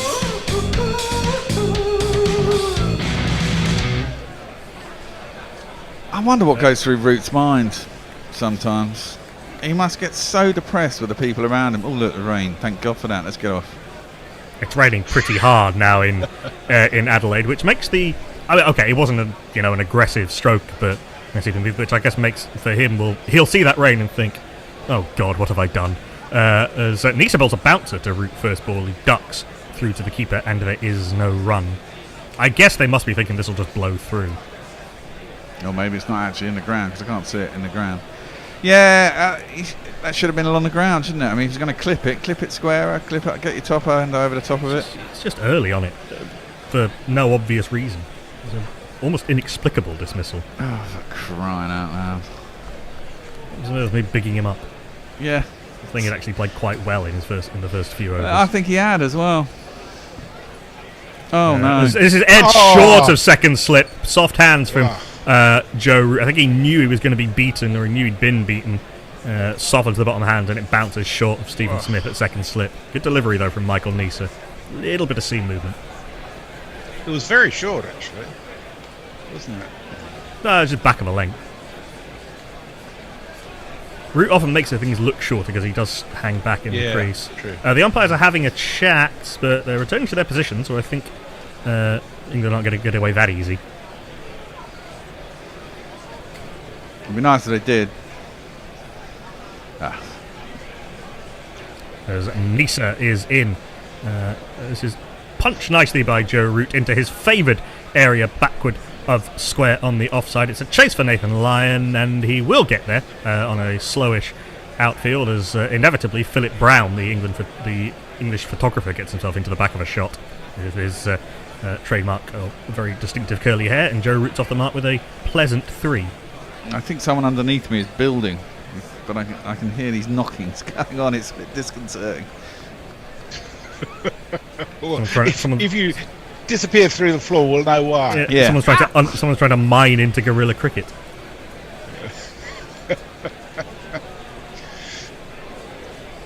I can tell you that the average score this year when Root has come in at number 4 has been 36.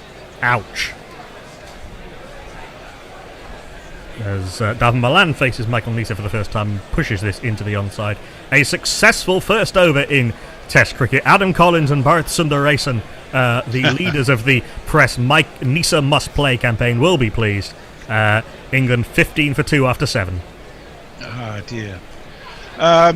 Brian 001 says, it must be me. Go for a piss and another wicket goes. What happened there? Well, frankly, the way things are going Brian, if you have any pisses in the next hour, you're likely to miss a wicket. Farong says, things you expect to hear on Guerrilla Cricket. When the Bear is commentating, England, fuck England, I'm getting a beer. Spot on. And Armchair Cricket Podcast says, the familiar conditions for Root to walk into, 2 down for nothing. With 19 potential overs left, he has a proper fight on his hands. Yeah, I don't know if we'll get all of those. It is. I don't know if the rain is actually abated, as Jai Richardson is in starting his 4th over, yet to concede a run. Joe Root clips this into the onside, and there is, as I say, no run, or indeed a chance of a run. We will have a change. The Bear will take off a ball by ball. I'll move on to summarise, and Ian 44th will do some social media messages. We should do that now, really, shouldn't we? 5 minutes later, is it? Yeah. Hello there. Hello there. This is going much as expected. Isn't it just? Isn't it fucking depressing though? And the depressing bit about it is I have to be up all night or get up at stupid o'clock in the morning to watch it. It's bad enough. I was just talking to an Australian friend. How long can this carry on? Year after year after year, series after series after series, with losing every single match. It's getting to a point where you say, what do we do about it? I don't know. Last ball's just defended by Root Square on your side, and there's no one. I don't know what you do about it, isn't it? I mean, it takes sides to actually get some gumption and be able to play abroad. I mean, let's face it. I mean, as Knack was rightly pointing out, England are a pretty average side, but we've still managed to draw with Australia, who are a slightly better side, you'd say. So that's defended up to mid-off by Root, and there's no run. When they last came to England, but, Australia haven't won in England since 2001. 2001? They haven't, but series tend to be reasonably even. The last time in 15-16 it was 3-2, but we were 3-1 up on the last. That was a terrible series. Yeah, it was a terrible series. I mean, most tests lasted like 2.5 days. Yeah, there was no point in that series where both sides played well at the same time. The best series in recent times, obviously 2005, as that's played in the offside by Root, out to cover, and there's no run. I mean, and as Naka points out again, we won in 2010 and 11, and Australia didn't have a crackingly good side, and I guess we won that quite convincingly, that series. They had a good batting lineup, although a few players coming towards the end of their careers, but a really mediocre bowling attack. And England could afford to leave out Stuart Broad and after a certain point of the series and swap Stephen Finn out for Graham Onions and bring in Chris Tremblett. Yeah. Driven by Root, can't beat extra cover, but I'll get through for a single. Yes, well, as I think both of you have point you've made, you can't have everything, can you? The strategy's been behind white ball cricket for the last. I don't buy this. That's such a cop out. Plenty of other teams managed to be good at red ball and white ball cricket at the same time, and England have but not England. But England have a huge playing base and massive resources. They don't use them very well, though. Let's be honest. I mean, well, no, really not. But the other thing, actually, England it's all gone horribly wrong since that second test in India. In 2019 and 2020, England were a perfectly adequate test team. Yeah. Richardson in last ball of the over, left outside the off stump by Milan, through the keeper, and there's no run. And they won a test in India, playing brilliantly in that test match. But as soon as they lost that second test, or started losing some wickets in that second test, everything completely fell apart. Yeah, I think that was. Yeah, it's not.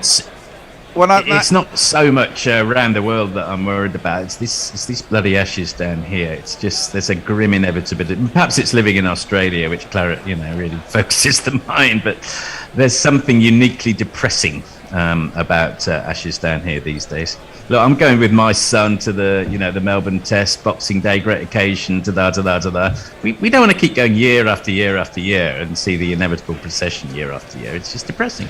No, England have got to come up with a solid, and we were talking about this just minutes ago. I mean, the thing is, coming up with a solid opening partnership, as that is played by Root into the offside and there's no run, is one of the key things in Test cricket. That was a single. That was a single, sorry. Just down the offside. is one of the key things in Test cricket. And without a solid opening partnership, things often can go wrong, whether you've got a good bowling attack or not. You have to be able to say, in 2 out of 3 tests, my opening partnership is going to get, 40 or 50, 60 runs and wear out 20, 25, 30 overs. And England just haven't been able to do that for years and years and years. And we are not the only side, as we were talking, as we were saying earlier, that's left alone outside Milan's off stump. There's no run. India got away with having... India often had one opener in form at once, and it's only fairly recently. India have quite a lot of Test openers now who have scored runs at various points, but they never all fit for long enough. But they get away with that because they've got Pujara and Kohli. Yeah. New Zealand have been... Okay, they have Kane Williamson and Ross Taylor who are outstanding, and BJ Watling, but they've also got Tom Latham, who's probably the best opener in Test cricket at the moment. Yeah. And he's doing really well, and he's settled as well, and that's the thing. That's just defended by Milan up to mid-off, and now they've got Devon Conway. Yeah, and Will Young, who's doing quite well. But you look at Sri Lanka. Sri Lanka are in all sorts of trouble, but they haven't got a particularly good opening partnership. Deemuth Karunaratne is a good player. Yeah, he is, but there's no one at the other end either. South Africa haven't got particularly anyone any good. Haven't been consistent for a long while. I suppose they've looked better with Dean Elgar and Aidan Markram at the top of the order. And if they establish themselves, it's confidence as much as anything else. They're left alone outside the off stump by Milan once more, through at the keeper, no run. Then you'll see. 1 win in 36 years down here is... I think they're going off. No, it's not great, is it? And going off, I think. Okay, I think they are going off. Is it for rain or what, though? Or is it because of lightning? It doesn't seem to be actually raining. Maybe we just can't see it. Yeah, there's lightning over there. Yes, lightning. There's lightning. Oh, that's big lightning. Yeah, that's too close for comfort. There are protocols about... that's actually hit one of the buildings quite just at the back of the Adelaide Oval, and that is too close to play through. Absolutely. Shall I read a few tweets while we're getting a little bit depressed? Beefy. So for months I've been saying with these openers, England will be 20 for 2 every innings. Brisbane, they were 11 for 3, and here they're 12 for 2. Clearly, I was overestimating. Yeah. Ed Benson, when England go to Australia, when it doesn't rain, it doesn't pour. Well, we've got lightning now. Leah Root coming in with an average score of 36 for 3, you say? Yeah. Dave Sarah, can we finally do away with 5-game series? More options for smaller series against a wider range of sides? It's an interesting debate. Rocky V, the only thing I'm regretting at the moment is not putting more dollars in Australia for the win. I got spooked by Cummins not playing. And D. Dobak, Adelaide strikers officially have another weapon. How's that for a zinger? That is us on tweets. You can carry on chatting for a bit. I'll see if there's anything happening on YouTube. Well, if you want to look at... Well, I was going to say... GPL. That's everyone's out, aren't they? They have had 269 runs scored in... I think the highest was 267. Play and... Yeah. Ooh, yes. Unlucky, whoever that was. Andre Nuevo. And Andre Nuevo has 287, so if they came out and scored 20 more runs, there'd be a chance. You can look at the optimistic side of this as well. If Milan and Root come out tomorrow and do what they did in the last test and they have a full day, then and you've still got Stokes, Pope, Buttler, who can England completely wasted the work that Root and Milan did. Yes. They did. The fact was, though, they were still under the pump, and Australia knew if they could break that partnership. I think that's it's easy also, and I'm as guilty as any of getting into a slough of despond.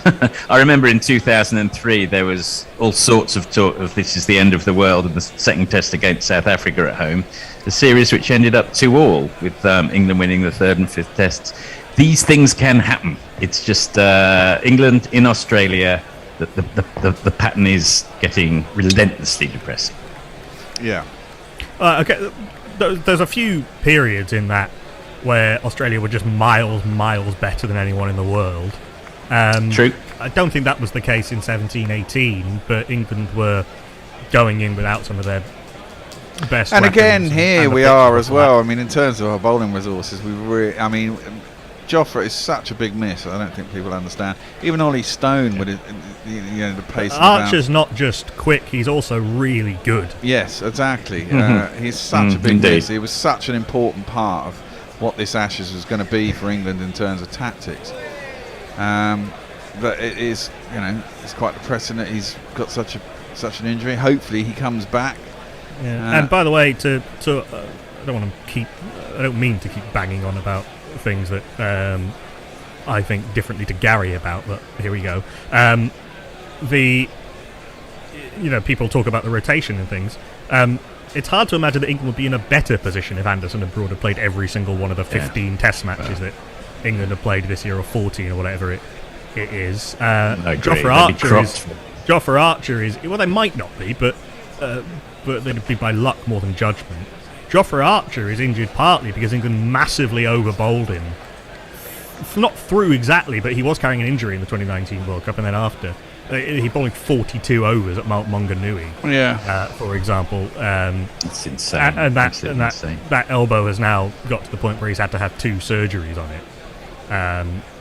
Ollie Stone, is a stress fracture of the back. But that's his second or third of those, though, isn't it? Yeah, it might even be his fourth. I mean, that's something that happens to fast bowlers. But the rest of rotation policy was absolutely necessary given the ridiculous schedule that England's men's Test team have, particularly in times of COVID. People talk about England not having their best side out for those reasons and people talk about in terms of selection, but I think a lot of it obviously does come down to the very unstable top order that, even when it does survive for any length of time, doesn't actually put bowlers under that much pressure because they think they'll be one along in a minute. Well, exactly. I mean, we go on about this again. How many times have England got above? Was it 300 in the last? God knows how many Tests, hardly ever. Twice in the last year or something. In the first innings.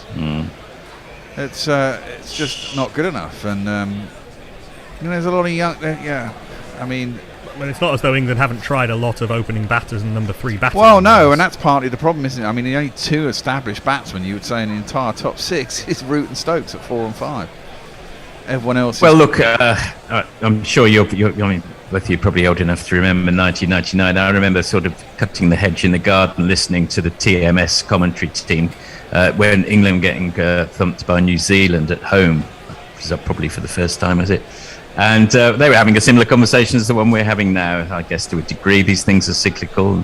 Within 10 years, England had the best team in the world. So you just never know. Yeah, and there's also, I think, watching this series, I think it helps not to really care who wins. And that's often the case with a lot of Ashes series, which is the fortunate position that I'm in, watching pretty much all cricket. I care, and I hate losing to Australia. you end up even if you're not biased towards a team or whatever, you end up seeing everything through that lens, which is just kind of inevitable how it goes with fandom. It's just how it works. England losing a bunch of Test matches doesn't mean the end of Test cricket or whatever. It's absolutely. I'm not suggesting that. Test cricket's actually been really good for most of the last 5 or 6 years. There've been very few bad Test matches. Even if the top end of quality might not be as high as it was in the mid-2000s, although I think India and New Zealand are pretty decent teams. But it's bowlers are getting more rewards.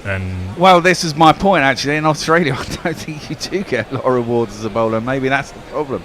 I've enjoyed Test cricket where bowlers have had the upper hand and wickets fall.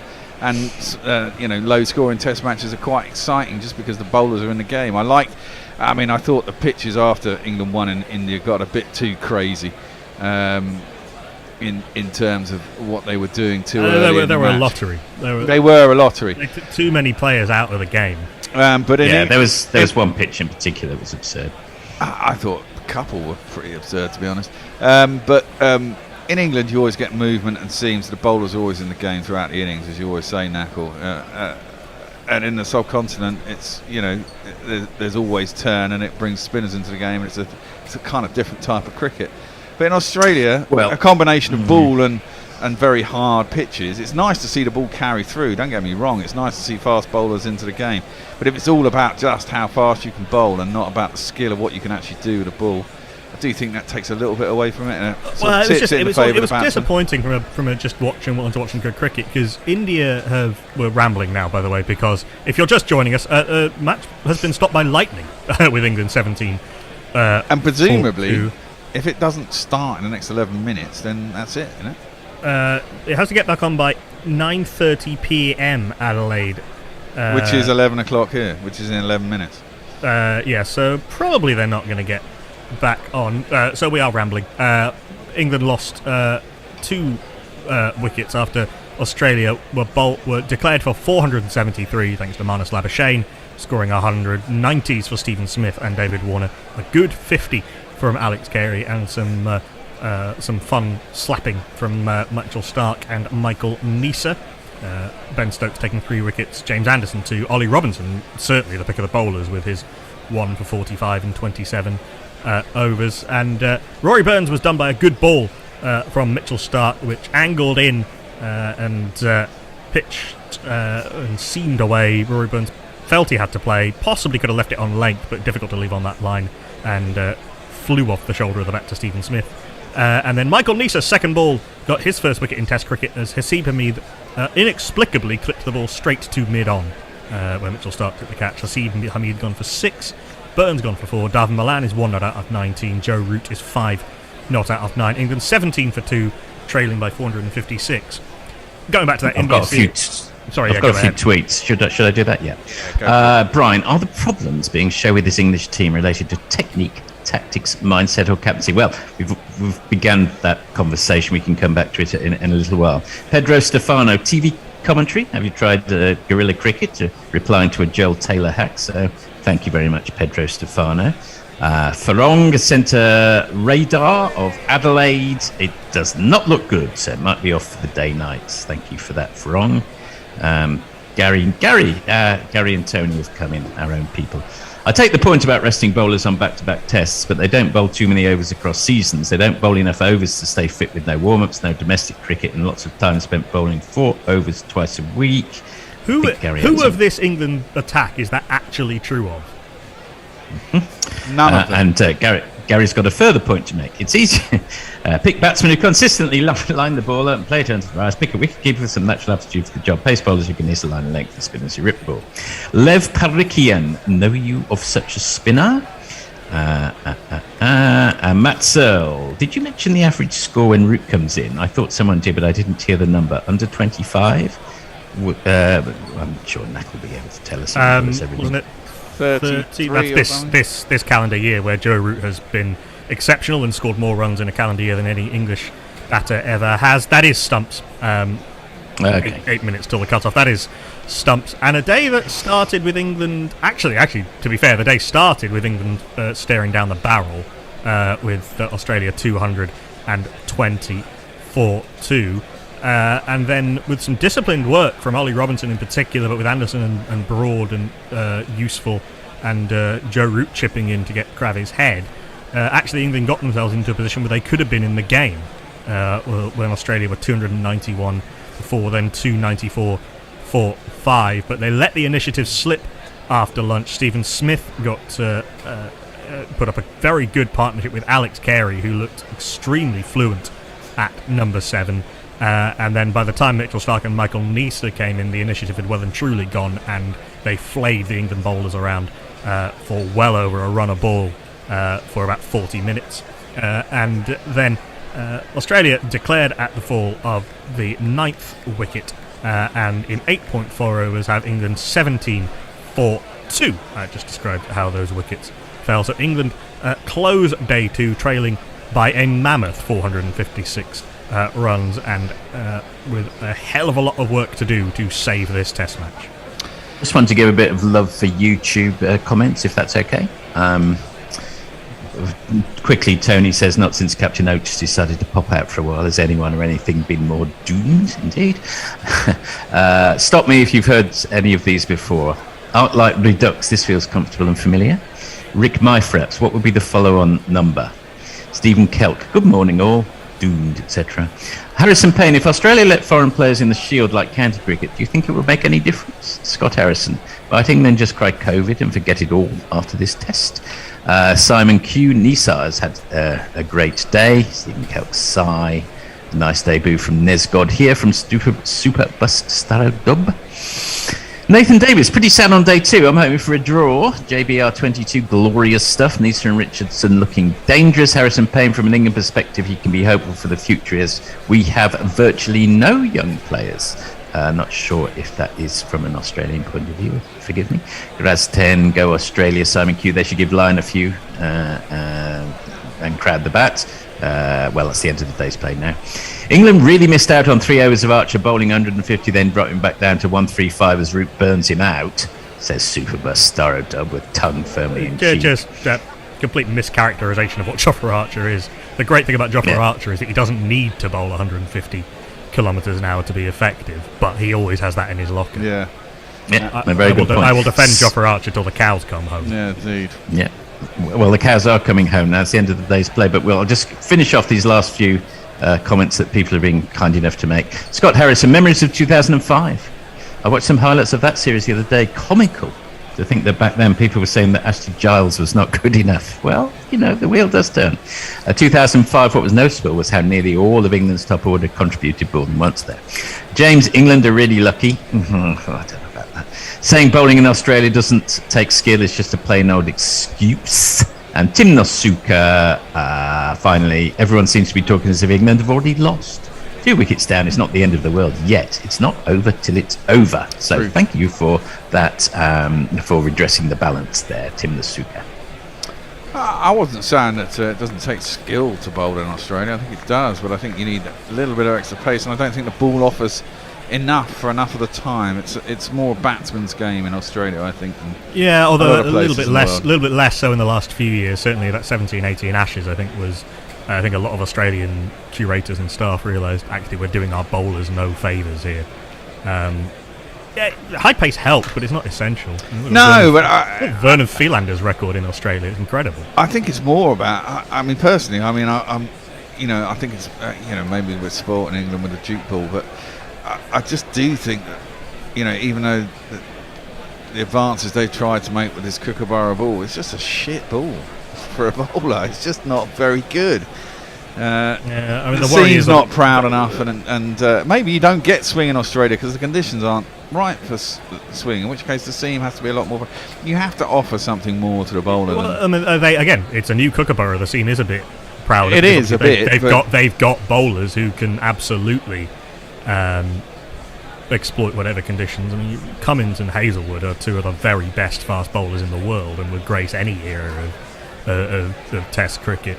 You think of it just from a watching cricket point of view. The fact that Cummins, Hazelwood, and Archer aren't playing in this Test is a real shame for fans of high quality fast bowling. Absolutely.